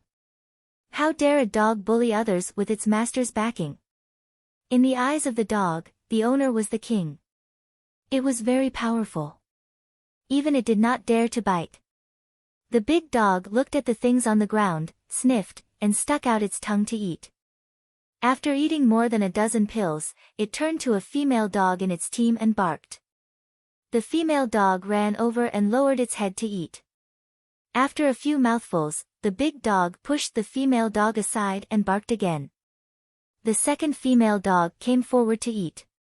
There was no more. Li Yi gave it a handful. Well, it's a class now. The whole team listens to you. Li Yi pulled Princess Yongmu and continued to walk. The big dog was satisfied. This was the best thing it had ever eaten. Li Lang, does it let other dogs eat it? Princess Yongmu could not distinguish between the male and female dogs. The contact time is short. The next two are female dogs, and it is a male dog. This situation is very good. But if some female dogs have pups in their bellies, the male dogs who can lead the pack will take care of them. Li Yi was referring to a large group of dogs. If there were not 2 dogs at home, the male dogs would not let the female dogs take care of them. But if there were puppies, and the male dog wanted to eat, the female dog would bite the male dog. Even if the owner's behavior made the female dog feel unsafe, the female dog would also bite the owner. A group of dogs was similar to a pack of wolves. Do the 2 female dogs have pups? Princess Yongmu did not know about this. Li Yi looked at the state of the male dog and squatted down to look at the female dog's belly. The male dog ran over to block. Yes. Li Yi was sure. He conjured a handful of dog food and put it on the ground. The male dog ate a little and continued to let the 2 female dogs eat, wagging its tail at Li Yi. It's time to increase the nutrition. The puppies born in this group may replace the big dogs in the future. Especially. As Li Yi spoke, he squatted down and looked at the bitch's stomach. He wanted to count the number of feeding areas. The male dog looked at Li Yi and did not respond. 8, 10. If 8 people have 9 puppies, and 10 people have 11 puppies, that would be interesting. Li Yi gave another handful of dog food. Dog food was cheap, much cheaper than chili noodles.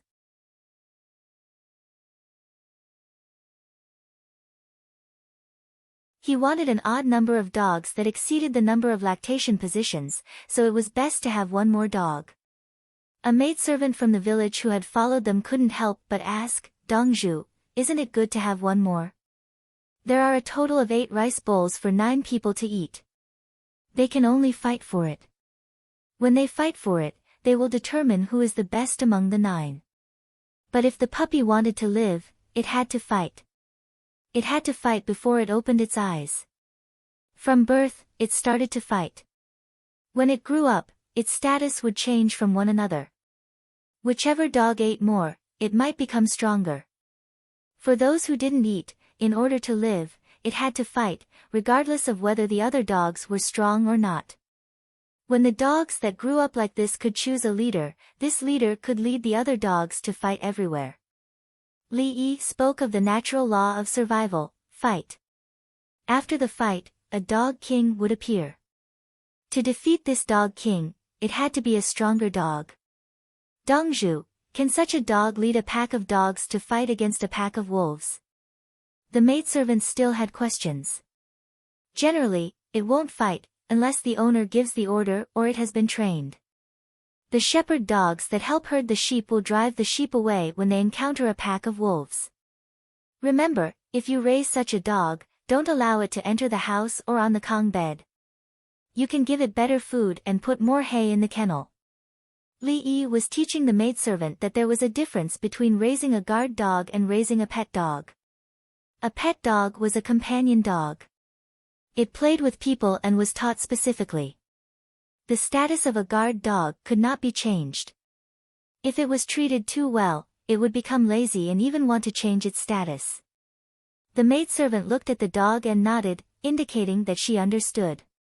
She had to give it good food and let it eat until it was full.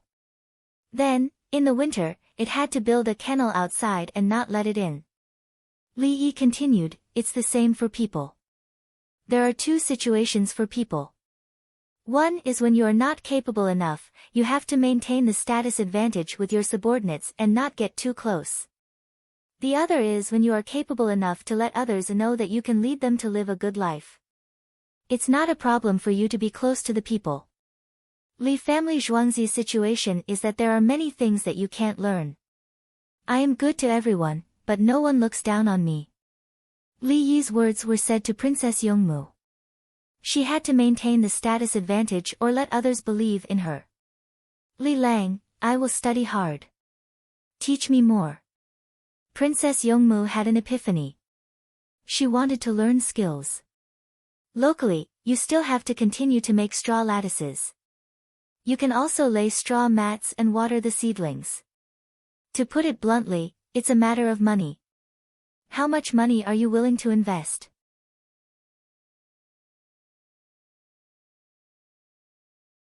Li Yi didn't think that it was impossible to govern the desert now. In his time, many deserts had been conquered. At present, the investment in a short period of time was not proportional to the output. No one would throw money into the sand. Spend a lot of money to hire a lot of people, buy a lot of straw, and water the seedlings. This money could be used for other things. What's the use of throwing it into the desert? Li Lang, when Tian Lan Pavilion has made a lot of money. If you lack money, I can give it to you. When Princess Yongmu heard about the money, she thought that she also had money. Her Wen Tian Lan Pavilion represented the trend. Things were expensive and it made a lot of money. Okay, you take out 20% of the net profit and call it Wen Tian Lan Pavilion Fund. I will also contribute a part of the money. Let's change it together. Li Yi agreed. It was not a matter of money. It was Princess Yongmu who wanted to participate. Li Yi didn't want Princess Yongmu to become a dependent. He felt that women should be mummian. Men were compared to oak trees. Love, not only love your stalwart body, but also love the position you insist on and the land under your feet. This was the real women's rights. It was not the thinking of some women in his time. I am like this. You have to pamper me, accept me, and tolerate me. I am a woman. If you think it's not possible, then forget it. I don't need to care about what you think. You know about women's rights, right? Li Yi understood that it was not women's rights, but men's rights. It was a small number of more powerful men who controlled the resources. They gave some women an illusion that men were like that, even if they were to be, this group of women used stronger men to bully men who were not strong enough. What did it have to do with women's rights? Women's rights were about self-respect, self-love, and self-improvement. Women's rights were about me being willing to fight with you, shoulder the responsibility, and fight hand in hand with you. It was definitely not about you raising me, looking at my face, or not being outstanding enough compared to other men. How was it women's rights? It was clearly men's rights and beast rights. The strongest male among the beasts got more females. Then the females felt that they had status and looked down on other males who did not have the right to mate. Li Yi felt that the oak tree was better. What it reflected was a kind of civilization, personality, dignity, independence, cooperation, and attachment. In the Tang dynasty's words, it was to raise the case to the eyebrows. It described the action, but in fact, it expressed the relationship. Raising the case to the eyebrows did not necessarily have to do that. If the heart was that kind of heart, it definitely could not be understood as the husband and wife treating each other as guests. They were equally important to each other and worked hard for the family.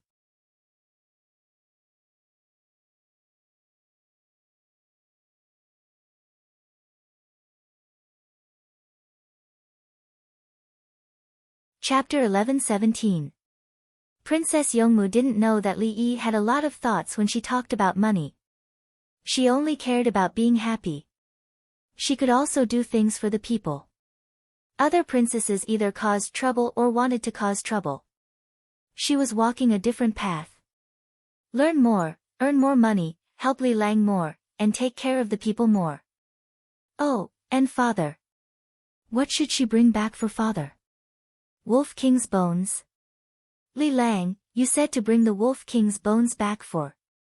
Princess Yongmu was at a loss. What should she call him? No, what's a wolf? I want to raise a tiger. Let me tell you, Wen Tian, the real thing to ward off evil is the panda. Li Yi looked down on the Wolf King. What was a wolf? Ah. Panda. How can such a cute thing ward off evil? Princess Yongmu's mood improved when she thought of the panda. The panda was too interesting. It could roll over while sleeping and scare her awake. When the weather was good, it would eat bamboo and start to daydream. The real evil is the evil in the heart. Only when there is evil in the heart will it be a calamity. Look at the panda, don't you feel happy? Our. Li Yi was reasonable. When she was unhappy, she would look at the panda and laugh a few times. Her body secreted different hormones. Wasn't this warding off evil? Evil wasn't ghosts. Temples were ghosts. Temples were Buddha. Temples were Tao. Temples referred to other things. For example, ancestors. They were called ancestral temples. There were also snake temples, tortoise temples, and human Mazu temples. When it came to the temple, it referred to worshipping after death. Another type of worshipping was called society. In fact, society was not worshipping the dead, but the living. In theory, it was worshipping. Society meant soil. Gather soil to form a pile. Why? Everyone had a leader. The leader had to speak. Build a platform. There was no stage at that time. Just pile up some soil and stand on it to speak. What should they say? Say that they inherited the traditions of the revolutionary ancestors. Say that they were reviving the nation. Say what the previous leaders did. Say what they wanted to do. How to lead everyone to have meat to eat and not freeze to death in winter. This was society. Pile up soil to form a platform. Then, talk about the previous leaders. Let some people who believed in the previous leaders approve of you. Then, talk about what to do. Well, elections. Yes, the society was for elections. It had nothing to do with life or death. It was a platform. As for the community temple, it was a fixed location and not something that could be piled up on the spot. At the same time, it had the meaning of totems. This proved that this tribe was stable, and there was no need for them to run around. How could they have a territory? Then what was a shrine? It was very simple and long-winded. The society itself represented ancestors, inheritance, faith, civilization, and totems. What if he added a god? What god?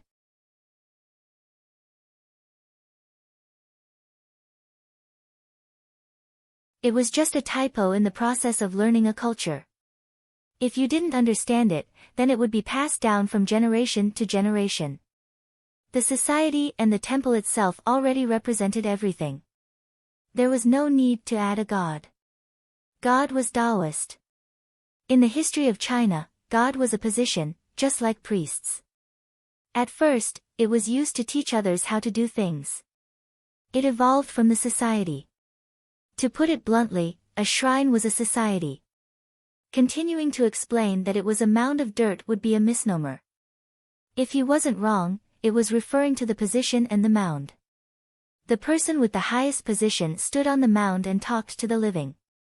Just like sushi, it was actually a transliteration.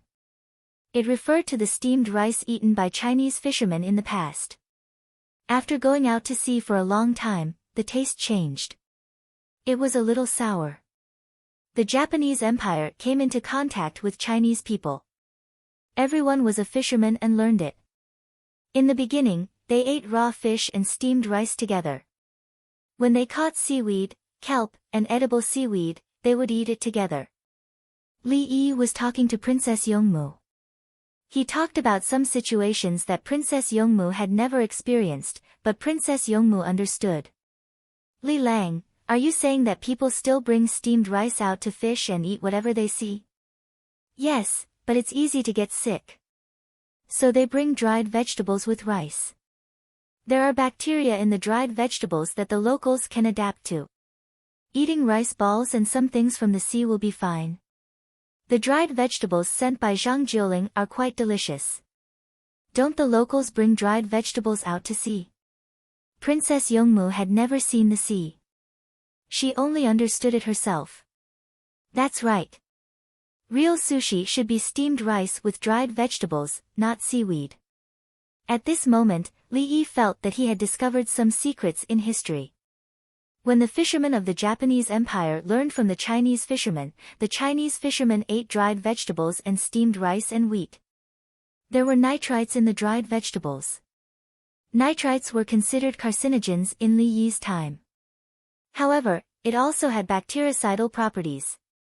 When a fishing boat went out to sea for a few days, the food they ate would go bad. They put it together with the dried vegetables, and the nitrites in the dried vegetables killed bacteria. Then, when they caught fish and ate the fish, they ate it together.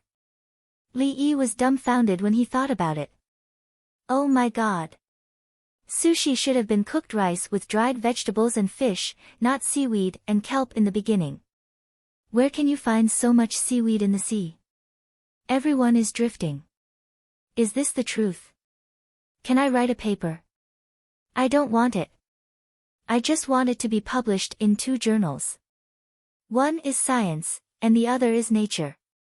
Li Yi mumbled and pulled Princess Yongmu over. He kissed Princess Yongmu on the face. He felt that he had discovered a great secret.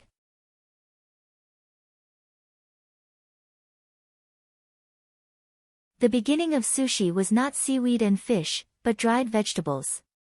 Princess Yongmu's face and neck were red. She bit her lips and looked at the eldest girl. The eldest girl seemed to know nothing and was looking at the dog. Li Lang, how can you do this in broad daylight? Princess Yongmu whispered. Yes, yes, yes. I can't do this in broad daylight. Li Yi quickly apologized. Dongzhu, the village built a house especially for you. The eldest girl, who seemed to have not heard or seen anything, suddenly said. Can you do arithmetic? Li Yi looked at the eldest girl and asked. It's simple. The eldest girl lowered her head and felt that she was very stupid. I'll find someone to teach you. You'll be the chief financial officer in the future. You'll be the one who finds fault with others when they spend money. Very good. Yes, good. Better than accountants and cashiers. Salary, no, salary, no, salary. You'll be an official of the imperial court. Li Yi wanted to arrange a position for the eldest girl. He was too smart. The key was that she was sensible. What was the saying? Don't hit hard work or laziness. Hit those who don't have eyes. This eldest girl was obviously an existence with good eyesight. She didn't say anything before. Waiting for the critical moment, she suddenly mentioned a separate house. Thank you, Dongzhu. Dongzhu, I'll heat up the Kang bed in the yard. You guys can sleep comfortably. The eldest girl quickly expressed her opinion. No, Wen Tian will stay with you tonight. I'll take care of it myself. I know how to light a fire. Li Yi refused. No, what a joke. If they stayed on the Kang bed, they would die. The reason why humans are humans is because they are different from animals. Let's stay together tonight. Princess Yongmu said to the eldest girl. She was the eldest princess. If the locals knew about this, what would they say? Ah. The eldest girl was full of question marks. What is there to eat in our village? Wen Tian and I can't eat wolf meat. It's already past noon, so let's eat later. Let's eat watermelon first. Li Yi directly changed the topic. He realized that he was hungry. He asked about the ingredients to understand the local situation.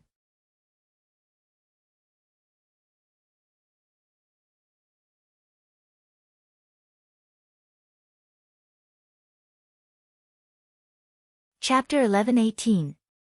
Xia Quan village became the place to clean up the wolf meat. The remaining internal organs were cleaned and prepared to be stewed and fed to the dogs. The wolf skin was carefully peeled off, but no complete skin could be found. There was some meat on the wolf bones, ready to gnaw on the bones. The fat was going to be boiled into wolf fat and used as medicine. There was no hand cream in winter, so the wolf fat was applied. Li Yi personally selected some wolf internal organs and prepared to make wolf sauce. Dog meat needed dog sauce, wolf sauce was wolf sauce. Someone rushed to the county to buy seasonings according to Li Yi's request. There was no need to buy scallions and ginger. There was a lot of ginger in the field. There was also no need to buy dried vegetables. The villagers had dried them in the shade. Instead, they bought tofu and stewed it in the wolf meat hot pot. Li Yi commanded, and the others followed. No one had eaten such a wolf before. We can't eat lunch. Whoever is hungry, find something to fill their stomach. Isn't there melon over there? Let's eat melon. Li Yi cooked the internal organs in a big pot and waited for the seasonings. There were more internal organs stewing in the pot next to it for the dogs. Dogs and wolves were the same. They could eat a lot for a meal and then not eat for many days. Pet dogs that were used to being fed would starve to death in a few days. Shepherd dogs could go home for a meal once every half a month. The people of the grassland would feed them raw horse meat. After a group of dogs finished eating, they would go back to herd their own sheep. There was water to drink. Even if they were hungry, they would eat grass to replenish their water supply. Now a group of dogs were biting each other. They didn't bite hard. A few of them were fighting alone. When there were many dogs, they would practice their fighting skills. The worst thing for a dog owner was to have a pup. 2 cats and 1 dog were not good. 2 cats started fighting when they were young. They were evenly matched. When they fought, the owner couldn't control them. A lone dog had no sense of competition. It couldn't be a guard dog. It was time for the wolf meat hot pot to be eaten. The internal organs for the dogs were also cooked. They were not chopped up, but thrown on the ground for the dogs to eat. The dog king ate first, then the princess ate, then the strong ones, and the weak ones ate last. Li Yi specially took the bones of the 3 cooked wolf thighs. He cut off some meat and threw the 3 bones to the Dog King. The Dog King knew how to distribute it. He got 1 for himself, and the other 2 with cubs got 1 each. Keep an eye on this big dog. As long as it dares to bare its teeth at the villagers, beat it up immediately until it's obedient. Li Yi taught the villagers how to raise this group of dogs. The villagers must be high and mighty existences.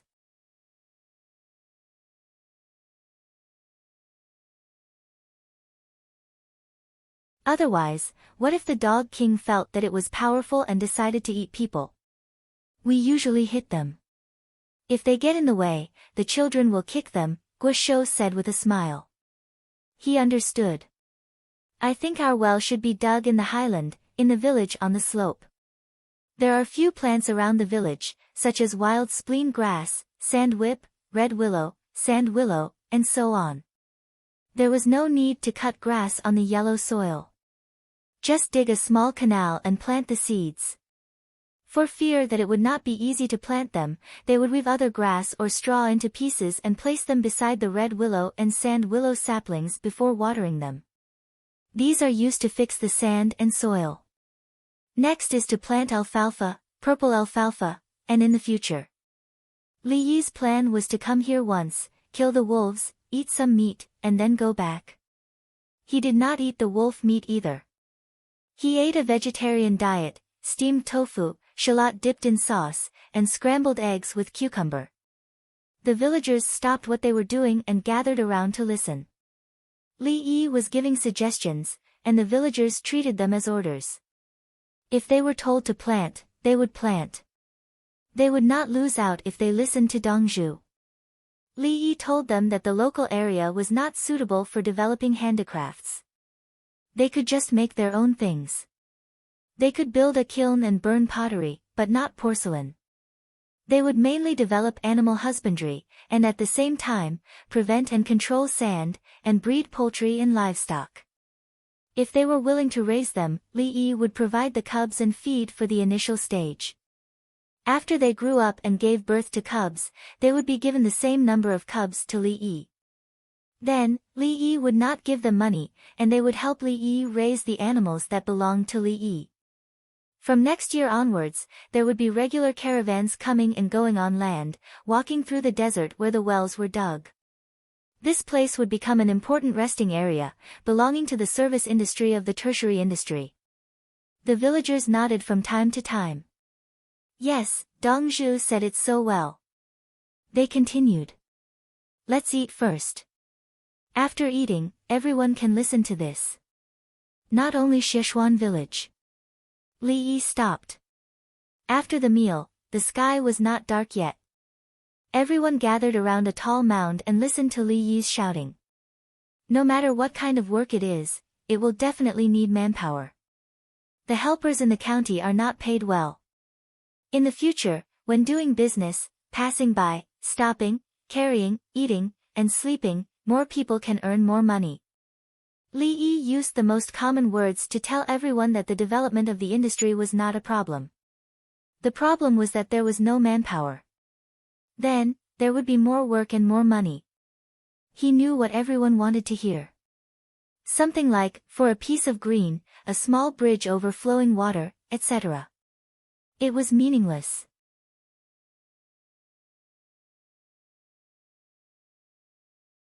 When he talked about money directly, the group of people's eyes lit up. In the past, they did not know what to do to earn money. They usually herded sheep, knitted something to sell, and collected dry branches and grass to burn. To farm, they had to go to faraway places to fetch water. It was not that they did not want to work hard. The county magistrate did not care about them and did not ask them for rent. The villager himself was used to living a repetitive life until the Li family Zhuangzi came to teach him. After listening to Li Yi's words, they realized that planting ginger and growing melons to earn more money was just a choice. When it was dark, everyone went back to their houses to sleep. The people who helped to hunt wolves formed a team and went back to their houses in the dark. They rode the horses away. As expected, the eldest girl and Princess Yongmu slept together in the house specially reserved for them. Li Yi found a random place to lie down and fell asleep. At dawn, Li Yi was the first to get up. He dipped his fingers in salt and brushed his teeth. After washing his face, he found a big pot to cook porridge. While the porridge was cooking, he went to the vegetable field to find cucumbers and eggplants. He also dug out more than 10 pieces of tender ginger. The cucumbers were made into garlic cucumbers. The tender ginger was shredded and some salt and vinegar were added. The eggplants were cut into strips and the garlic was put aside. There was also black bean sauce boiled with water and waiting for backup. When it was done, the porridge was dry and it was not rice soup. No one ate other staple food. The villagers woke up one after another. When they saw the porridge in the big pot and Li Yi who was weaving a basket with sand willow branches, they were stunned. Wake up those who didn't get up. Wash up. I will finish the bottom of this basket and make pickled eggplant strips for you. Let's eat. Li Yi said to the stunned villagers. The bottom of the basket needed to be done first. The place where the basket was lifted was directly woven in. After that, it would be easy to make and wear them one by one. Dongzhu, how can you do this job? The villagers were sad. They thought that they did not take good care of Li Yi. Didn't you eat the wolf sauce I made yesterday? In Zhuangzi, I should be writing a book now. I didn't bring anything here, so I just made a basket. Li Yi's hands did not stop moving as he spoke. After dinner today, he would make the basket and walk around to see the actual situation of the local area. The villagers hurriedly went to call for help. When everyone was done, Li Yi finished making pickled eggplant strips. There were a total of 30 households in the village. Everyone was given a bowl of porridge and had a good meal with side dishes and hot dishes. They were not full. Li Yi was afraid that it was not good for them to eat too much in the morning, so he would eat more in the afternoon.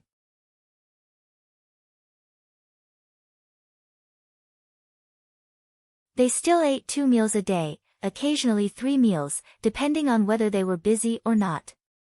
After dinner, Li Yi continued to weave the basket. Princess Yongmu was next to the eldest maid to learn how to read. The eldest maid looked at Li Yi from time to time. She was curious. How can you do this kind of work?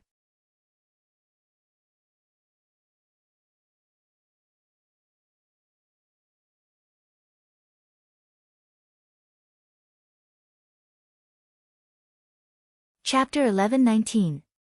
Other than these mountains, the other places are mainly plains. The biggest advantage of plains is that it's easy to build irrigation canals. Li Yi carried a basket and collected grass, mushrooms, and herbs along the way. Princess Yongmu carried a small shovel. Li Yi would dig when he needed to take roots or whole herbs. Some of the information he looked up required him to read personally. The information was about another time. The local evaporation rate was high, the precipitation was low, and the wind on the mountain was strong. Overall, the terrain is slanted. As long as the drop on the mountain is enough, we can dig canals from the mountain to the bottom. The water will meander, even if some places are higher. Li Yi knew about the canals. When he was young, there was a pump on the mountain that continuously pumped water from the motor-pumped well. Below the canals were rice and vegetable fields. In some places below, the terrain was 1 meter higher. Affected by the drop on the mountain, the water could still rush over. 1 meter higher and 2 meters deep, the water would not stop flowing. If the water level was 1 meter higher, it would continue to move forward. It was best if there was a natural river on the mountain to guide the water. Otherwise, they would need to increase the pressure well and use windmills to pump water. If we want to have water on the mountain, we must have enough plants to retain the water. Wait for the rainy season. Now is the rainy season. Li Yi picked up the binoculars and looked around, looking for mountains and water. There was a servant girl around them. She temporarily became Princess Yongmu's maid and would supervise the accounts in the future. Otherwise, She would be married off in 2 years. She was only 11 years old this year and would do all kinds of work. She would do anything the adults could do. When she got married, a 13-year-old girl would be 14 years old when she gave birth to a child. Now that she was appointed as an auditor, she could not marry too early. She needed to work for Dongzhu. There were 30 villagers next to them. One man from each family helped Li Yi carry the heavy machine gun and aircraft with wooden frames. Li Yi refused at first. Everyone immediately stopped him and did not allow him to leave, fearing that he would encounter danger. Li Yi wanted them to load it on the carriage. They brought the carriage but insisted on carrying it. 4 people carried the heavy machine gun and the other 4 carried the ammunition box. 2 people carried the aircraft with wooden frames. Li Yi regretted it. If he had known earlier, he would have brought an assault rifle and a sniper rifle. Then, they would fly in the sky and open fire. What about the heavy machine guns now? Wen Tian, do you think the 2 of us can use escorting the heavy machine guns as an excuse to go back by land? Li Yi asked Princess Yongmu. Princess Yongmu shook her head.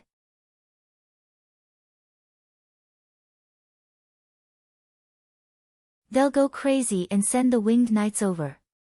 Yeah. Li Yi admitted. If he didn't come home tomorrow night, the winged knights would come out immediately.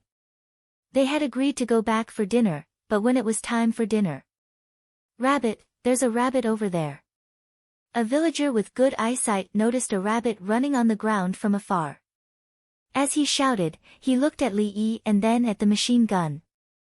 Li Yi looked back. Are you asking me to use a heavy machine gun to shoot rabbits? Are you sure you want to eat rabbit meat? You ride a horse and catch them. Catch them and bring them back to eat. Li Yi refused. I just want to see how it's done. The villager laughed. Stand there and I'll hit you. Li Yi stared at him. You're kidding. No, no. The villager continued to laugh. Li Lang, what bird is in the sky? Princess Yongmu found a small black dot in the sky. Li Yi looked through the binoculars. It was still very small. An eagle. I don't know if it's a big bird or a golden eagle. Li Yi handed the binoculars over. Princess Yongmu took it and looked. It's coming down. It's flying down. Oh, it's not going to catch the rabbit, is it? The thing flying in the sky was indeed rushing down quickly. Before people could react, the rabbit on the ground realized that the situation was not good and began to run. Li Yi saw it at this time. It was a golden eagle, not a big bird. The color was different, and the specific size could not be seen. The golden eagle was 1 size bigger than the big bird. It was impossible to compare its size. The golden eagle swooped down quickly. The rabbit continued to run in a zigzag pattern. The golden eagle approached and stretched out its 2 claws. Just when everyone thought the rabbit was going to be caught, the running rabbit suddenly turned around and faced the sky. The moment the golden eagle and the rabbit came into contact, everyone didn't see what was going on. The golden eagle turned back and flapped its wings. The rabbit ran away again. The golden eagle flapped its wings and slowly fell. It's over. This rabbit is powerful. Let's go and see the golden eagle. Li Yi knew that the golden eagle was kicked, and the rabbit was fine. Normally, the golden eagle's success rate of catching the rabbit is more than 99%, and the rabbit runs away less than 1%. The probability of the rabbit kicking the eagle is too small. Usually, the rabbit is held down, but the angle is wrong. The rabbit struggles and is kicked out. The result is that both sides are injured and dead. Today, he saw that the rabbit took the initiative to turn around. The golden eagle miscalculated. The golden eagle was kicked. Looking at the flapping of its wings, it obviously can't fly. Its sternum should be broken or cracked. It may also be an internal injury. If the internal organs are injured and bleeding, there is no cure. It's better to have a broken wing. Li Yi got on his horse and rushed over there.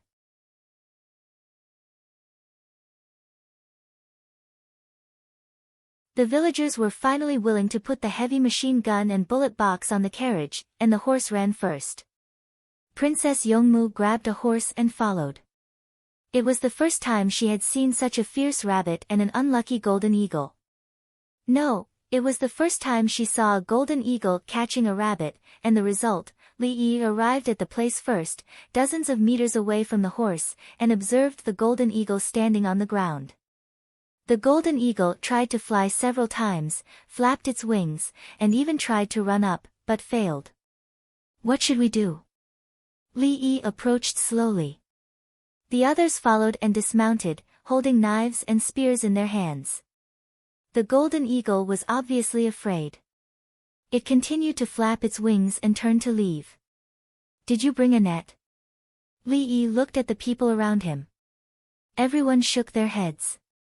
Why did they bring a net when they came out? Dongzhu, wait for it to die, let's catch it, or I'll hit it with a spear as a stick. I promise it won't be broken. The villager with the spear turned the spearhead. He wanted to hit the head and control the strength. I want it alive. Li Yi began to look at the direction of the wind. The eagle is finished. Its bones should be broken. How can it live? You follow me, turn, go to the wind. Li Yi felt the direction of the wind and walked in a circle. The golden eagle seemed to know that it could not run away. It always faced the crowd, occasionally flapping its wings and immediately stopping. Li Yi turned to the wind and suddenly there was a glass bottle in his hand. Stand still. If the wind suddenly changes direction, immediately hold your breath and run away. Li Yi said to everyone, and he began to take deep breaths. He also had to hold his breath for a while. The bottle in his hand was filled with halothane, a liquid. It was generally an inhalation anesthetic in clinical practice. He had another pressure sprayer in his hand. He unscrewed it and poured water into it. He looked at the scale and took a deep breath. Holding his breath, he unscrewed the cap of the halothane and poured it into the sprayer. Looking at the scale of the bottle, he quickly closed the cap and rescrewed the sprayer. He put it on the ground and stepped back to breathe. The golden eagle looked at him, always vigilant, but did not know what he was doing.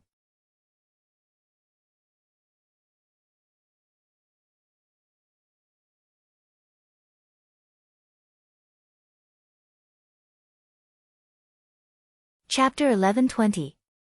Seeing Li Yi's behavior, everyone was nervous. What was that? It scared Dongzhu like this. Li Yi didn't have time to care about others. He shook the sprayer hard and felt the wind direction again. There was no problem. Manually pressurized and pumped air into it. When the pressure was strenuous, he rubbed it forward. The golden eagle didn't run and continued to watch Li Yi vigilantly. 5 meters, 3 meters. Ga. The golden eagle cried. Then here it is. Li Yi took a deep breath, held his breath, stretched his arm forward, and pressed the place behind the sprayer. A stream of water rushed out. Li Yi quickly adjusted, twisted the front position, and turned the water into mist. The water had been sprayed on the golden eagle, and the golden eagle tried to move to the side. The mist appeared, and the golden eagle, Ga. Li Yi listened as if the other party asked him what he was doing. He wanted to reply that he was doing nothing. He didn't make a sound. The mist sprayed out, and the golden eagle moved again, then closed its eyes and fell down. Li Yi quickly threw down the sprayer, held his breath, ran over, picked up the golden eagle and ran to the side. He untied the hair rope and tied the golden eagle's legs. He tried to press on the golden eagle's wings and chest a little, and a picture of the golden eagle's bones appeared in his mind. 2 sternum are short. I'll pull both sides for manual reduction. Oh my god. It's the first time I've done this. Is the data okay? Li Yi touched the 2 sternum depressions, but they didn't match. At this time, he needed to pull to both sides to make the bones match. There was no X-ray equipment, purely manual. He grabbed both sides of the golden eagle and put his thumbs under the short sternum. With a little effort, he lifted his thumbs and pushed the sternum up. When it was about time, he released it and touched it gently, closing it. I don't know if there are internal injuries. If there are no internal injuries, I'm a miracle doctor. Li Yi praised himself. Dong Zhu, do you need help? The villagers saw Li Yi pick up the golden eagle and shouted. Go back quickly and make a wooden cage, big enough to put a bar in the middle and let the golden eagle stand on the ground. Li Yi shouted. A horse jumped out, carrying Li Yi's words. Li Yi took the golden eagle and got on the horse, careful on the road. The golden eagle did not wake up. He observed the breathing of the golden eagle. If it did not breathe after anesthesia, he would have to inject awakening medicine and intubate oxygen. Darlingly, is it a male or a female? Princess Yongmu looked at the golden eagle and wanted to raise it. It's male. Let's bring it back tomorrow and put it in a cage. You take the cage and fly to the farmstead. Li Yi had to go back. He was worried about leaving the golden eagle in someone else's care. Then is it going to catch prey and bring it back to the female golden eagle?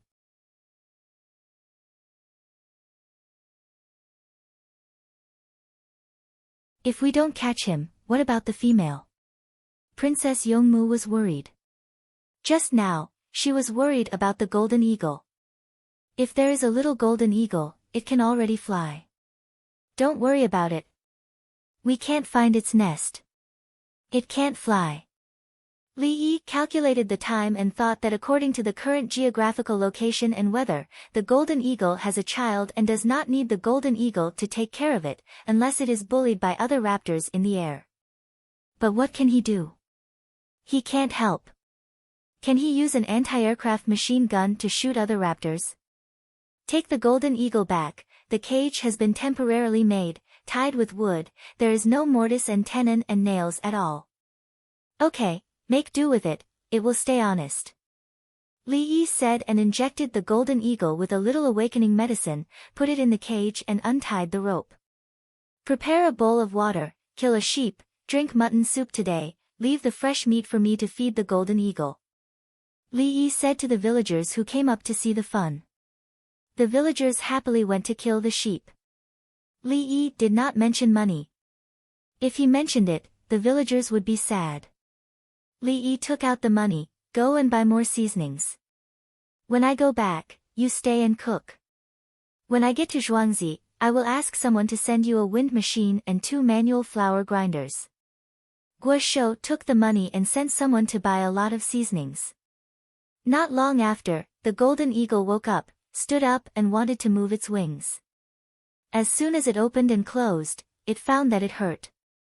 Before it was injured in hunting and fighting, it was vigilant to everything and waited for numbness. Now it calmed down and looked at the people around it. When the water was delivered, Li Yi opened the simple door of the cage and handed it in, the golden eagle looked at it. Li Yi put the bowl down, the golden eagle looked at it again and drank.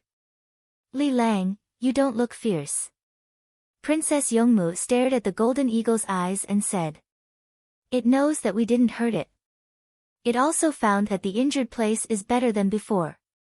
The golden eagle is smart and knows who saved it. When Li Yi checked the information, there were operations on the golden eagle, including foreign operations. The golden eagle was injured. When people treated it, they didn't hurt people at all. They didn't even use a cage. They put it in the house and the golden eagle waited. After the operation, or splinted or something, the golden eagle would eat the meat. Methods such as cooking the eagle were not used. Over there, the sheep was killed. Someone sent half a fan of lamb chops, together with a lot of meat. Li Yi cut off a piece with a knife, broke off a stick on the small door of the cage, folded it, and sent it over with chopsticks. The golden eagle looked at Li Yi, grabbed the meat and swallowed it into its stomach. Li Yi cut again and gave the chopsticks to Princess Yongmu. Princess Yongmu happily fed the golden eagle.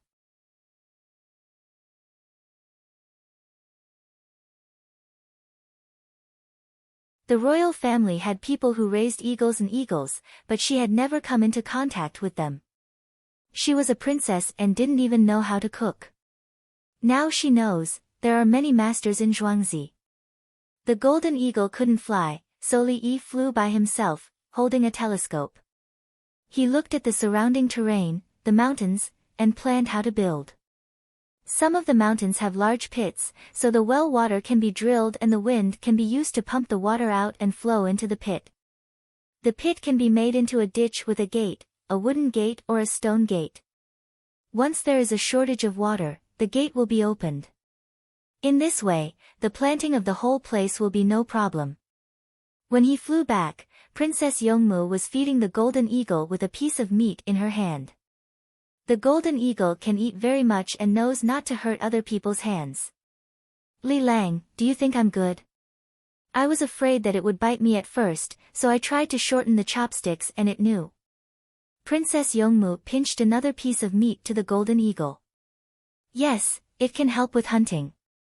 If you raise sheep, the sheep pen doesn't need anyone to take care of it. Just let the golden eagle watch over it. The golden eagle is good at killing wolves. Li Yi looked at the golden eagle and the golden eagle looked at him. The golden eagle was most impressed by him. It was this person who made it fall down and then it didn't hurt so much. It's so powerful.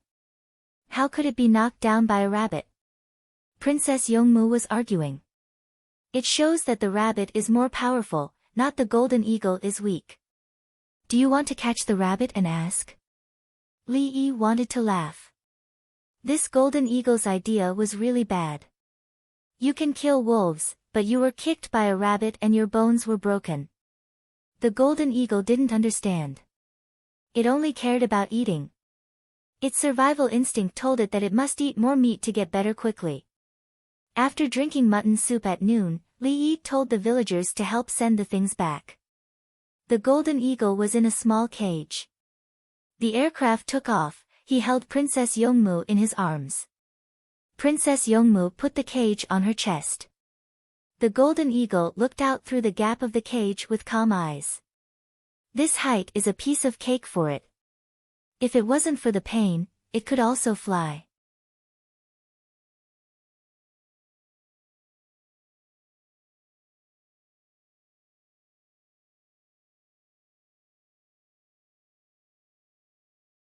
Chapter 11:21. After flying for the first time, Princess Yongmu was used to it. She felt that if it wasn't for the golden eagle, she could stay for another day. In fact, Li Yi didn't want to stay. He had thought about how to develop. He hurried back to make arrangements.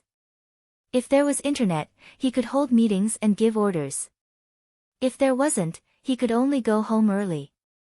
If he wanted to play, he could change to another place next time. He could fly as he wished. The villagers of Shachuan village watched Li Yi fly away. Some people knelt on the ground. He could fly. They all said that this god or that senior monk could fly. They had never seen it and only heard it from others. Now they saw with their own eyes that Dongzhu flew to kill the wolf and then flew back to Zhuangzi. It wasn't a dream. The weapon was being packed into a box and sealed. It was going to be shipped back. Not only did the people watch Li Yi leave, but the dog also followed. It looked up at the sky. The dog king was reluctant to leave. This was because Li Yi had left it another pack of dog food. What it had eaten before was only a small part of the pack. A bad dog would eat the child, but a good dog would rush to the place where the child fell and use it as a cushion when the child fell. The dog king was not only stronger, but also smarter than the other dogs. It could understand many instructions from the villagers, such as, bite him and go. I don't know when Dongzhu will come again. A young man in the village stood beside the girl and said, learn pinyin well.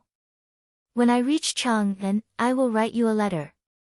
The girl said to the young man. They were childhood sweethearts, but they were both poor. In theory, the girl wouldn't marry the young man. The girl had an older brother. It was time for him to marry a wife. The money she got from marriage could be used to find a wife for her brother. Now it was different.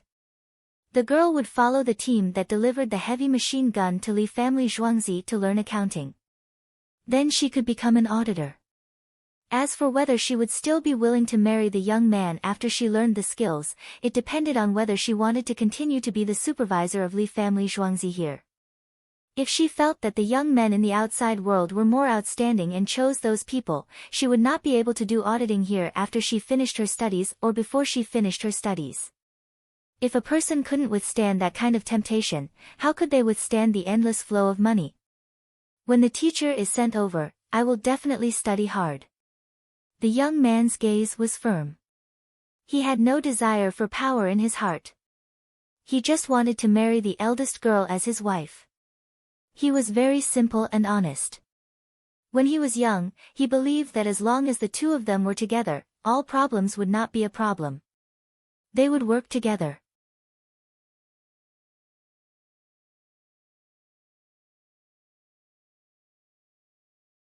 He would work, and the girl would stay at home to take care of the children. This was what Li Yi's primary school, middle school, high school, and university students thought. Can you check on little Jean?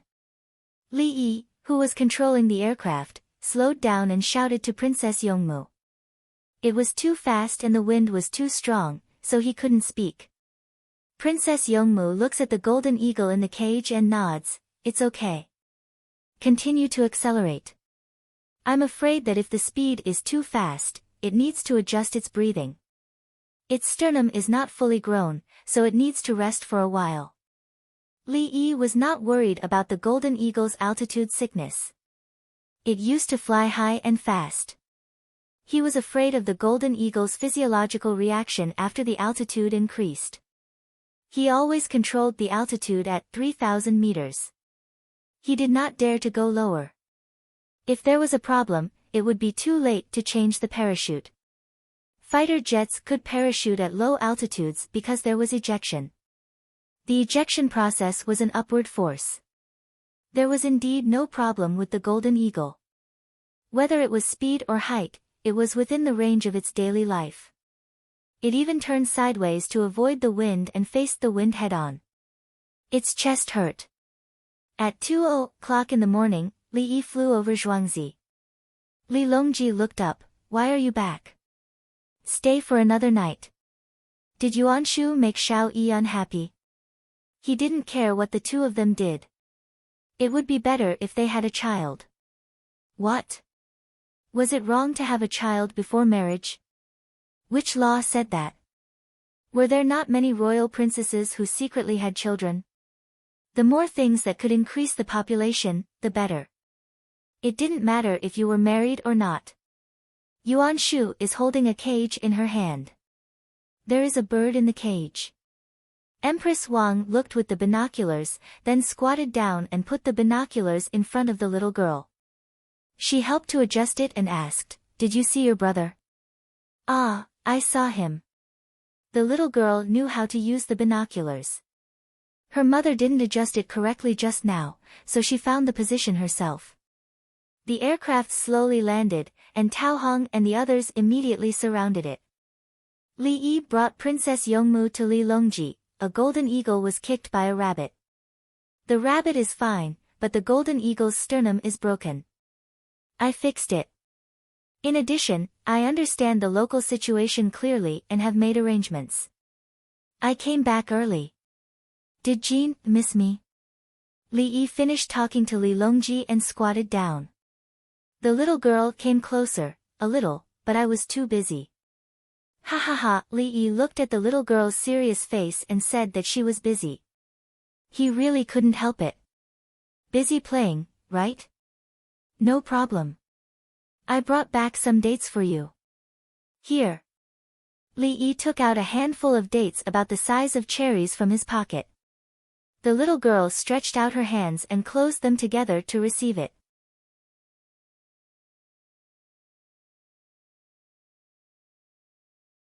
After receiving it, she turned around and ran back to Li Longji and Empress Wang. The two of them took one each. The little girl then gave it to Li Dan and noble consort Lu. Again, each of them took one. The little girl gave it to Li Tan. Li Tan took one and patted his brother's head. Take a few more. The little girl looked at the pile in her hands and said to her brother. One is enough. Li Tan said with a straight face. He didn't dare to laugh. The little girl thought for a moment and gave it to the palace maids and eunuchs. Again, one for each of them, but there were only two left in his hands. Li gave him more, and it was still a lot. The little girl ran to Guozi. Guozi still knelt on one knee and took it with both hands. The little girl poured almost half of the dates in her hand to Guozi, but he didn't count them. You protect me. You eat more. Okay. Guozi looked at the little girl and nodded. I don't know if this golden eagle has a family. I can't see it. Increase liver feeding and it will recover by itself. There is no special medicine. Li Yi took the cage from Princess Yongmu, opened it, and released the injured golden eagle. The golden eagle didn't move when it came out. It was painful, and it didn't realize that someone was going to eat it. Li Longji squatted down. Bring fresh liver. He knew. He had raised it before. At this time, the cub quickly went to the kitchen to find the liver. How is the local situation? Li Longji didn't ask about the wolf. Li Yi went out in person. The wolf was guaranteed to be gone. Not to mention the wolf, nothing would be gone. Push it this year and use more manpower. It will be fine next spring. The main thing is to plant things and make grass lattices.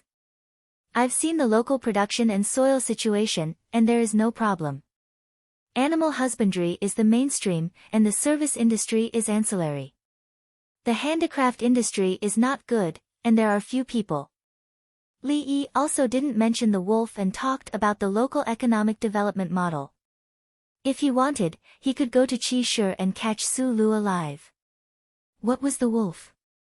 Is your body okay? Li Longji asked Li Yi again. He meant to talk about the lifespan. Nothing happened at all. There are still a lot of bullets and weapons left. Come back and get some for yourself. The used bullets can be manually replaced. Li Yi didn't lie. The bullet shell was made of copper, the kind with a primer. After the shot, it was dented. In this case, water was poured in, and then sealed with a cork to smash the concave place back. Then, he mixed some medicine and put it in, released the made warhead, and fired another bullet.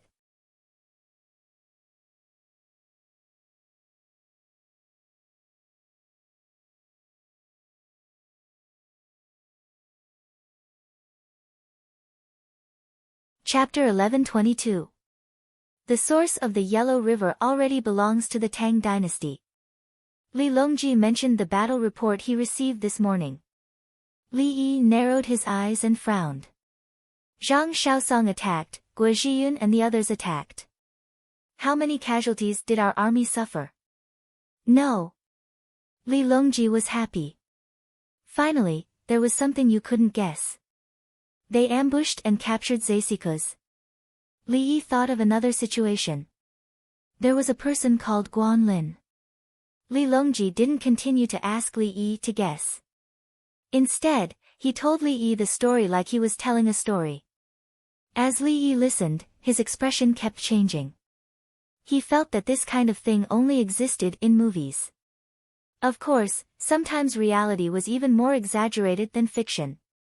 Zesikuz, a general, was defeated by drugs. How much did he eat? Did he go crazy just for a bite? Guo Zhiyun and the others weren't greedy. While looking down on Zesikuz and praising Guan Lin's family in his heart, Li Yi was curious about the generals who took the initiative to give the credit to Guan Lin's family. Isn't the credit of taking the source of the Yellow River enough? If the credit is too big, how will the imperial court reward you? Li Longji analyzed from another angle. The winged knights were also there. Qin Li wouldn't lie, Empress Wang said. After that, it became more difficult to defend. The area was too big, so we could only build a city and station a large number of troops there. Li Yi began to consider the problems they would face next. There were no Tang dynasty citizens in the area. They were all soldiers. The Anxi army would return, and the winged knights would rotate. The 16 guards would rotate as well. The number of soldiers left at the end of the Yellow River was 130,000. The newly conquered area, including the original Nine Bens land, was about 200,000 square kilometers. Thus, they couldn't build a great wall to defend. The best way was to find a few places and station troops there. Once Tubo entered from another direction, the nearest garrison would immediately send troops to attack Tubo. Tubo Master Bing, come in, I'll block you inside. You Tubo have more soldiers, and your rear is less. I will attack your rear. The cement factory in Longyu needs to expand and encourage businessmen to build factories. Li Longji and the others had obviously discussed this before. Their thoughts were the same as Li Yi's. Building a city required a large amount of cement. Otherwise, how many years would it take to build a city out of wood and stone? Cement production required a lot of manpower. However, sending the people who produced the cement to build the city was not as good as burning the cement. The cement would be burned at the back, and the transportation fee for the cement would be increased. The people would use stones to build the city, and the transportation fee for the food they ate would be even higher.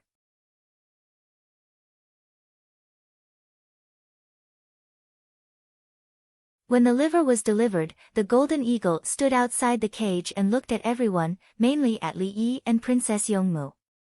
Li Longji cut a small piece of the liver with a knife, held it with chopsticks and sent it to the golden eagle. The golden eagle turned its head and walked to Princess Yongmu. Li Longji handed the chopsticks to Princess Yongmu, you feed it. Princess Yongmu squatted down and handed it to the golden eagle.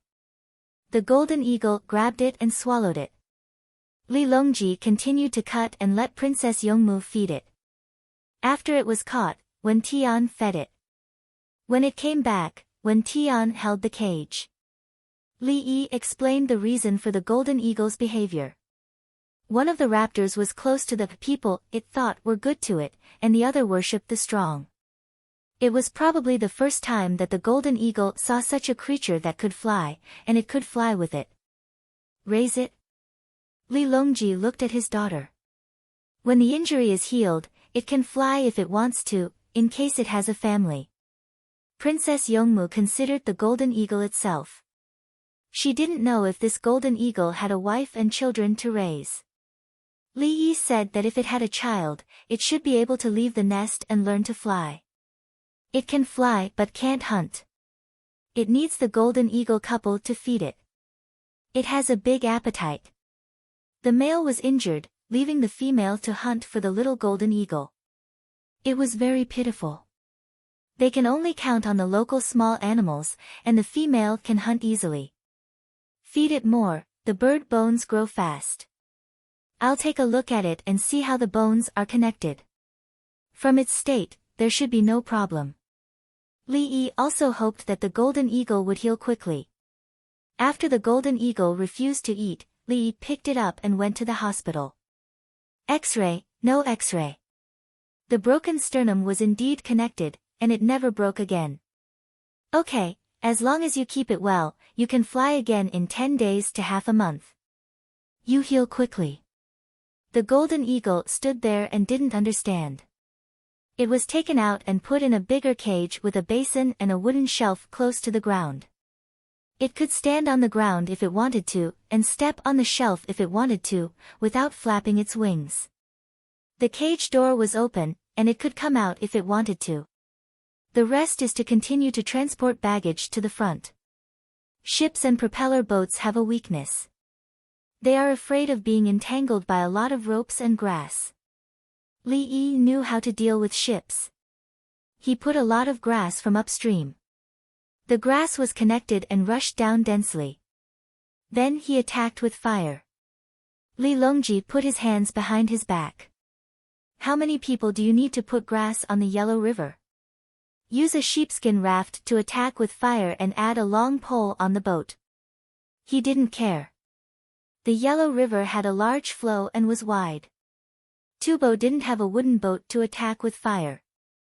The real trouble is coming.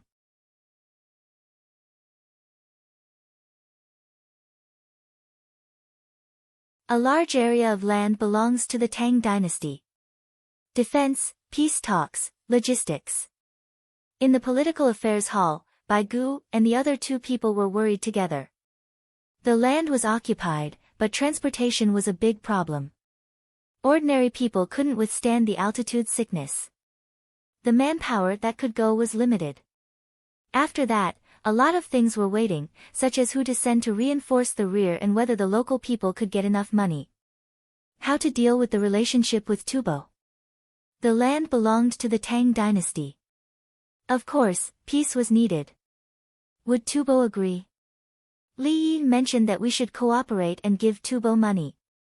As the Minister of War, Su Yi could only think according to Li Yi's words. The Great Tang's reply was written as such. The messenger team brought gifts to Princess Jincheng and the Tubo's Prajnaparamita. A few glass mirrors, thermos bottles, kerosene lamps, kerosene, and 2 bicycles.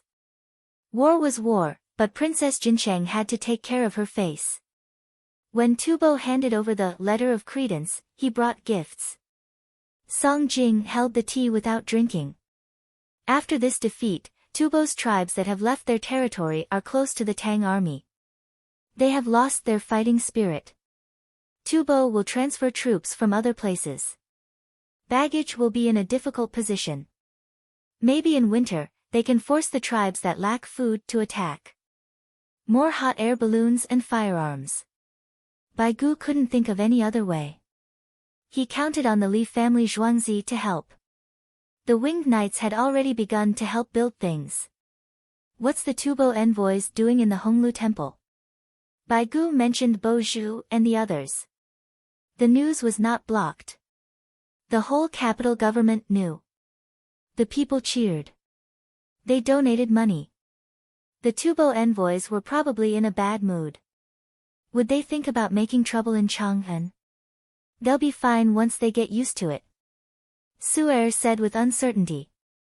The Tibetan envoys had heard too much of the information that was sent to them, and they probably didn't think much of it anymore. How can they get used to it? Ask the people from the Honglu temple to come and ask them. Keep an eye on them. Don't let them catch fire or have any casualties. Bai Gu was afraid that Isinba and the others would do something desperate. Bo Zhu and the others were in a daze. They were preparing for dinner. They were all listless.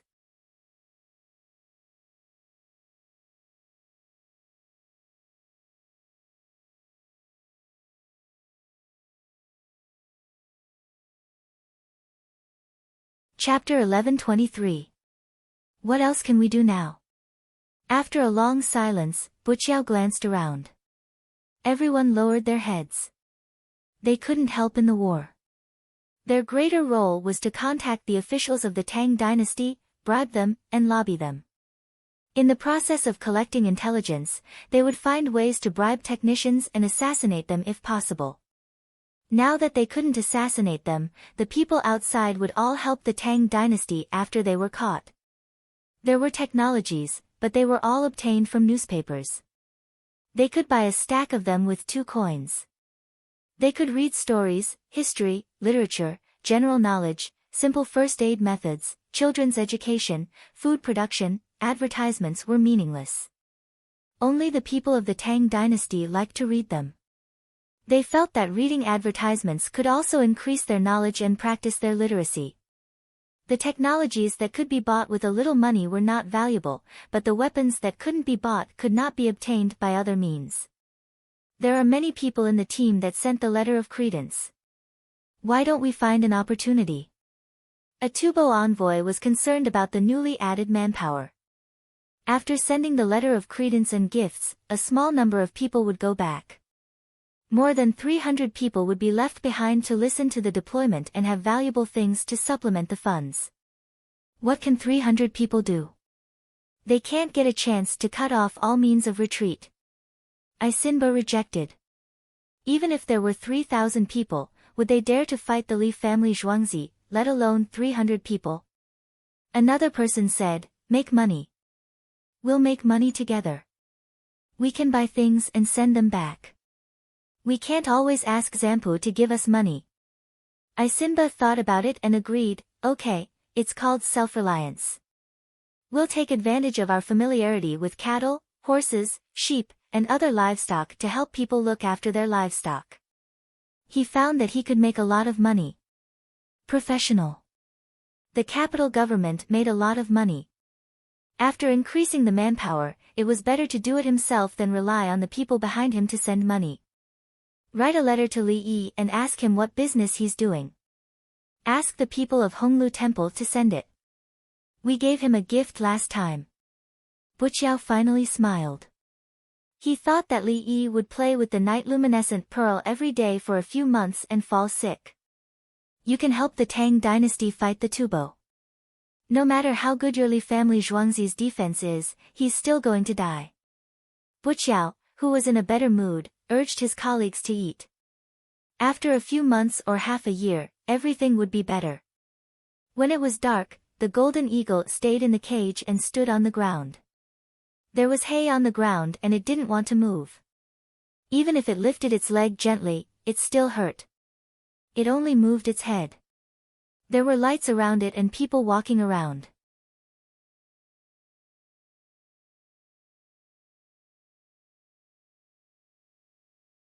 No one came to disturb it. It wanted to look down to see what had been smeared on its chest, but it felt pain. As it looked, it closed its eyes. When the first light of dawn appeared, the golden eagle opened its eyes and moved gently. It still hurt, but it felt better than yesterday.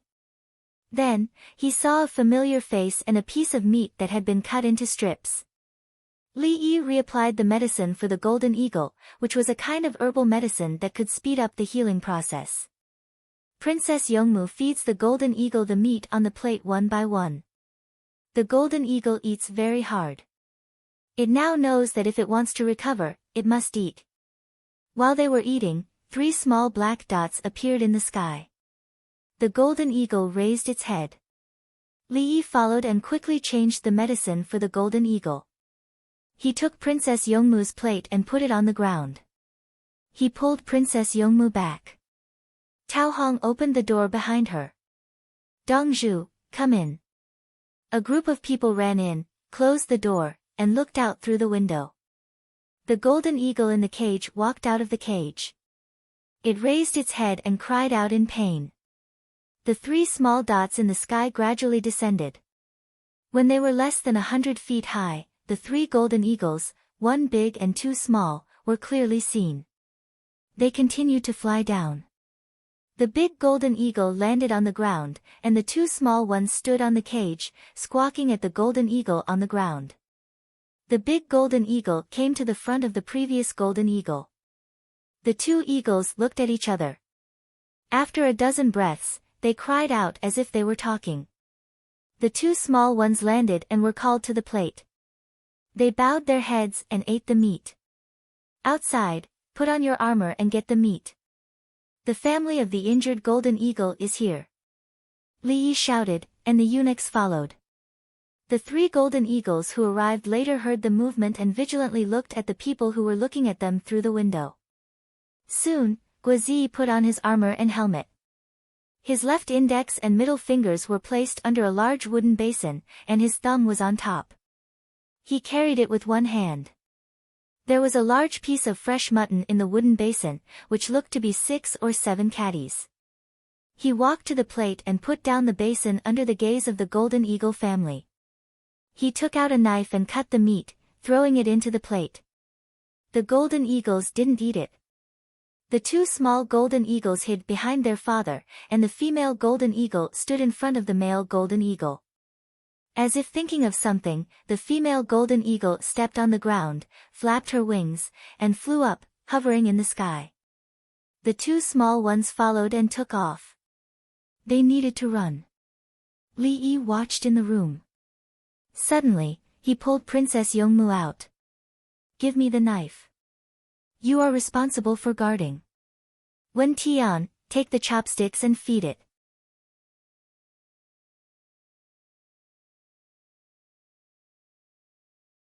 Li Yi was just guessing how the family found it. He guessed that when he flew back with the golden eagle, the female saw them and followed them in the sky. After confirming the location, he went back to find the two children and ran to the place early in the morning. If it weren't for the two children, the female would have rushed down yesterday. The palace maids and eunuchs stood next to him with weapons. Guozi only had a knife in his hand. Li Yi cut the meat. Princess Yongmu took the chopsticks. The injured golden eagle opened its mouth and ate a piece of meat. It raised its head and cried. The two small ones landed and continued to eat on the plate. The female landed on the cage and watched. The male cried again. The female landed on the ground and watched the male golden eagle. Guozi's wrist holding the knife kept moving. His breathing was calm.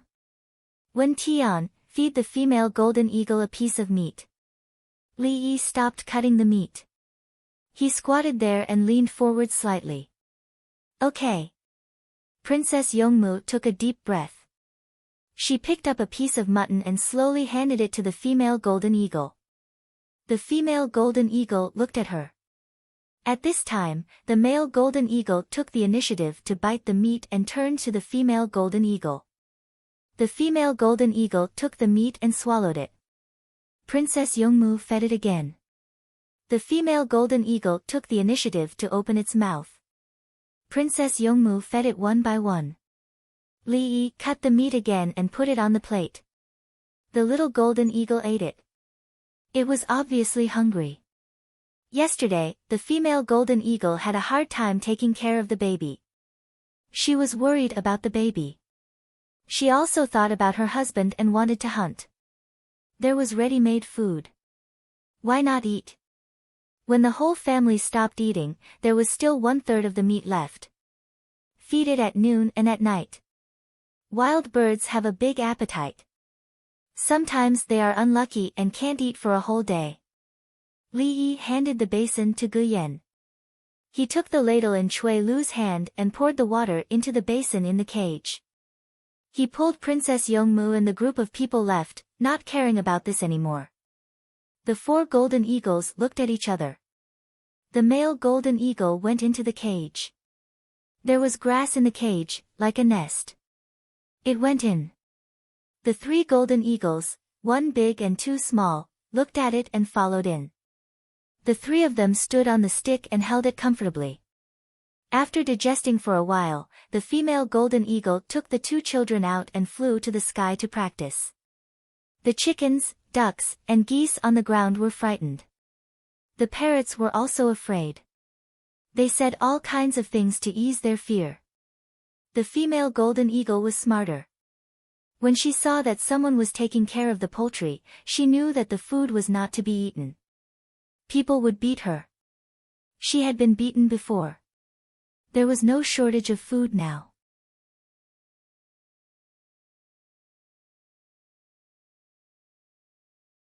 The children had not reached the level of hunting yet.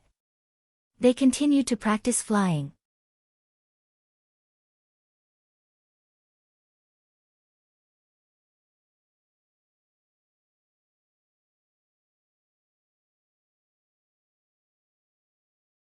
Chapter 11:24.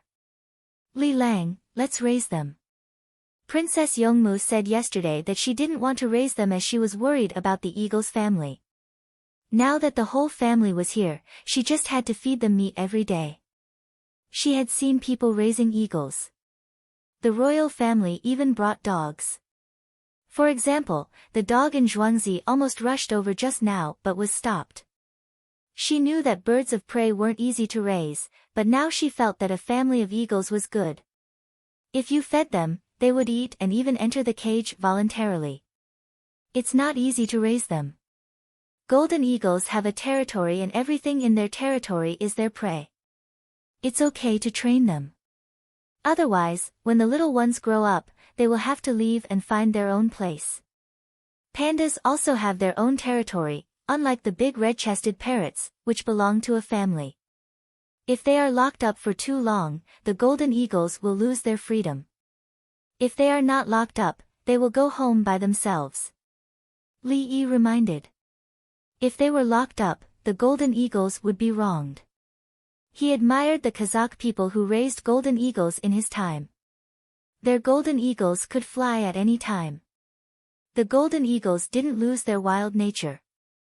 At the same time, the golden eagles were obedient. Later, when they were not allowed to raise them, they listened to the government and released the golden eagles. They guarded the borders of the motherland and were hardworking. They didn't fight against the government and never shouted for independence. Unfortunately, the government insisted on putting on a show for others and didn't allow them to raise them. Other imperial courts would persist for the sake of traditional culture. There was no such thing as protection. Let's try raising them. What if it works? Princess Yongmu still wanted to keep the golden eagle family. Okay, how do we hunt? Let's go to Pure Flower's palace. There are wild animals nearby. We can't let them cause trouble. Li Yi wasn't worried that the golden eagles would eat other people's chickens.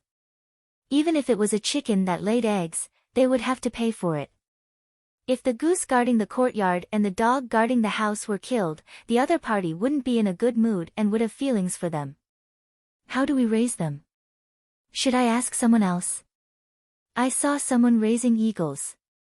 Princess Yongmu saw Li Yi agree and prepared to do it. They can't raise them. They lock them up and tie them up with chains and blindfolds. Let's change the method and give the golden eagles more freedom. Li Yi told Princess Yongmu how to provide a home for the golden eagle family. As he spoke, he directed them to set up a frame. Set up a wooden frame that was more than 50 meters high on the Zhuangzi highland. It had to be sturdy and could not be blown down by the wind. Nests will be built on the shelves, branches, hay, cotton.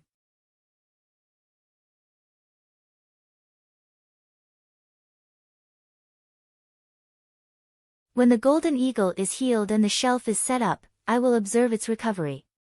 When it is almost healed, I will hang the cage up. If they were satisfied with their new home, they would stay. If they were not satisfied, they would not be able to stay. There was no other way. There's a high probability that they'll stay. It still has children to raise. In the future, I hope that when the two little ones grow up, I'll arrange a nest for them nearby. Difficult. Li Yi has a headache. The golden eagle has a territory. When the child grows up, it usually has less than a year and must leave. Affected by food, they would attack each other. It is not impossible to raise golden eagles to live in groups. Even if pandas are adults, if there is enough food and it is not the breeding season, they can be together. The simplest way to raise golden eagles to live in groups is to feed them. Let the golden eagles come into contact with a few fixed people and put on a leather sheath for the golden eagles to land. After a long time, everyone is familiar with each other and usually does not attack each other. When the golden eagles compete, they don't fight each other. They chase prey. There is no problem with dozens of them together. Let them run away. Princess Yongmu does not insist. What about suffering? Give up. Li Yi smiled and took Princess Yongmu's hand. If I don't have the ability, I will let them go. Since you like it, I will try my best. Li Lang, business is important. Princess Yongmu is afraid of delaying the Tang dynasty. The most important thing is to make you happy. When the golden eagles are raised well, they can guard the house and don't eat the poultry and livestock around. At the same time, they are wild and have too many advantages. They hold grudges and also remember kindness. They are smart. Li Yi decided to take measures to keep the golden eagles and raise more golden eagles in the future. Golden eagles have high IQ. When the golden eagles were injured and fell to the ground, they rarely attacked people when people went to pick them up. When people walk in the area where golden eagles live, golden eagles will kill blue sheep and kill them on the edge of a dangerous cliff. Golden eagles will also kill wolves. Wolves are known for their explosive power and endurance. Golden eagles can chase the wolves until they have no strength. When a person is walking, wolves will attack people, but golden eagles will not, at least not in a court like the Tang dynasty. Unless you have hurt them, they will not take the initiative to hurt people. As for living in other countries, you have to ask the people of that country what is going on. Of course, it may also be that the breed of golden eagles is different. I see, they are really smart. Princess Yongmu is full of happiness. We have to let the golden eagles know that we provide the warmest home and the most delicious food. Even in the cold winter, they can still eat delicious meat.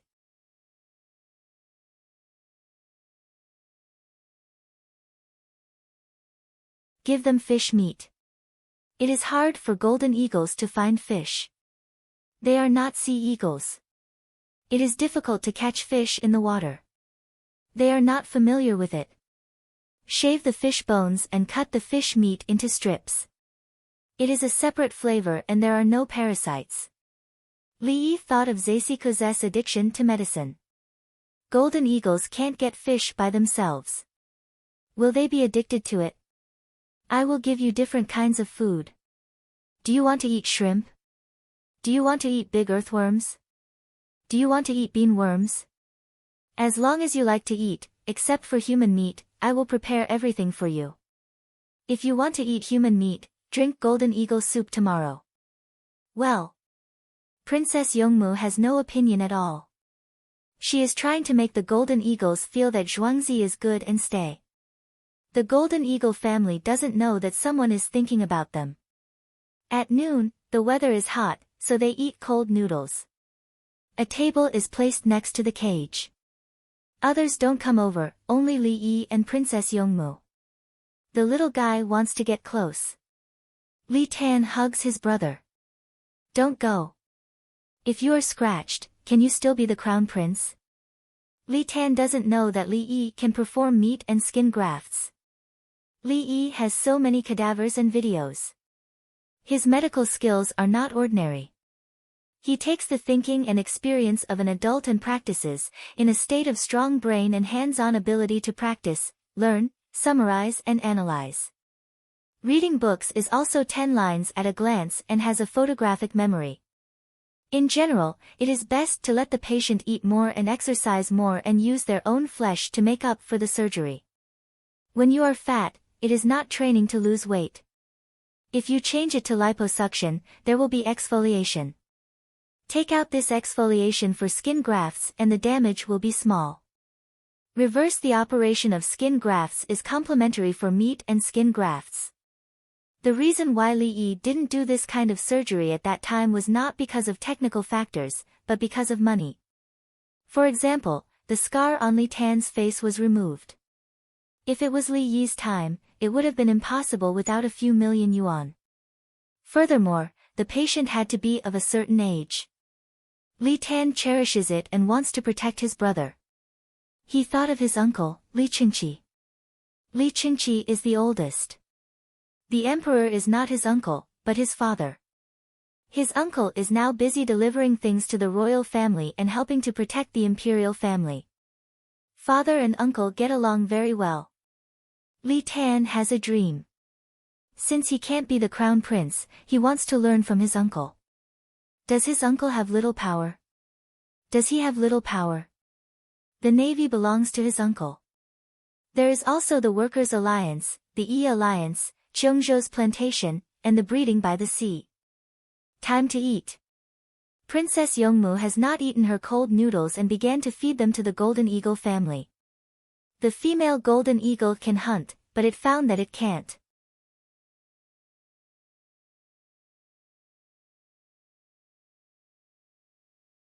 It is raised by people, so it knows. Otherwise, why would the herdsman at Li Yi's time raise golden eagles to look after sheep? Doesn't the golden eagle know that sheep can be eaten? The reason why it can't be eaten is that it can't be eaten. Just like shepherd dogs will kill wild sheep when they see them, but they can't touch the sheep that they help their masters herd. The reward is that even if they are old, they will not be strangled by their masters to eat meat. No place will allow dogs to be killed and eaten after herding. Dogs are different from dogs, just like people are different from people. Of course, the golden eagles are also different. This family of 4 is treated well. Little Condor gives up all his modesty. When he sees the 2 familiar people coming to cut and feed the meat, he hurries forward. The female golden eagle circled twice vigilantly.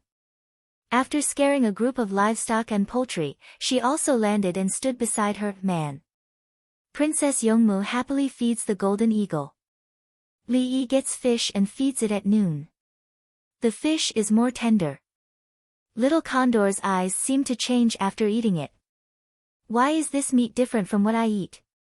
Delicious, right? Li Lang has seen the meat of the black fish stick. There are no parasites, so it can be used to make fish slices. Of course, it can be used to make any kind of fish. Princess Yongmu is full of love and introduces the meat to the golden eagle. The golden eagle can't understand the words, but it can taste the meat.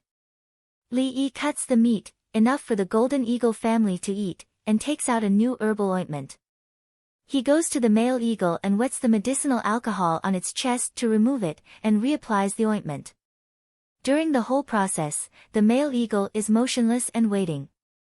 It feels that when it touches something on its chest, it doesn't hurt much.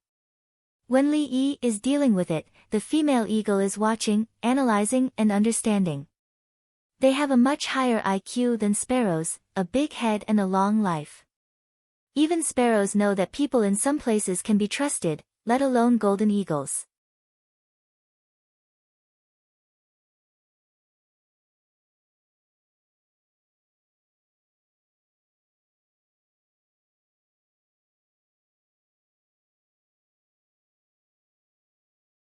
Chapter 11:25.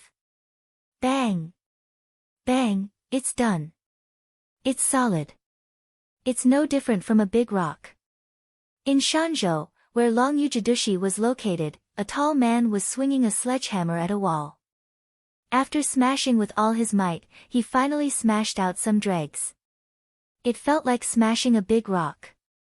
It was strenuous. If he wanted to tear down the wall, he would need to smash it for a long time. It was best to use a drill. The wall was built in a ditch, 3 feet below it was buried in the soil, and the top 1 feet above it was exposed. It was 3 feet thick. A group of people were watching. Someone came over to pick up the hammer and continued smashing it. With a loud noise, the wall began to crumble, revealing the stone inside. Smashing again, the stone crumbled, but it was still a stone. After more than 100 hits, bamboo appeared. It was benevolent bamboo, a local bamboo. The local bamboo forests were connected to each other. The old bamboos were used to make furniture and bamboo rafts, while the new bamboos were used to make fire or bamboo charcoal. The bamboos placed in the wall belonged to the 3rd age and above, usually the 3rd to 5th age. Bamboo tendons are really useful when mixed and solidified. Move them to the front and seize the time to burn and grind them at the back. A young general who looked like a foreman was responsible for the production of a cement kiln. After the first kiln was done, he decided to try building a wall first. It would take a group of people at least 2 days to break down a wall that was 3 feet thick. How could the wall only be 3 feet thick? There was also a need for people to put things on top. It had to be at least 1.5 zhang wide at the bottom and narrow at the top. Dig a foundation and build a 5 zhang high wall. Other people couldn't destroy the city, but they could use long ladders and hooks to attack the city, or use siege towers. This was considered a small city. When it was completed, it could be 10 meters tall, thicker, and sturdier. Now that they had to burn more, they had to grind up baskets made of bamboo and spread them with bamboo paper for transportation. It would take at least 3 years for the bamboo to be transported together.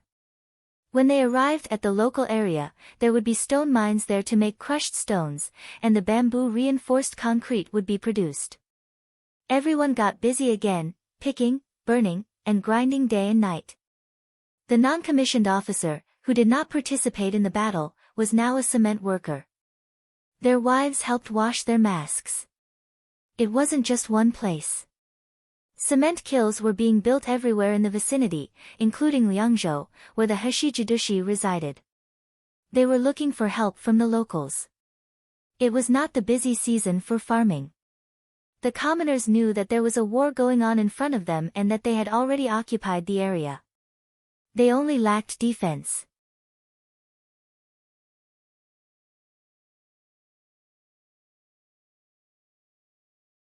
In the future, there was no need to worry about the enemy attacking at any time. The battle line was in front.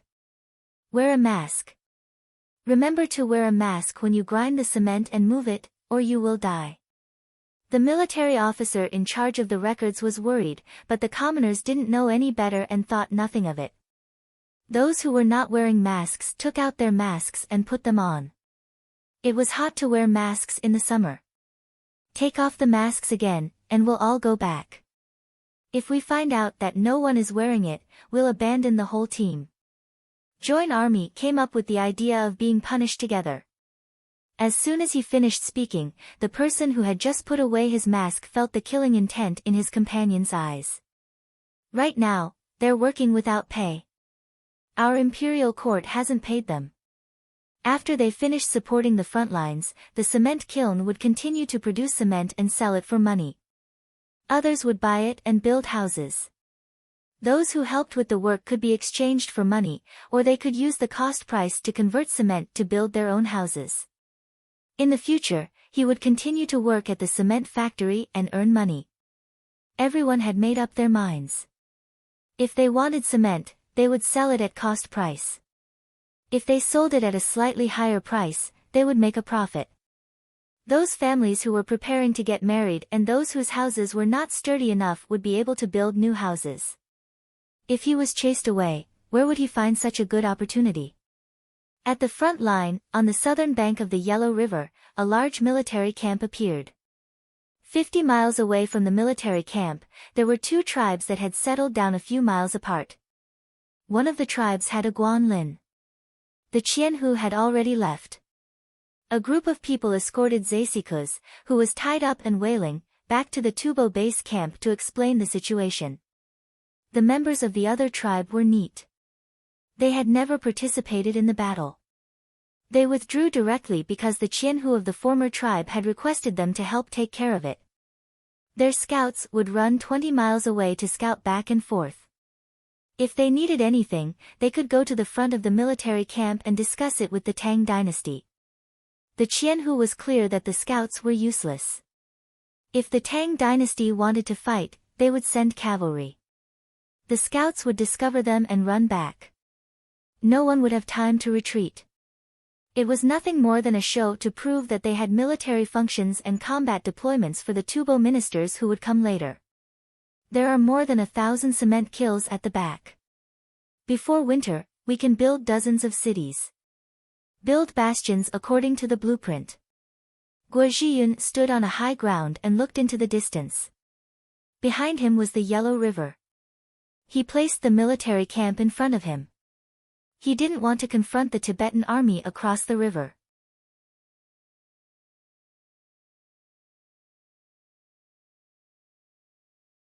Build the cities on this side of the river first. There would be one 50 miles apart with a small fort in the middle. Using hot air balloons, they could see the military camp in front of them with smoke signals. After crossing the river, the construction city in front of them was just behind the small fort. When the military camp discovered the enemy, they would light smoke signals or set off fireworks. When the enemy was large in number, they would run away and not defend. When the small fort was attacked, the cities on the other side of the river and the two sides could help. In this way, the entire defense line would be stable. What needed to be planted would be planted and cultivated. Juku can also burn cement. There's also Sister Lake, but it's not easy to dig coal. It's not an open-pit mine. We need to dig wells. Qin Li was lying on the ground and doing one-handed push-ups. He talked about the problem of resources. There were many mines in the source of the Yellow River. The non-metal mines included granite and limestone. If they could dig coal, they could directly burn cement or even forge weapons. There were iron ores. Let's move them. The soldiers are too tired and need to rest. Zhang Zhongliang didn't agree with the army burning cement and mining. They continued to advance. Everyone occupied a place and could only build the city. They didn't want to fight anymore. Tubo's tribe ran to the opposite side of the river and settled down. Both sides reached a temporary agreement and lost their fighting spirit. Tubo's tribe was waiting for Zhanpu's orders.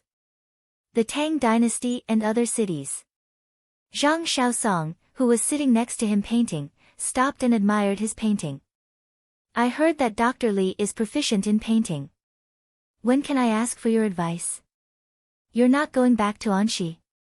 Wang Juankui came over to look at the painting. Zhang Shaosong had the highest diploma among the people here.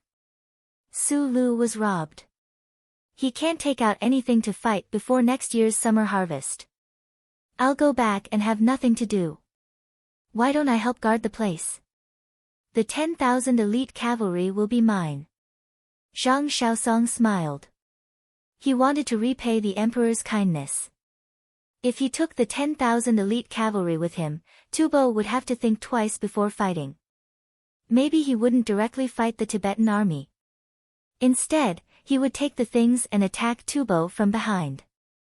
How many soldiers could Tubo send to stop 10,000 elite cavalry? Even if there were 10,000 cavalry, he could still take care of them. He had explosives. The city walls have to be thicker. When the explosives are thrown, they will collapse. Qin Li switched to his other hand and continued to do push-ups. Take the whirlwind cannons. When Tubo attacks again, he will definitely have all the siege weapons. Use the sky cracker monkey to blow up their catapults and use the explosives to destroy their arrow towers.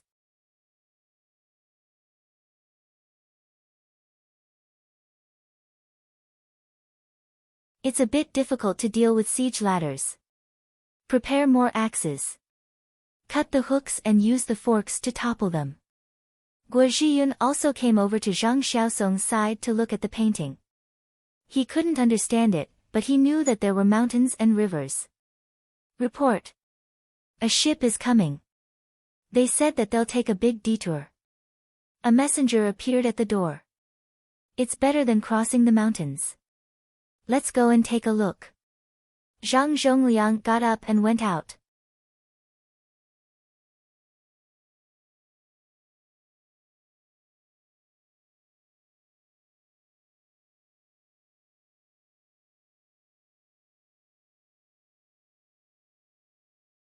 Chapter 1126. Behind the military camp, a group of boats were moored at the temporary pier of the Yellow River. There were steamers and propeller boats. 100 boats at a time. Zhang Zhongliang, who was walking at the front, stood on the shore and looked down. It's too far. Some boats are fast, but some are caught in turbulence. Some people are sick and can't use their strength. Winged Knights, who was in charge of the propeller boats, panted and gave an answer that made people speechless. New boats came out every day. They quickly loaded their things and set off from Chang'an to the Yellow River. They took the Huku waterfall and went around the river before continuing. When they reached Juku, they had to take a big detour from the south. How far was that? Those who ran a day earlier might be caught up by the boats behind them. In addition, there were ships that did not travel along the river to pick up the goods that were sent over by land at the place where the canal was being built. Propeller boats were faster than steamers. There were so many boats that looked after each other. The faster boats arrived half a day later. The sick people were being treated by Guan Lin's family. Their illnesses were caused by the change in weather and fatigue. When it rained, the weather was hot, they did not eat well, and they did not rest well. When they reached the high altitude, they could not bear it. Dong Zhu asked us to collect herbs such as roseroot, Salvia miltiariza, Cotinopsis palacula, etc. Then we can make the medicine according to the prescription. Send it to Longyu. It's best to go further. Lanzhou is a good place. Bring it back with us and start taking it from there. Dong Zhu said there are medicines in the high altitude area that can withstand altitude sickness. Take it half a month in advance. People with strong bodies should be able to cope. Winged knights were worried when they saw the people being pricked with needles and forced to take medicine. There's also the safflower over here. That can also help. Li Dongzhu wrote about it in his medical book. Guan Lin observed the patient he was in charge of and smiled when he saw that the patient's condition was getting better. Li Yi, can people die? If they can't, release a hot air balloon and bring them to a lower place. Zhang Zhongliang mentioned Li Yi's name, but he didn't want to mention it again. Why Li Yi knew so much had nothing to do with him. It was better to ask someone else. Guan Lin had also found this in Li Yi's medical book. If there was a problem in the highlands, it would be immediately sent to a lower position. The best way was to use a hot air balloon. However, there was a problem with hot air balloons. They had to fly even higher after they went up. There's no need. I'll be fine after drinking the medicine. The medicine is still warm. Wait for them to rest and give them some hot soup.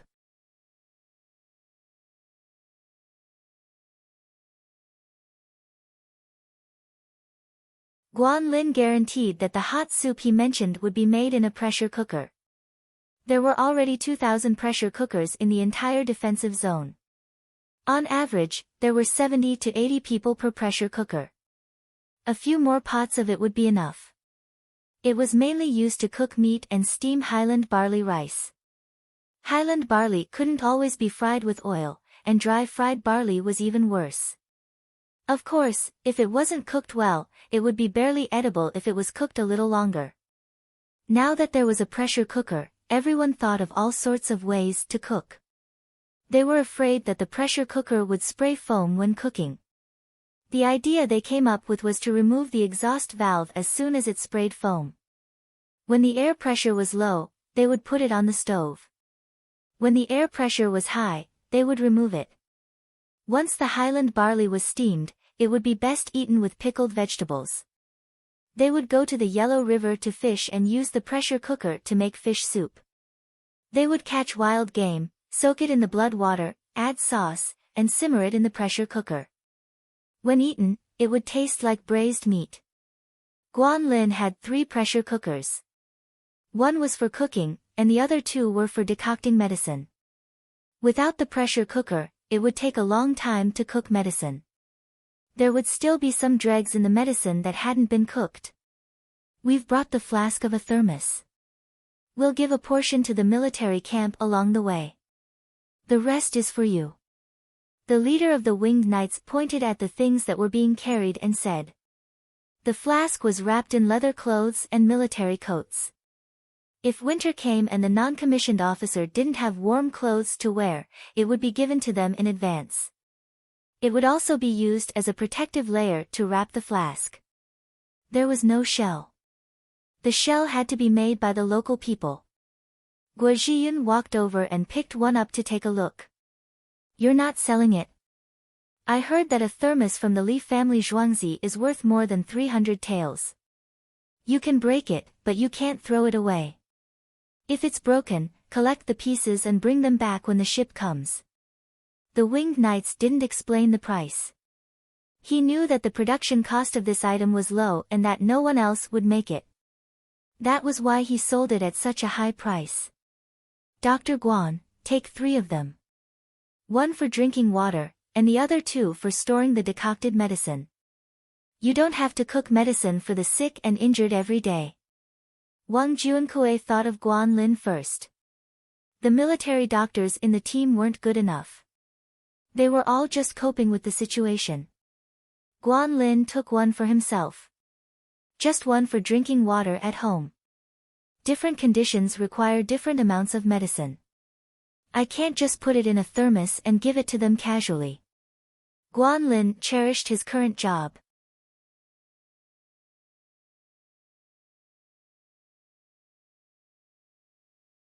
He didn't need to do anything. He was responsible for guiding the medical staff and organizing the medicine sent over. He lived in the best tents and ate the best meat. The non-commissioned officer found mushrooms and tender wild vegetables for his family first. He was responsible for treating patients. How could he be lazy? The medicine had to be adjusted according to the severity of the illness. Qin Li stood at the side and observed his brothers. Suddenly, he thought of something. Can we use steamed barley rice and cooked meat to exchange with the tribe in front? Exchange for what?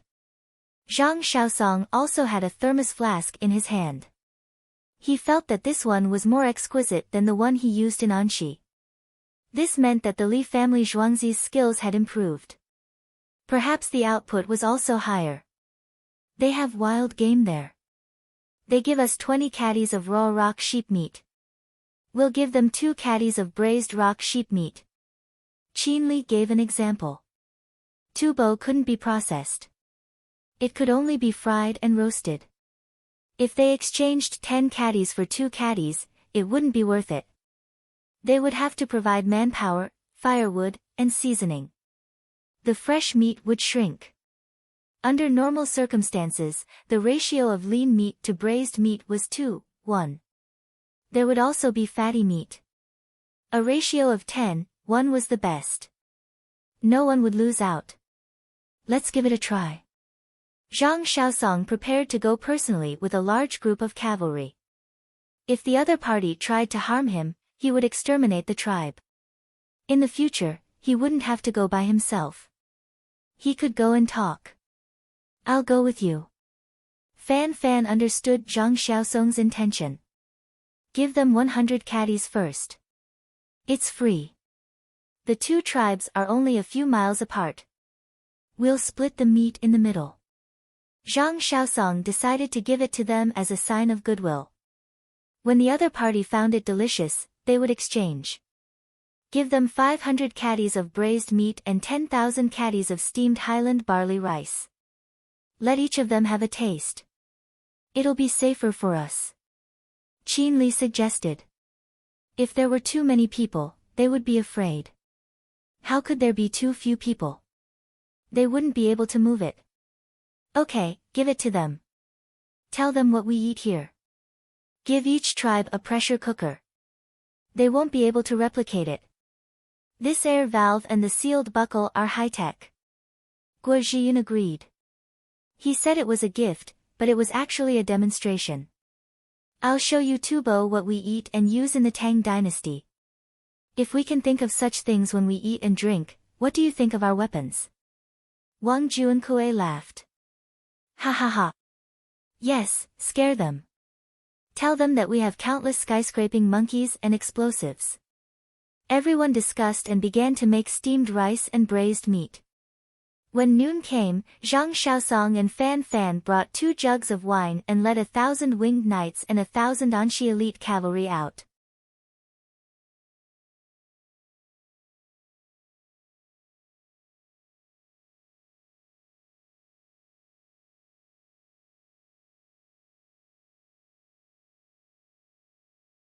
Chapter 1127. 2002 people set off, riding alone. They told the enemy that they were not here to fight, and that they needed at least 3 people to fight. 30 miles ahead, this was a line. There were scouts from 2 tribes looking for mushrooms on the ground out of boredom. They knew which mushrooms were edible, so they picked them back and gave them to their leaders or secretly cooked for themselves. The horses were eating grass leisurely, and some were lying on the ground to bask in the sun. If they were itchy, they would move and rub themselves on the grass. It was so comfortable without war. The sound of hooves came, and the ground shook. The 20 scouts stopped what they were doing.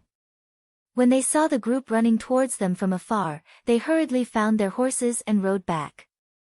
When they were about to reach the place, the team split into 2 and went to find their leaders. The Qianhu who escorted Zasikus was not in the tribe. His younger brother was in charge of the tribe, and his name was Jia Shiziren. The Qianhu of the other tribe was in the tribe, and his name was Duo Wang Jiangsua. Nowadays, names did not have much meaning. It was good to have one.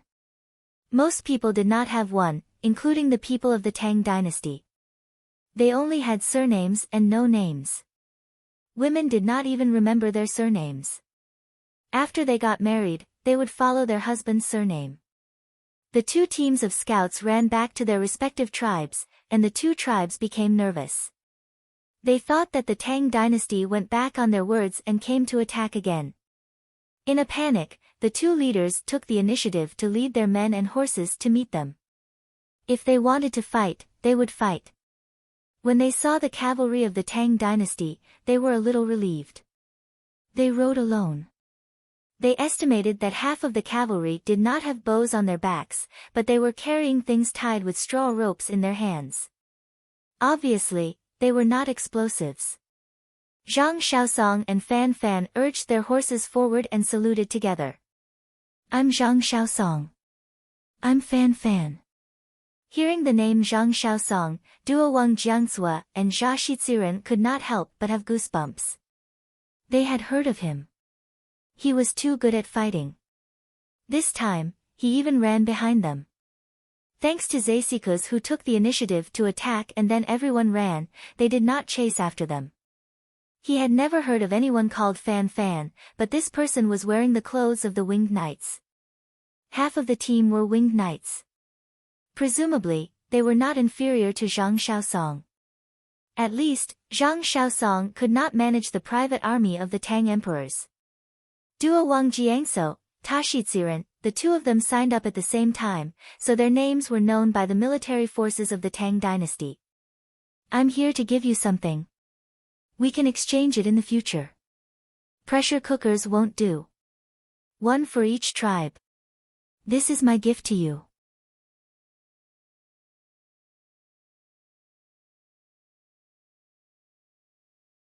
Fan Fan urged his horse forward as he spoke. He held a piece of braised meat in his hand. It had been cut into slices and was the size of a fist. It was a jean of raw meat. The two of them waved their hands at the same time, and their cavalry pushed their horses back. The three of them gathered together. Fan Fan opened the paper bag and said, "Have a taste. After you've tasted it, we'll go to the place between your two tribes to eat. We brought about 500 jean of this meat, 10,000 jean of steamed barley, and pickled vegetables. Everyone should be able to have a meal." As he spoke, Fan Fan casually pinched a piece of meat and stuffed it into his mouth to chew. Duo Wang Jiangso reached out and took a piece each. They also put it into their mouths to taste. "Is it okay?" Fan Fan asked while chewing. "It's delicious." Tashiziren nodded. It was his first time eating braised meat with a lot of seasoning. "It's delicious. Do you all eat this now?" Duo Wang Jiangso thought of something else. "There's not enough seasoning. Only a few people can eat it. But Dong Zhu will send more seasoning later. 2.5 servings of freshly slaughtered rock sheep can get 1 serving of meat. We have to process it, remove the fat, and make a fire. If we trade with you, 20 servings of rock sheep with fat will be exchanged for 1 serving of this. But the taste will not be the same as it is now. The seasoning is too expensive." Fan Fan told the truth. He would give them as much as they should. If they were not willing to trade, then so be it. Duo Wang Jiangso reached out and pinched another piece of meat. He felt like eating more. It would be best if there was wine. Tashiziren also reached out his hand. "Now. For you. The first batch is for you. Everyone, try it. I'll give you the pressure cooker. I'll tell you how to cook it. If you don't want to trade, you can cook it yourself." Fan Fan also pinched a piece to eat. It was indeed delicious. "You can stay here tonight. You can choose an unmarried woman from our tribe. Duo Wang Jiangso expressed that he could not trade for the time being. He wanted to keep a child. The winged knights of the Tang dynasty could sleep with an unmarried woman in their tribe. If they had a child, it would be very strong. Thank you, but no. Dongzhu doesn't allow it. Fan Fan refused. Please. Duo Wang Jiangso looked very regretful. The team went to the middle of the two tribes and called all the people of the tribe over, regardless of age. But the old people walked at the back while the young people walked at the front. 2,000 people put the food on the ground. Tashi Tsiren and Duo Wang Jiangso understood that everyone had to eat something. So they tried to divide it equally. After arranging for people to divide, the winged knights and the elite cavalry took out their own crepes to eat. It was a very big crepe with thick Highland barley flour. Li Yi had never eaten crepes with Highland barley flour.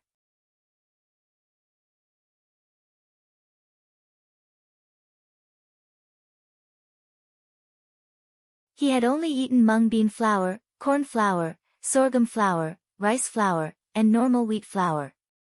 The mung bean crepes of the origin were made from the same raw material as the soy milk of Beijing, mung beans. Soy milk was not soy milk. Soy milk needed mung beans to ferment, while soy milk was generally made from soybeans. The difference was that soy milk could be made from tofu pudding, but soy milk could not. But mung beans could be made into mung bean cakes. If you wanted to save money, you could add broad bean powder or pea powder. The braised meat was cut into slices, and the Highland barley steamed rice was served with utensils. At the same time, they grabbed pickles from the pickles jar. The people of the two tribes divided the food. Not long after breakfast, there were 2 meals a day. The breakfast was late, and the dinner was early. It also depended on the weather. When the day was long, there might be an extra meal, but it was rare. The family conditions did not allow it. Just like in the Tang dynasty, when the sun rose in the morning, they started to work in the fields. The women worked at home and cooked after finishing their work. They took the food to the fields and sent it to their husbands. There was no morning, so it was breakfast. After breakfast, they took a break and worked together. The Tubo tribe did the same. But now their quality of life had declined, so they did not dare to kill the sheep. They had to keep the sheep to give birth to cubs and milk, and make butter to exchange with the Tang dynasty. I brought 2 jars. The alcohol content is about 20%. 1 jar contains 5 caddies. Let's drink and eat at the same time. I will teach you how to use this pressure cooker. Fan Fan was still responsible for the main communication. Zhang Shaosong did not want to talk too much. The old people of the Tubo tribe took the initiative to give the meat to the children. They just wanted to have a taste. Duo Wang Jiangzhua and Tashi Tsiren drank and ate the meat. They watched Fan Fan make things with the pressure cooker, including the steamed Highland barley rice. The two ate the steamed Highland barley rice. When they felt that it was delicious, their expressions were complicated. The Tang dynasty's team started to cook with this kind of cooker. Can they make it according to it? Tashi Tsiren was very straightforward. He came up and asked if they could make the cooker. No, they can't. One is the seal. The thread is broken. If you use the method of turning the mold, the thread is not tight enough. The vent valve above is more difficult to explain. Fan Fan chatted as if he was chatting with an old friend. He said everything, including the key points. Can we exchange? Duo Wang Jiangzhua asked immediately. No, we don't have enough. We only have 2,000. Dongzhu is trying to ask people to make it. Fan Fan was still telling the truth. I will tell you everything, but you can't get it and can't make it.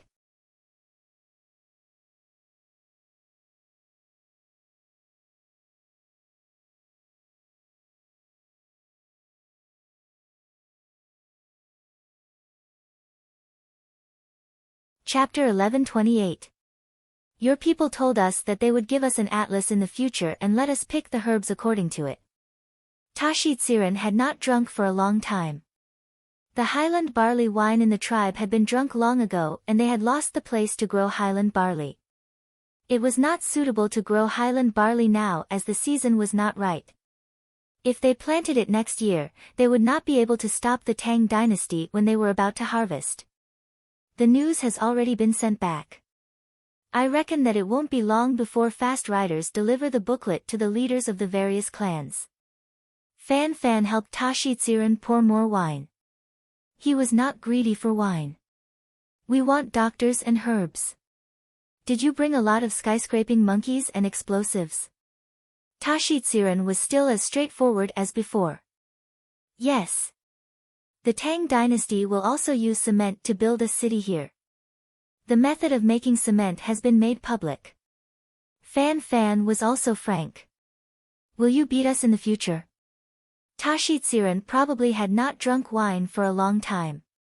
Now he drank a big bowl of wine with more than 20 degrees. His face was so red as if he was allergic. Will you beat us in the future when you recover? Fan Fan drank a big mouthful of wine. It was not good to drink. It was not as good as the wine he drank in the family Zhuangzi. Tashitsiran had a complicated expression. He grabbed a piece of meat and said, I don't think so. We can't beat them. The people in the tribe are very scared. Fan Fan drank another mouthful of wine.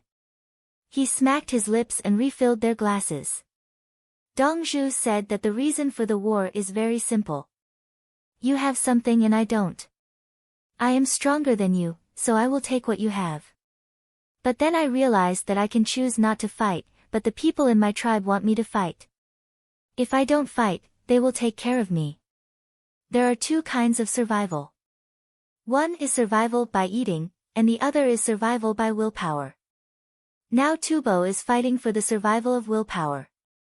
Even if the Tang dynasty gives the people of Tubo food, Tubo will still fight the Tang dynasty. Fan Fan talked about philosophical issues. People's needs were different and their desires were endless. If we defeat you, we can occupy such a good place. Duo Wang Jiangtso spoke his theory. That's right. Even if this good place was created through our own hard work, why didn't you make your own place better? Why did you have to steal from others? Fan Fan agreed. That's right, you guys are right. Dongzhu had mentioned in his lectures that the essence of biological survival was to be at the top of the food chain. After suppressing other things, his own kind still had to fight for the top. I should live a better life than you. If you work, I'll enjoy it. Otherwise, I'll hit you. If they could win, they would naturally continue to enjoy themselves. If they couldn't win, others would enjoy themselves. We don't know how to, but we can fight.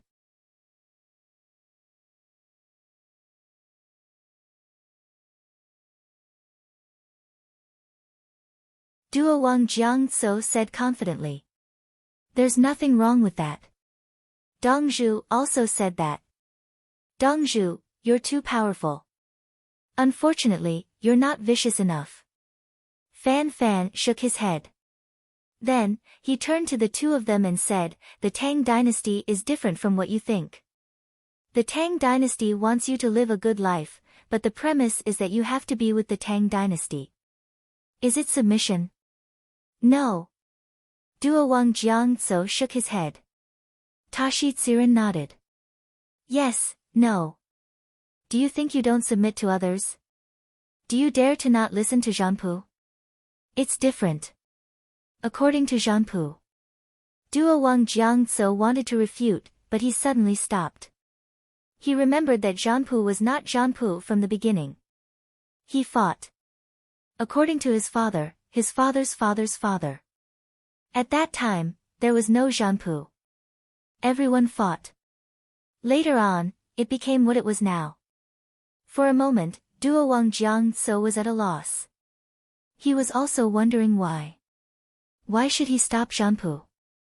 Zhanpu was not Zhanpu from the beginning. He could only fight and pass it down. The Tang dynasty could fight. Why couldn't the Tang dynasty be Zhanpu? At least now, they gave him wine and were willing to exchange for things for his tribe. Many other tribes surrendered to the Tang dynasty and mixed with the Tang dynasty. Why did his tribe have to listen to Zhanpu and fight with the Tang dynasty? The key was that he couldn't win. What should he do? Fan Fan himself didn't know the impact of his words on others. The key was that the current military strength and logistics of the Tang dynasty had provided him with help. He still explained to the two people according to Li Yi's words. Dongzhu said that we can be a family. Whoever has the ability to lead a good life for everyone will be the leader. Look, what do we eat? What do we use? When we are sick, there are hundreds of medical books. My family. Fan Fan spoke from the bottom of his heart. He introduced the treatment he enjoyed and talked about how the life of the governor and the people around him had become better.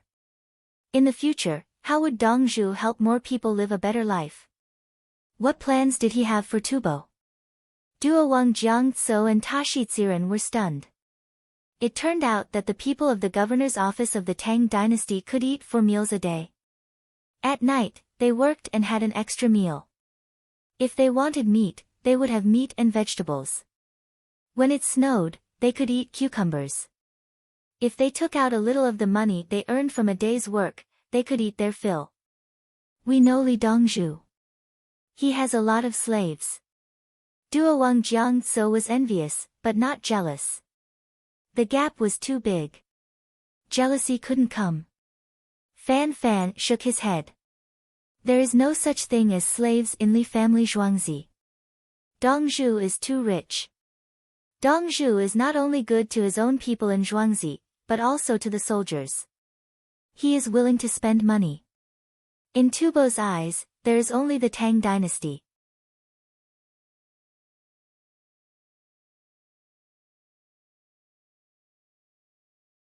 Dongzhu sees the sea and the distant sky. If you are willing to become a person of the Tang dynasty, the benefits that Dongzhu gives you will be a person of the Tang dynasty. If you want to be a soldier, you have to be incredible. The owner will give you anything you want, anything you want. You don't understand how powerful Dongzhu is. If Dongzhu wants to make money, he can earn one of your tribe's livestock in a day. If Dongzhu wants to kill someone, you will be thousands of miles away. If Dongzhu chants a spell, you will die. One day. The more Fan Fan spoke, the more he deviated. He began to deify, as if he was kind and fearless. He had actually turned Li Yi into a believer in order to fool others. Zhang Shaosong was dumbfounded. This person who dared to send him things personally and took off his clothes to fight in the water actually had this ability? Zhang Shaosong was even a little convinced. Yes, Li Yi was that powerful. He didn't know. Not to mention the people now, Li Yi was the same in the past. Can you expect everyone's IQ to be online? Li Lang, the other eagles don't dare to fly. Princess Yongmu continued to feed the golden eagle today. She got the news that the imperial family and the rich people who raised eagles in the capital government didn't dare to fly eagles in the wild. Because it is small, it is said that there is a golden eagle standing there, 4 feet tall. We don't raise it that tall, but it can still suppress some eagles. Li Yi was also clear about the situation. Some imperial family and the rich people of the Tang dynasty played with eagles. The eagles they played with were smaller than the golden eagle. The size was one aspect. The golden eagle was wild, and the other eagles were domesticated. How could a pet dog be compared with a guard dog?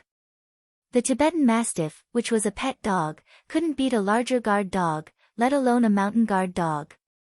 The current situation belonged to the female golden eagle's deterrence. She didn't want the territory. She was telling other things that could fly not to provoke her now. She had a hungry man, who was injured and couldn't fly immediately, and she had 2 children who needed to be looked after. At this time, she was irritable and very aggressive. Other people didn't dare to touch the raptors they raised. They were living a good life. Why should they risk their lives to fight such a golden eagle?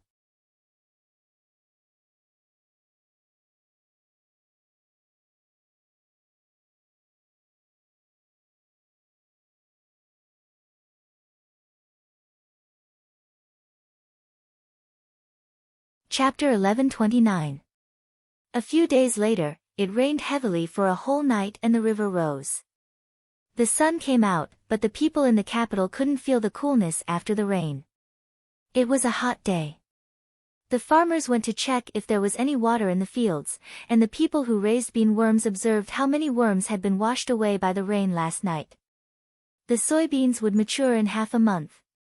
If they ate some shriveled beans, the beans wouldn't be full, so they were picked in advance and didn't wait for them to mature. The beans that were picked belonged to the category of green beans.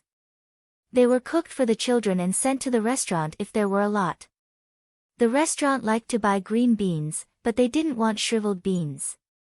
Under normal circumstances, if the restaurant couldn't pay the same price as the beans, the people who grew the beans wouldn't sell them. When the beans matured, they could be used to extract oil and make tofu by themselves. They could use the machine used to grind wheat flour. If they didn't have it at home, they could borrow it from others. After the soaked beans were ground out, they could go home and wrap it with gauze. They could boil the soy milk. Or they could give some bean dregs or a piece of tofu to the people who borrowed it. In addition, they could directly exchange beans for tofu. 1 jean of beans for 2 jean of tofu, and the tofu seller could earn a few taels of tofu. Their craftsmanship was not good, and they couldn't compare with the Li family zhuangzi. 1 jean of beans could produce 4 jean of tofu. The male eagle's injury hadn't healed, so there was ice in the cage and a basin next to it for the female eagle and the young eagle to bathe. It's a hot day today, so I'll give you some meat. Princess Yongmu and Li Yi fed the eagles again. There was a small bowl with ice water in it. Li Yi cut a piece of meat, and Princess Yongmu dipped it in ice water and fed it to the male eagle to cool down. The female eagle and the young eagle were wet. They had just run out of the water and shook off most of the water, waiting to be fed. It's still not smart enough. Tomorrow, we'll go to Mount Li to avoid the summer heat and teach the young eagle how to hunt. If we keep feeding it, the young eagle will become a chicken. Li Yi began to worry when he saw the eagerness on the young eagle's face. Princess Yongmu didn't agree with the chicken can eat by itself. It chases after dragonflies, spiders, insects, and small snakes. There are small water snails in the ditch in Zhuangzi. The chicken jumped down to eat them, and then jumped up. The children protested that the chicken eats small fish. Yes, the chicken is smart. Actually, as for a place to avoid the summer heat, the area between the Wulai River and the Wan River is better. Unfortunately, there are no villages or towns there. Li Yi thought of the mountain resort. There was a hot spring on top of Mount Li.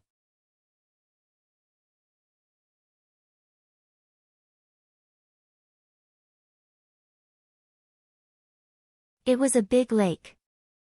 Since it was high above sea level, it was cooler than Chang'an and there were more trees. Princess Yongmu thought about it carefully, but she couldn't remember where the 2 rivers were. She continued to feed them. After they go up, they will learn how to hunt. I think the female eagle is smart enough not to catch the livestock and poultry on the ground. Let me demonstrate. I'll throw a chicken out. No, I'll throw a live wild chicken out. Guozi will shoot an arrow and hit the target. The female eagle will understand and kill it. Li Yi wants to say throw the chicken, but he can't react. If he tells the golden eagle that it can kill chickens, what about the chickens raised by others? Pheasants are different from chickens. Li Longji stood behind the 2 of them and watched. He did not attend court today, so he had nothing to do. He had delegated his authority. The ministers could not meddle in the battles. The grand chancellors did not have to meddle in the affairs of Guangzhou and Luzhou. The Tan clan of the local tribe was in charge. They took away the model of the boat, redemption coupons, fishing nets, and tools for work. The position of provincial governor of Luzhou was vacant for now. The former provincial governor, Pang Renqing, had returned and was working at the canal. Pang Renqing was greedy for the mountain people's tributes and did not teach them how to make good tools. When the Tan clan found out about this, they wanted to do it themselves. Li Yi gave them a series of terraced fields as compensation. Only then did Pang Rinqing return alive. There were no major matters in court. The memorials were sent over for approval. The weather was hot, so he did not go. It was hot today. He asked the Li family Zhuangzi to prepare mutton giblets, mutton, and mutton fat and send them to all the provinces under the control of the capital office, including those in the 20 outlying counties. He paid for the sheep, but the Li family Zhuangzi did not pay for the processing. When he saw the husband and wife were going to Li Mountain, he wanted to go as well. Li Longji was thinking about how he should go. He would not be able to return tomorrow or the day after. He would only stay for a night and spend most of his time on the road. He was thinking of an excuse to bring the ministers along when a group of people ran over to Li Mountain. The one in the lead was Gao Lisher. There was a large group of people behind him, including the people from the Imperial Physician Bureau. Li Longji hastily turned around and entered the house. Tao Hong and the others went up to him. Wu Jieyu is about to give birth. Let's look for the county governor of Fangchu. Yes, the county governor of Fangchu and Li Dongzhu. Gao Lisher remembered Li Longji's identity as the county governor of Fangchu. Li Yi and Princess Yongmu, who were feeding the eagles, heard this and turned to look. A cart with a shed was pushed over.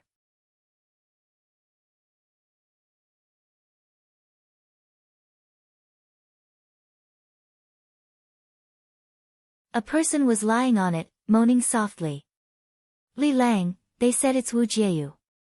She's about to give birth. Princess Yongmu did not like Wu Jieyu, but she did not want anything to happen to her. Someone, call the female nurses over. Let's enter the operating room and get ready to dissect. Li Yi's hands moved faster as he spoke. He cut the meat and placed it there. Princess Yongmu hastily picked up the plate and placed it in front of the male eagle's mouth. The male eagle lowered its head slightly and bit a piece of meat. It raised its head and swallowed it, then bit another piece. It did not feel very comfortable without ice water. Li Yi ran into the house and took out a small gourd. He poured the ice water inside and placed one hand under the male eagle's mouth while the other poured the water. The male eagle drank 2 mouthfuls. Li Yi paused for a moment. After a few mouthfuls, 30 female nurses ran over. They were already wearing white coats, so they went in to change, wash their hands, put on gloves, and put on hats. The shadowless lights were turned on. The male nurses went in to clean up the empty operating room, disinfected it, and ran out. The female nurses went in to disinfect, adjust the temperature, put all kinds of equipment in place, and take out the medicine needed for learning. Tao Hong and the others took over, and the others were stopped. Wu Jieyu entered the hospital and went to the delivery bed. She first considered natural delivery. There were tools, including forceps and sputum aspirators. Li Yi took Princess Yongmu in. They changed their clothes and disinfected it. Then they waited outside. If natural delivery could be done, Li Yi would not go in. No, he had to go in. He was thinking about the historical Wu Jieyu. Gao Lisher and the palace maids and eunuchs in Wu Jieyu's palace also stayed in another room. There was a transparent glass where they could see Li Yi and Princess Yongmu. They were not allowed to go in without disinfecting it. The hospital's protection was layered and isolated. Li Longji, Empress Wang, the little fellow, Li Tan, Li Dan, and noble consort Lu also came. Greetings, County Magistrate Fang Chu, Gao Lisher shouted. The people in Wu Jieyu's palace saluted at the same time. Greetings, County Magistrate Fang Chu. They knew that Her Majesty was not Her Majesty now. They shouted to let Wu Jieyu inside know that Her Majesty was here. Her Majesty did not ignore her. Her Majesty was here, so was Li Yi. If there was no other way, they could not care about the distance between men and women. Princess Yongmu and Li Yi inside stood together, which showed their relationship. What was wrong with the son-in-law taking care of the mother-in-law when she was sick? Shouldn't the son-in-law clean up the mess when the mother-in-law was paralyzed in bed? Now that the mother-in-law was about to give birth, there was nothing wrong with the son-in-law knowing medical books and helping to keep the mother and child safe.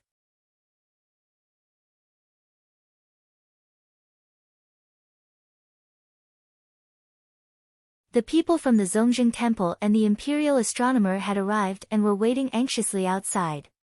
Get the umbrella. The little fellow saw those people in the sun and took her mother's hand to instruct the winged knights. The winged knights immediately ran out to find umbrellas, chairs, tables, and water.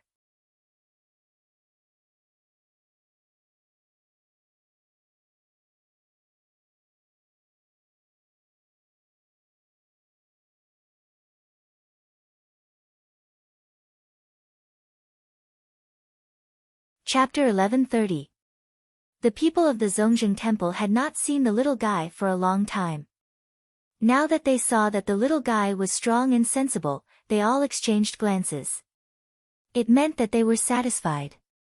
This future emperor was good for the Tang dynasty.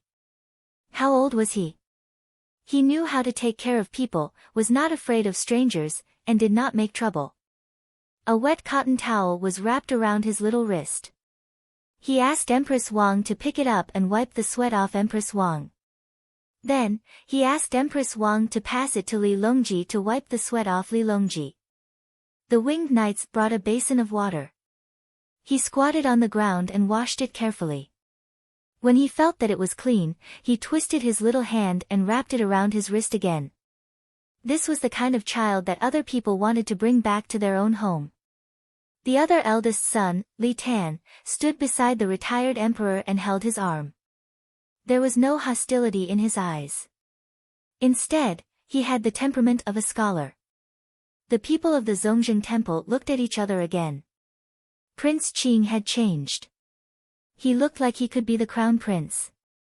Especially on his face.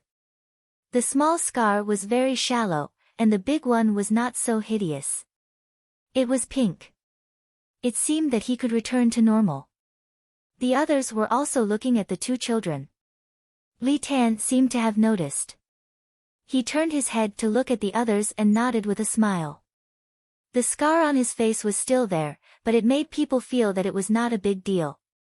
Li Yi is really extraordinary. A person of the Zongjing temple commented.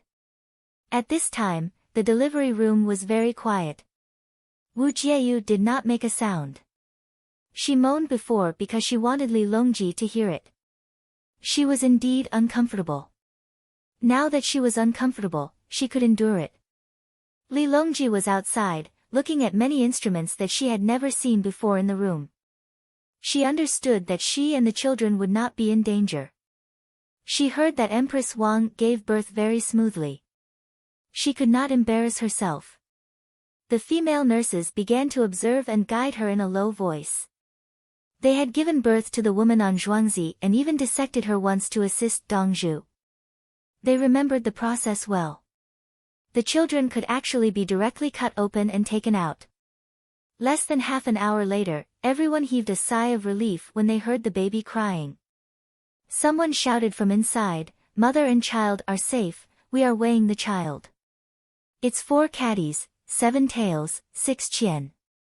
5.5 caddies." Li Yi calculated the unit of measurement he used at that time. He felt that it was a little small and needed to be replenished. Later, they would start examining the babies. No wonder they lived for such a short time in history and had weak constitutions. He needed to take care of Wu Jieyu alone. He had to adjust her diet and increase the nutrients in her milk.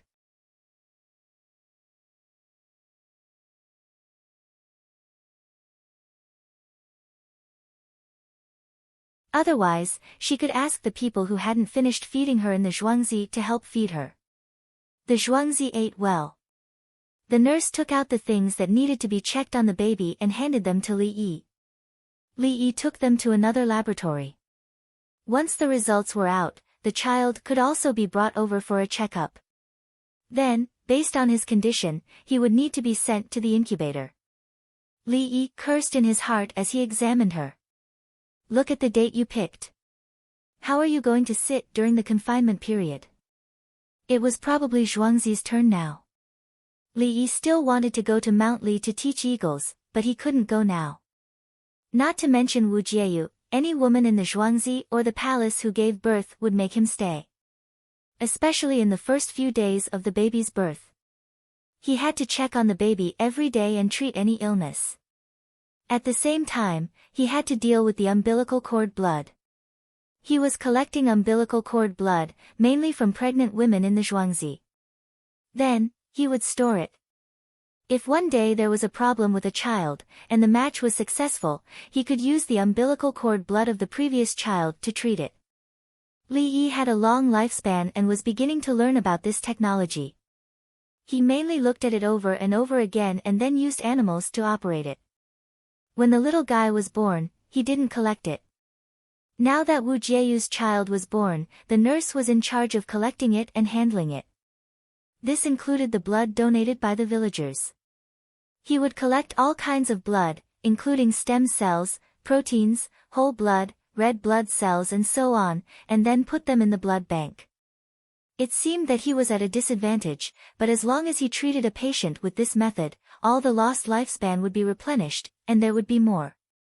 He would give the people in the Zhang family's village, the imperial plantation, and the migrant workers' settlement a jianbing fruit, the kind with 2 extra eggs.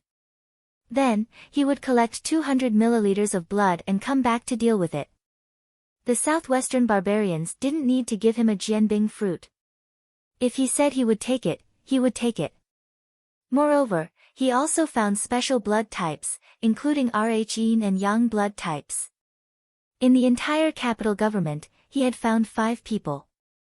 3 of them were slaves in the southwestern barbarian area, and 2 of them were in the livestock market in Shi City, Chang'an. Of these 5 people, 2 were positive, and 3 were negative. These 5 people were taken care of by Li Yi. He gave them good food, drink, and exercise. He collected blood once every half a year and guaranteed that they would use it immediately when they needed it. He didn't ask for money, not at all. Li Yi thought that there were more special blood types among the ethnic minorities, so he collected it in case someone needed it. He took care of it and found that there were no problems.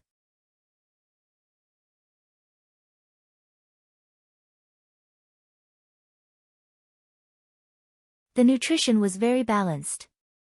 When the child was sent over, he checked the child's body. The temperature was comfortable. The child closed his eyes and was checked here and there. Occasionally, he would cry. After the checkup, he sent the child back. It was noon. Li Yi went out and looked at the Golden Eagle family. What should he do? Li Longji put on his disinfected clothes and went in. Empress Wang hesitated for a moment and followed. Li Tan took the little guy outside to play. Wu Jieyu was breastfeeding the child, and the baby instinctively ate. Sister, what do you want to eat? Empress Wang touched her belly. She was going to have a second child. Sister, what do you think we should eat? Wu Jieyu trusted Empress Wang, but she trusted Li Yi even more. She specially investigated Li Yi. Even if others were hostile and fell sick in front of Li Yi would save them. For example, shopkeeper Yu was so arrogant at the beginning. In the end, he died and was sent to Li family Zhuangzi. Li Yi didn't say anything. Medical ethics. No matter how biased Li Yi was to Empress Wang, his medical ethics were not damaged. I've prepared several kinds of soup for you, sister. Kunbu pig kick soup, date cushion carp soup, cabbage milk tofu soup, mutton with scallions, and scrambled eggs with chives. Empress Wang immediately gave a bunch of recipes. She ate this, as well as the staple food, fruits. What did sister eat at that time? Wu Jieyu asked straightforwardly. I eat it every meal. You also eat it. It's important that you like to eat, but don't eat too much. You can eat more in a day. You should massage often and have enough milk. Empress Wang told her experience. What she enjoyed was the treatment of Li Yi cooking for her in person. At that time, Li family Zhuangzi's plan was not good enough. Now, Li Yi didn't need to do it. Sister, I'm hungry now. I didn't eat last night. I felt uncomfortable and couldn't eat. I still felt uncomfortable in the morning. When I was about to eat something, I couldn't stand it anymore. Wu Jieyu didn't complain. Actually, she had a glucose injection in her hand. She could only hold the baby with one hand. If it weren't for Empress Wang's help, she probably wouldn't be able to move her arm after feeding the baby. Bring them all. You can eat whichever is delicious. Brother Yi said that you can only get milk by drinking more water. Is it hot in the room? Take a rest and change to a more comfortable courtyard. This is a hospital. The smell of disinfectant is not good. Li Longji wanted to kiss his son, even if his son looked like a monkey now. Not long after, a lot of things were brought over and placed around for Wu Jieyu to choose.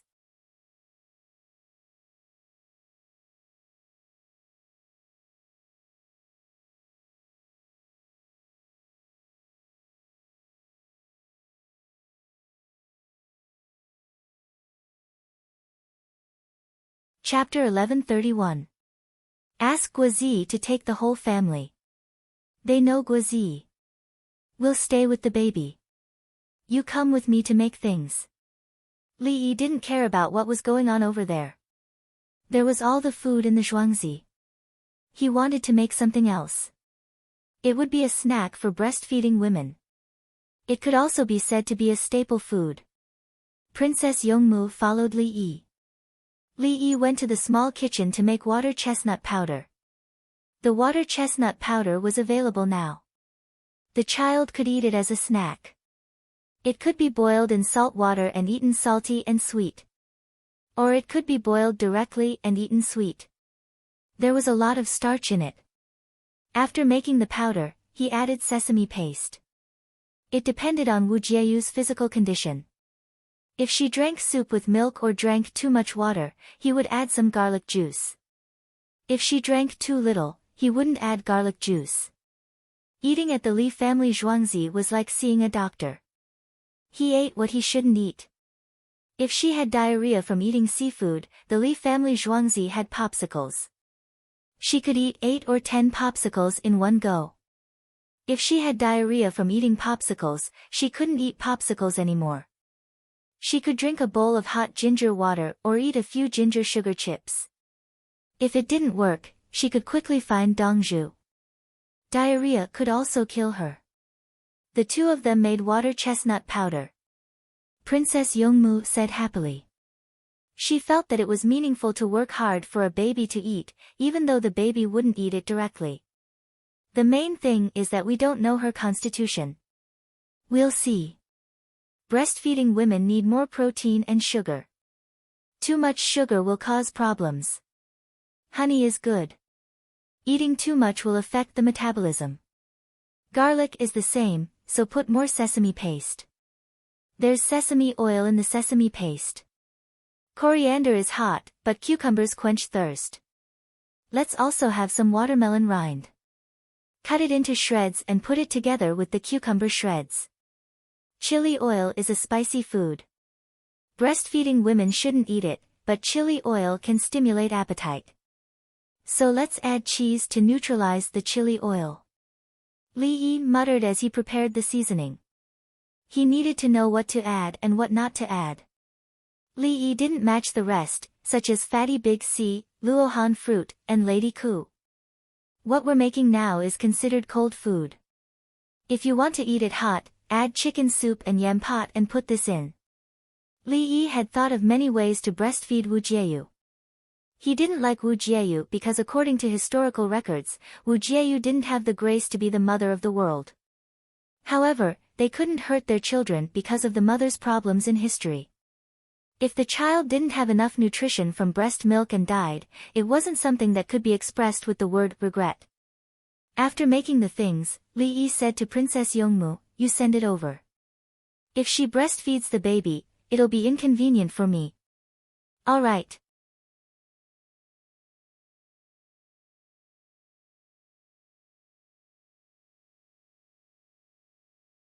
Princess Yongmu agreed and brought a bowl of noodles over. Li Yi poured another small gourd of ice water and went to find the male eagle. He didn't do any strenuous exercise, but he sweated a lot. The golden eagle's body was full of feathers, so it couldn't fly to cool off. When Li Yi was feeding the golden eagle, Princess Yongmu sent the water chestnut noodles over. The water chestnut noodles could replace the oil tea noodles. The boiled water in the highlands could be used to make it. After eating it, it could also fill one's hunger. The nutrients and sugar in the water chestnut noodles were better for people to absorb directly. However, there were few water chestnuts, and starch could be made in many ways. Wu Jieyu was feeding her first child.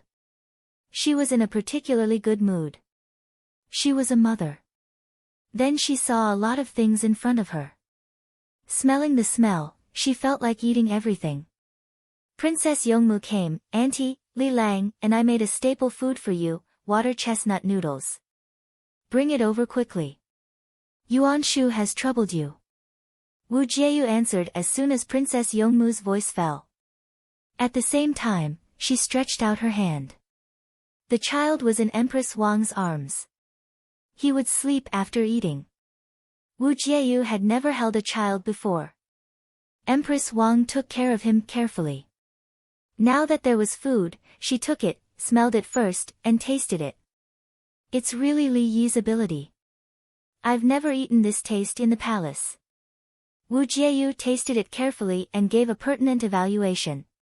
She wasn't worried that she would be poisoned, and she wasn't afraid that her son would die in Li family Zhuangzi. There was also noble consort Lu next to her.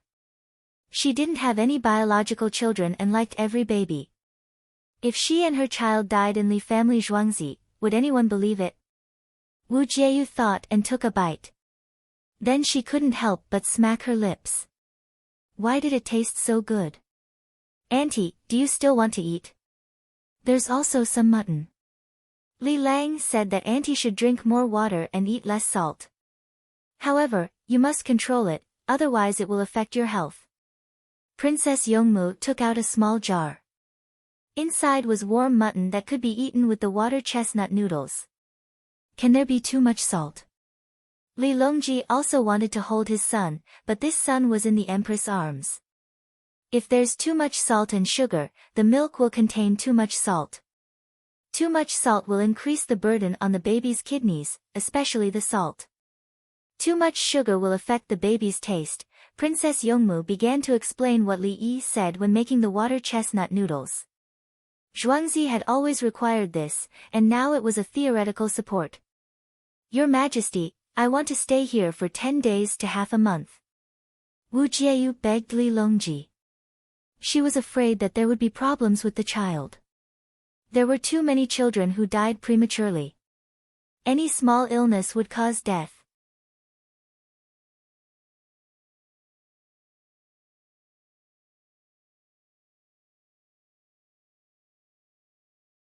In Li family Zhuangzi, a small illness was a small illness. If there was a big illness, it would be handled by Li Yi. Li family Zhuangzi had been here for many years. Except for the 20 people who died of natural causes, no one died under normal conditions. When the family members of the students came over, some of them died on the way, but when they arrived, they lived for a few more years. So far, there was no problem with the mother and the baby. No, there was a problem, but they directly cut open the belly and took the child out. Both mother and child survived. Wasn't cutting open the belly to take out the child a legendary thing? It was all about the pregnant mother who died and then found that the child was moving, cutting open the belly. There were even some mothers who gave birth to the child in the coffin. He had never seen those things and had only heard about it from others. Li family Zhuangzi didn't just talk about it, it was really done. The nurses followed and cut open the belly. There was no problem with the mother and child. I know you don't understand, and to a certain extent, your IQ is not as good as that of dogs. But dogs are different from dogs, and eagles are different from eagles. IQ lies in nutrition. Why is the wolf's IQ high?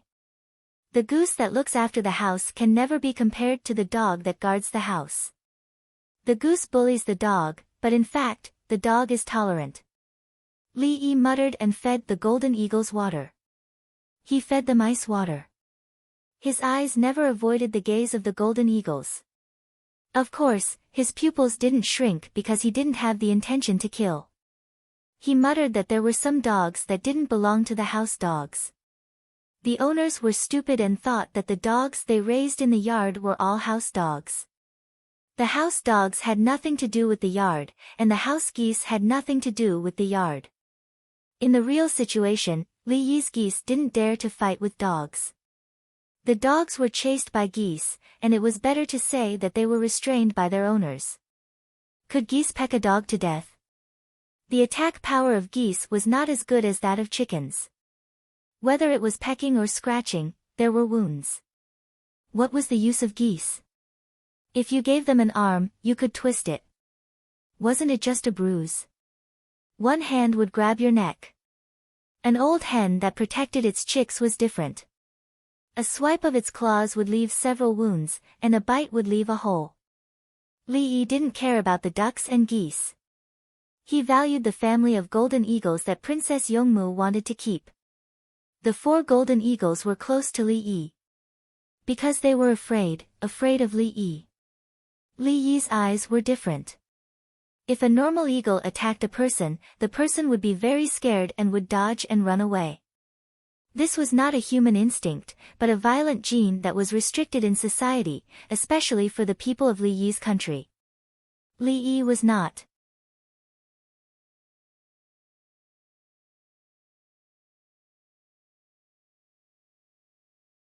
Li Yi himself was affected by the violent gene. If a golden eagle flew down to attack, he would raise his arm to protect his eyes and squat down to avoid it.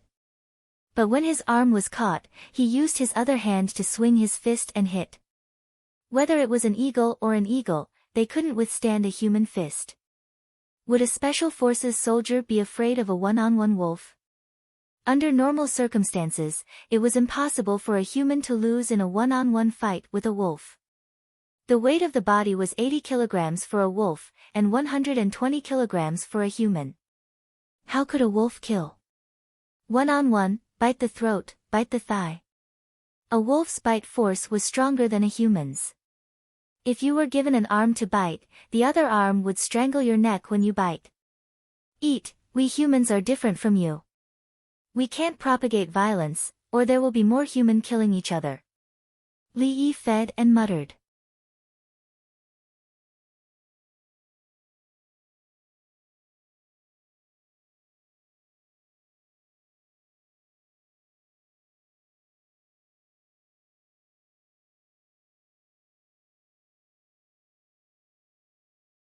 Chapter 1132. The people in Wu Jieyu's palace stayed in the newly tidied independent courtyard. Wu Jieyu never planned to go back before finishing her confinement, even if Li Longji wanted to go back at night. Empress Wang was pregnant and had just given birth. Li Longji didn't want to touch the palace maid, so she had to go back to find him. Li Longji didn't leave tonight. He came over for dinner and ate with Wu Jieyu. The curtains were drawn. There was a light in the room, and a pink lampshade was added to make the light warm.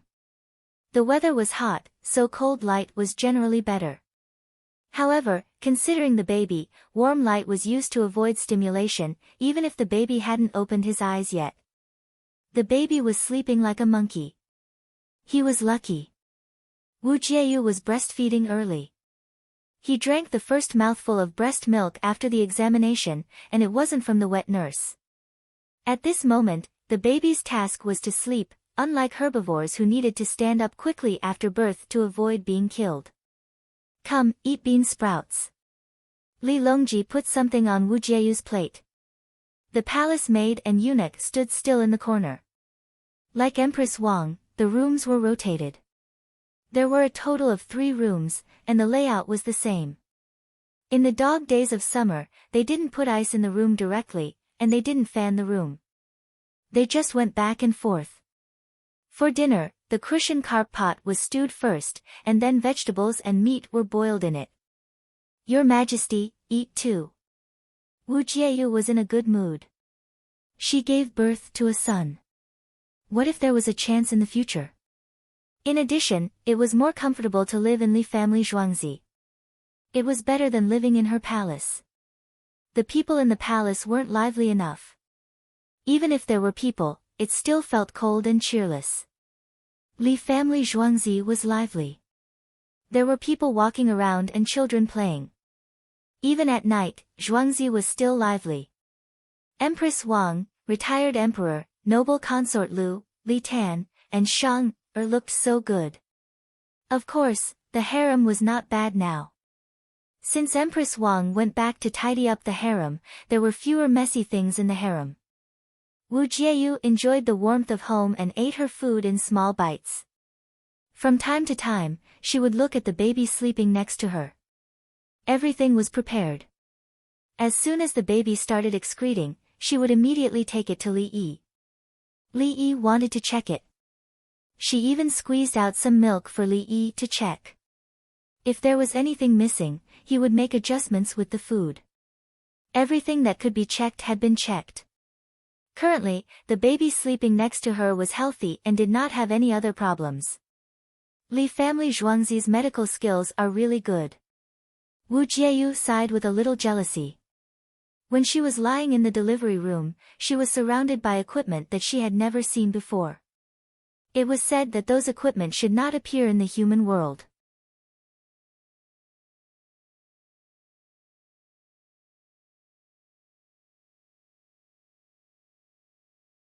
Li Longji cooked the meat himself. The world will only be at peace when the people of the Tang dynasty can use it.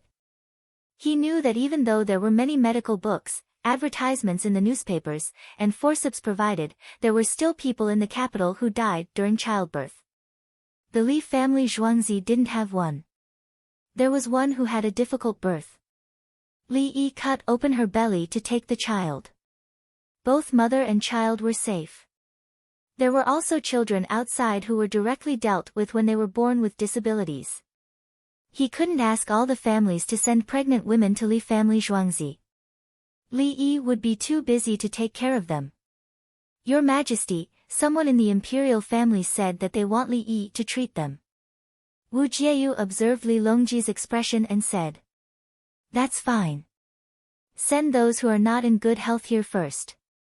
They can be examined and taught by the nurses." Li Longji agreed. He was thinking about practicing. The equipment was there. The 90 nurses would operate and learn. In the future, they would operate and examine the patients alone. He wasn't afraid of people talking. If someone said something that shouldn't be said, what was the use of saying it? Brother Yi could pretend that he didn't hear it. For example, now someone shouted to Brother Yi, "County Magistrate Fang Chu is Your Majesty." Brother Yi promised to turn around and do other things. At the same time, the people around him could not hear. Then, the person who shouted would be taken away. No one in the family would be well. Look at Yao Chong. Ed came back from the iron mine.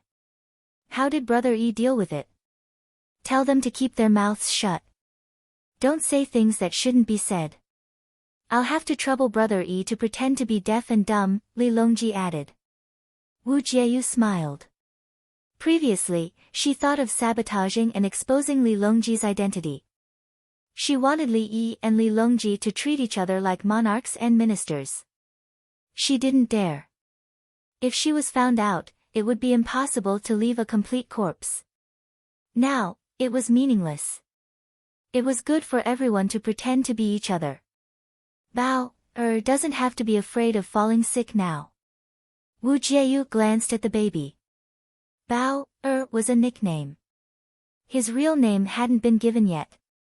When he was given a title, he would be given a title of king. He would even be given a military position such as commander-in-chief or protector general. He would receive extra money when he was given the title of king. The money would be placed in his mother's hands. It was a considerable income. If he was a daughter, he would be given the title of princess. She would also receive money. When the royal family's children were born, the imperial court would give them money every month. In the past, when the money was small, the rewards were small. As Li Longji's money began to increase, everyone's life became better.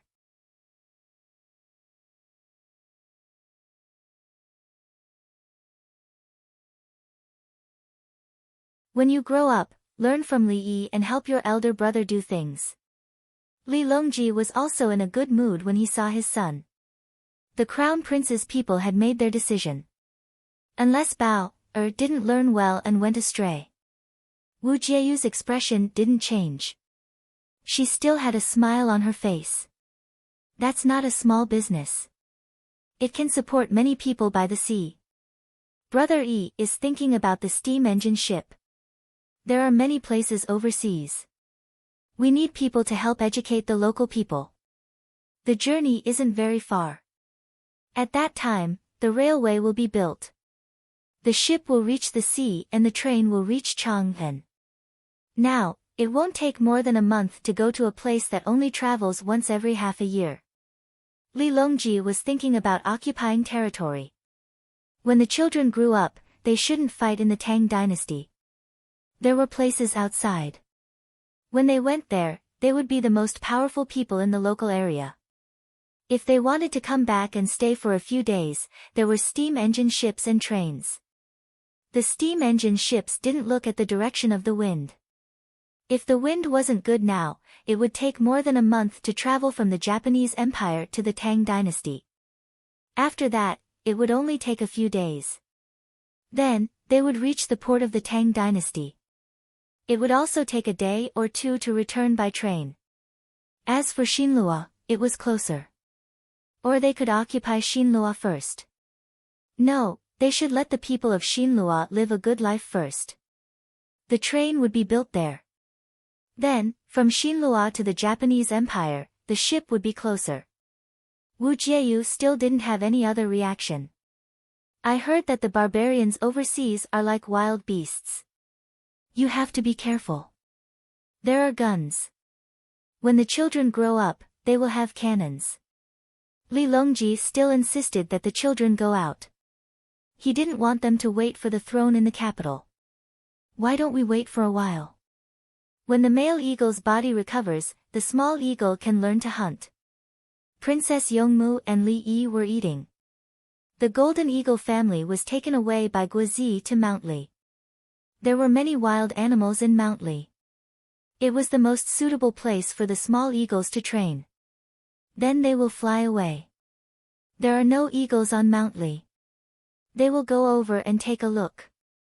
When they find that it is better than their original home, they will stay there. Only then can we have more contact. Li Yi had a plan. There were many people around Chang'an. If the golden eagle family didn't want to stay, could they be locked up in cages? First, they would be sent to Mount Li. The female eagle would take the children to hunt. When they were hunting, they would find that it was a good place. It was better than their previous home. They didn't want to go back, right? They could build a nest here and eat fresh fish. When they saw the man who could fly in the sky, he wouldn't hurt their family.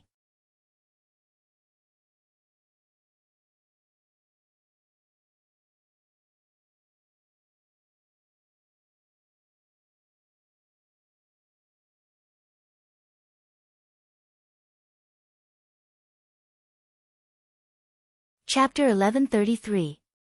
Dongzhu, pigeons, Dongzhu, pigeons from Guangzhou. Li Yi watched Princess Yongmu eat. When Princess Yongmu finished the last mouthful of rice and soup, she put down her chopsticks.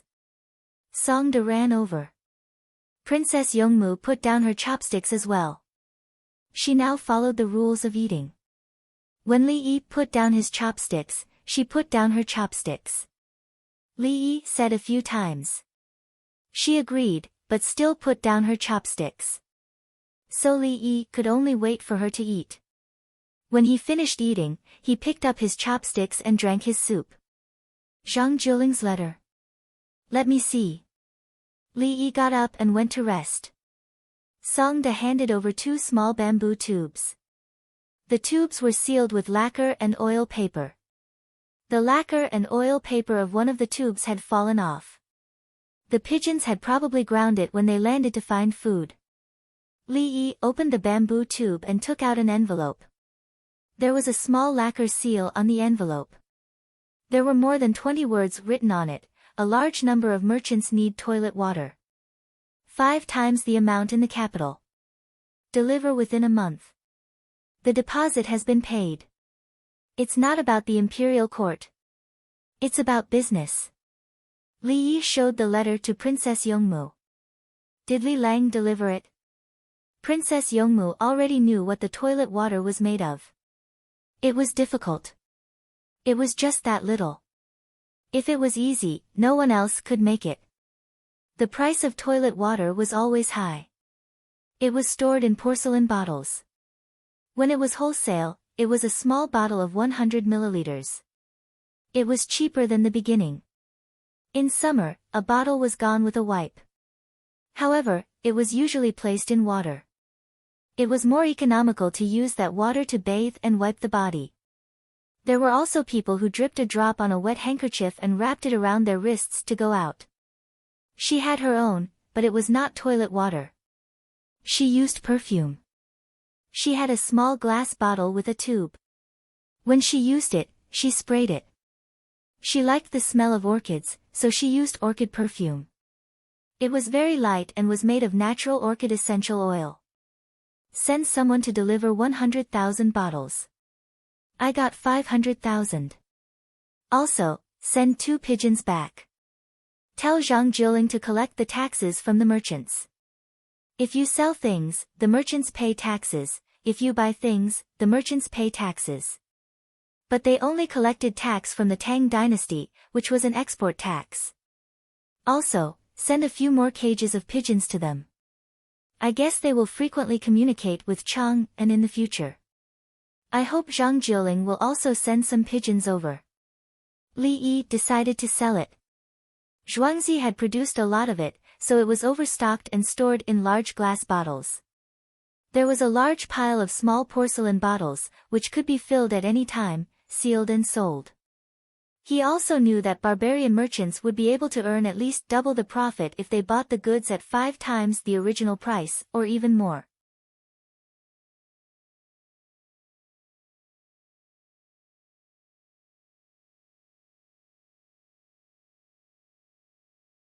Some natives had their own gold, silver, and other things.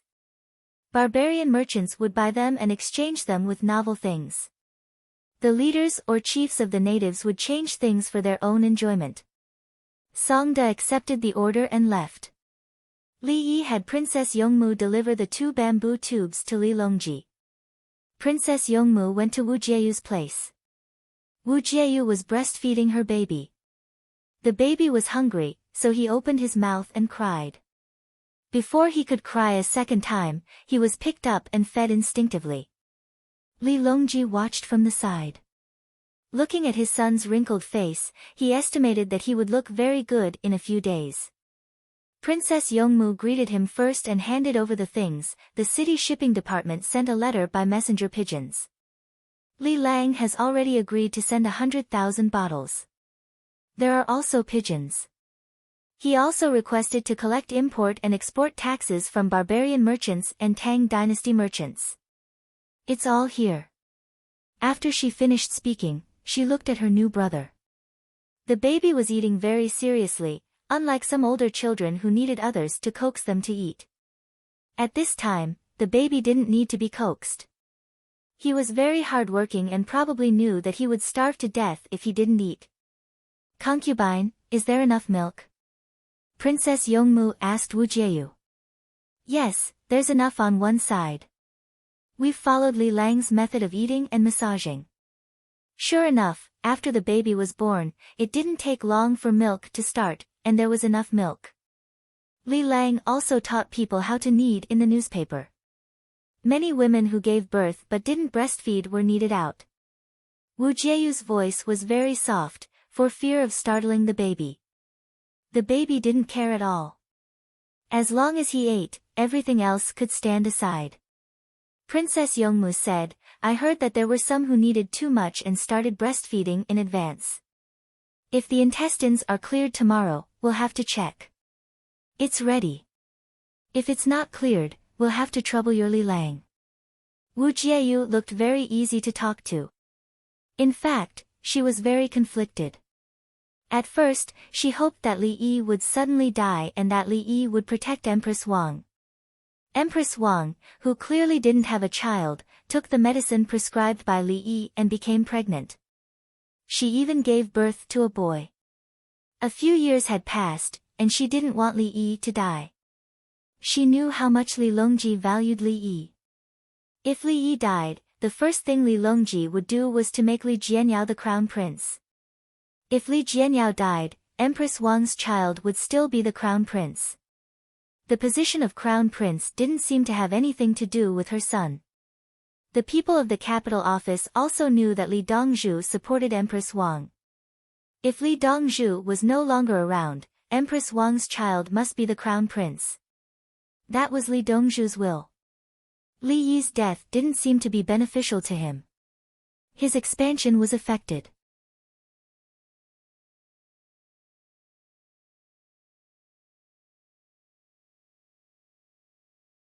With a bigger territory, wouldn't his child have more money to enjoy?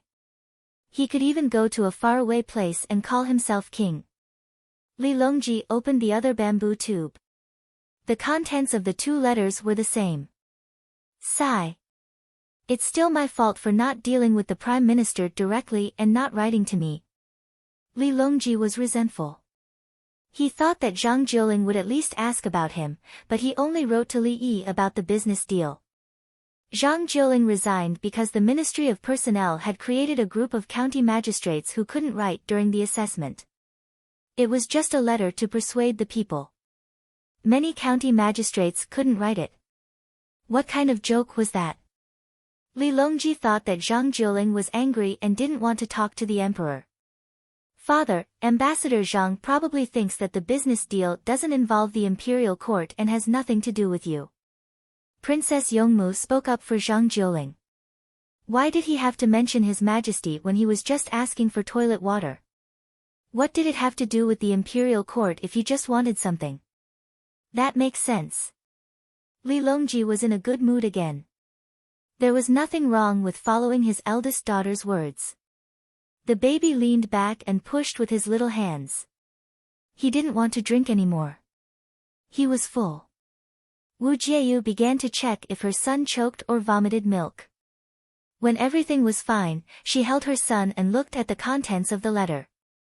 The newspaper said that one shouldn't put the baby on the mattress right after feeding him. After holding him for a while, the baby would fall asleep quickly. This large sum of money was probably exchanged with something. How much does Li Yi want to give? Wu Jieyu looked at Princess Yongmu. 100,000 bottles, 500,000 taels. Princess Yongmu didn't hide anything. One entry and one exit, 100,000 taels of customs duty. Money is too easy to earn. Wu Jieyu didn't have as much money as Empress Wang. Her palace spent less than 500 taels of money a month. Most of it went to the eunuchs and palace maids. She didn't need money. Her food and clothing were provided by Li Longji and the Li family Zhuangzi. This included fermented bean curd, shrimp oil side dishes, soy sauce, chili sauce, garlic sauce, perfume, toilet water, and so on.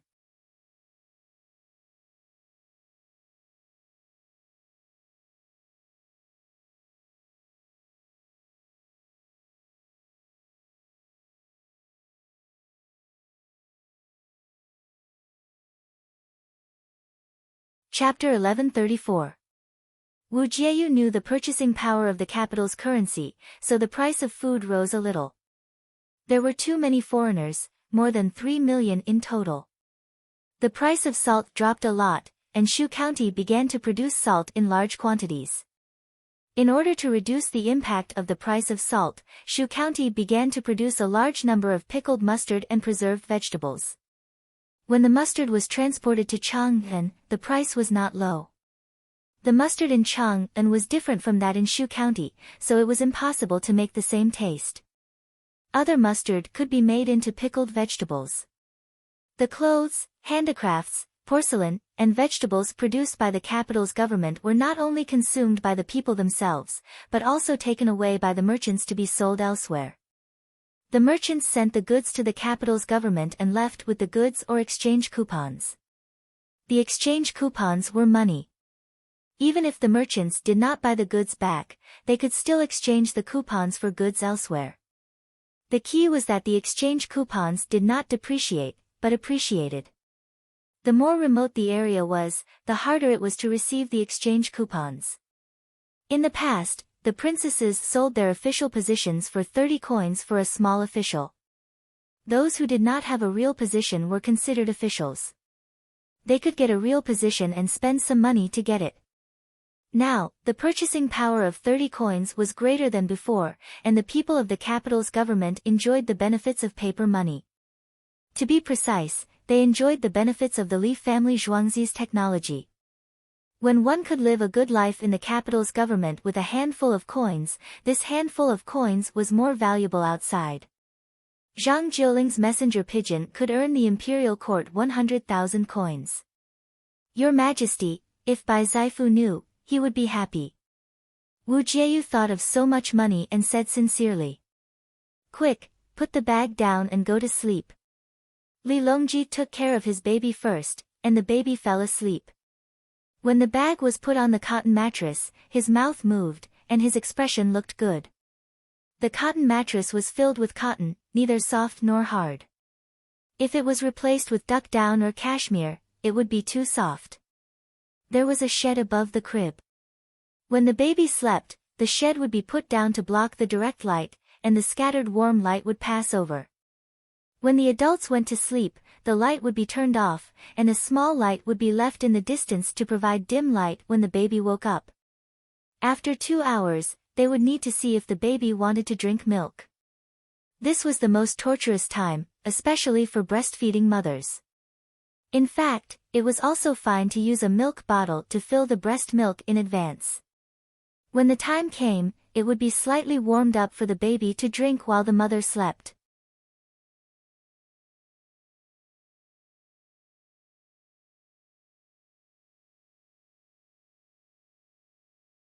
However, it was written in the newspaper that if the conditions were met, it would be better for the mother to carry and feed the child herself.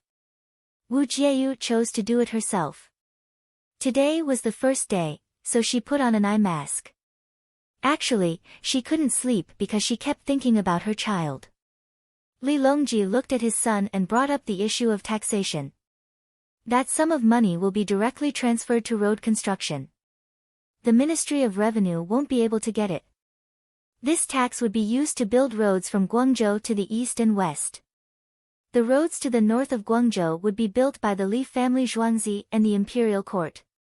To go to other places in Guangzhou, there had to be a road if one did not take the sea route. The villagers in Guangzhou and Lu Zhou's hometown should have roads if there were villages. Zhang Jiuling was responsible for the money. He knew the importance of the road and would not spend money recklessly, let alone embezzlement. He would definitely keep an eye on where every single cent was spent, giving it to the local people he hired. Based on his personality, he would definitely deal with any official who dared to interfere. His position did not give him the authority to deal with other officials, but he had the pigeons. If an official committed a crime, he would write an impeachment letter and send it back. How much would it cost to send a pigeon? According to Li Yi and her, they would definitely send an imperial edict back or send the winged knights over personally to give Zhang Jiuling temporary authority. Who would he kill? Your Majesty, is it worth it? Spending so much money to build roads in remote areas? Wu Jieyu still thought it would be better to take the money back and allocate it to the imperial court. It's worth it, Li Longji said confidently. Envoy Zhang, the county premier of Jiayuan County, Yan, helped the Li family to build the road from Jiayuan County to Guangzhou. They offered twice the price of others, but the Jiayuan County actually gave it to them. In the Department of Shipping in Guangzhou, the sky was dark. Zhang Jiuling was eating under a kerosene lamp. Sitting opposite him was Wei Yefeng. Wei Yefeng was helping the Li family Zhuangzi sell things. When Wei Yefeng first came to Chang'an, he ran to Princess Yongmu and Zhuangzi to sell pepper powder. He put onion seed powder in it. Li Yi caught him and asked for onion seeds. He brought them over to sell. The onions had not been planted yet. It was not time yet. They could only be planted next month. They were planting seeds. After half a year, they would harvest the normal seeds. The bad seeds would be eaten and the good seeds would be kept. They would be planted in September and there would be onion seeds in June of the following year. Like carrots and green onions, it would take 2 years to grow seeds. Without seeds, it would take 1 year. Wei Yefeng sold everything.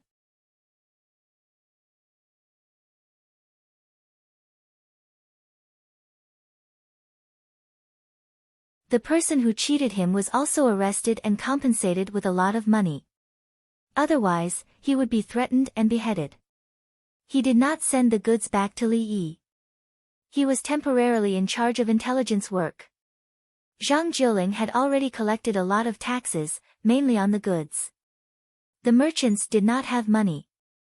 If they wanted to sell their goods, they had to pay 10% tax. Zhang Jiuling took 10% of the goods. If they wanted to buy the goods, there was no tax for now. But the merchants of the Tang dynasty had to pay 10% tax. This 10% tax would be given to the merchants first. If they wanted to trade something, they would have to pay 20% tax. When Li Yi's letter came, he would give the merchants an additional 10% tax. The merchants of the Tang dynasty would have to pay 20% tax and the merchants of the Tang dynasty would have to pay 10% tax. In total, it would be 30% tax. Was 30% tax high? 30% tax should be normal, right? This kind of tax was directly levied and not based on the price. Otherwise, with 100% tax, would the goods be confiscated when they were sent over? The 100% tax would mean that the merchants had brought over 500 grams of spices. Normally, the spices could be exchanged for a bolt of silk. If the tax was doubled, the spices would be exchanged for a bolt of silk. The spices needed to be sold for more than the price of a bolt of silk to make money. It depended on what the spices were.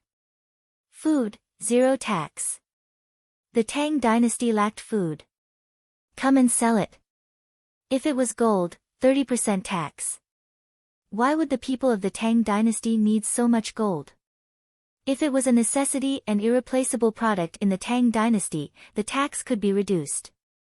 Otherwise, the tax would be increased. This was the reason why the tax on luxury goods was high. Would they die if they did not use luxury goods? No. What about medicinal herbs? The Tang dynasty did not have them. They also needed to treat illnesses. 0 tax. Would they die if they did not use medicine? Yes. The Tang dynasty lacked food. Large amounts of food were sent over. The prices were cheap and there was no tax. They could even give some extra allowances. For example, the berthing fees for ships and other goods were reduced. There was a lot of food and the prices were low. This was a blow to the local farmers. At this time, the government could not increase the tax. They could only subsidize the food. The government would buy the food at a fixed price. This would not let the local farmers suffer losses. But they could not let the farmers stop farming.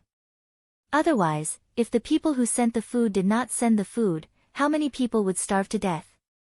When people traded with each other, they each took what they needed. But when it came to trading with countries, it was not so simple. Not only were there losses and profits, but there were also the basics. You're tuning in to the Blissful Bookshelf YouTube channel. We're so grateful for your support and don't forget to subscribe to join us on this incredible journey through captivating stories. Your generosity through donations truly makes a world of difference, as it's the primary source of revenue that allows me to expand and enhance this channel for you. Thank you from the bottom of my heart for being a part of this adventure.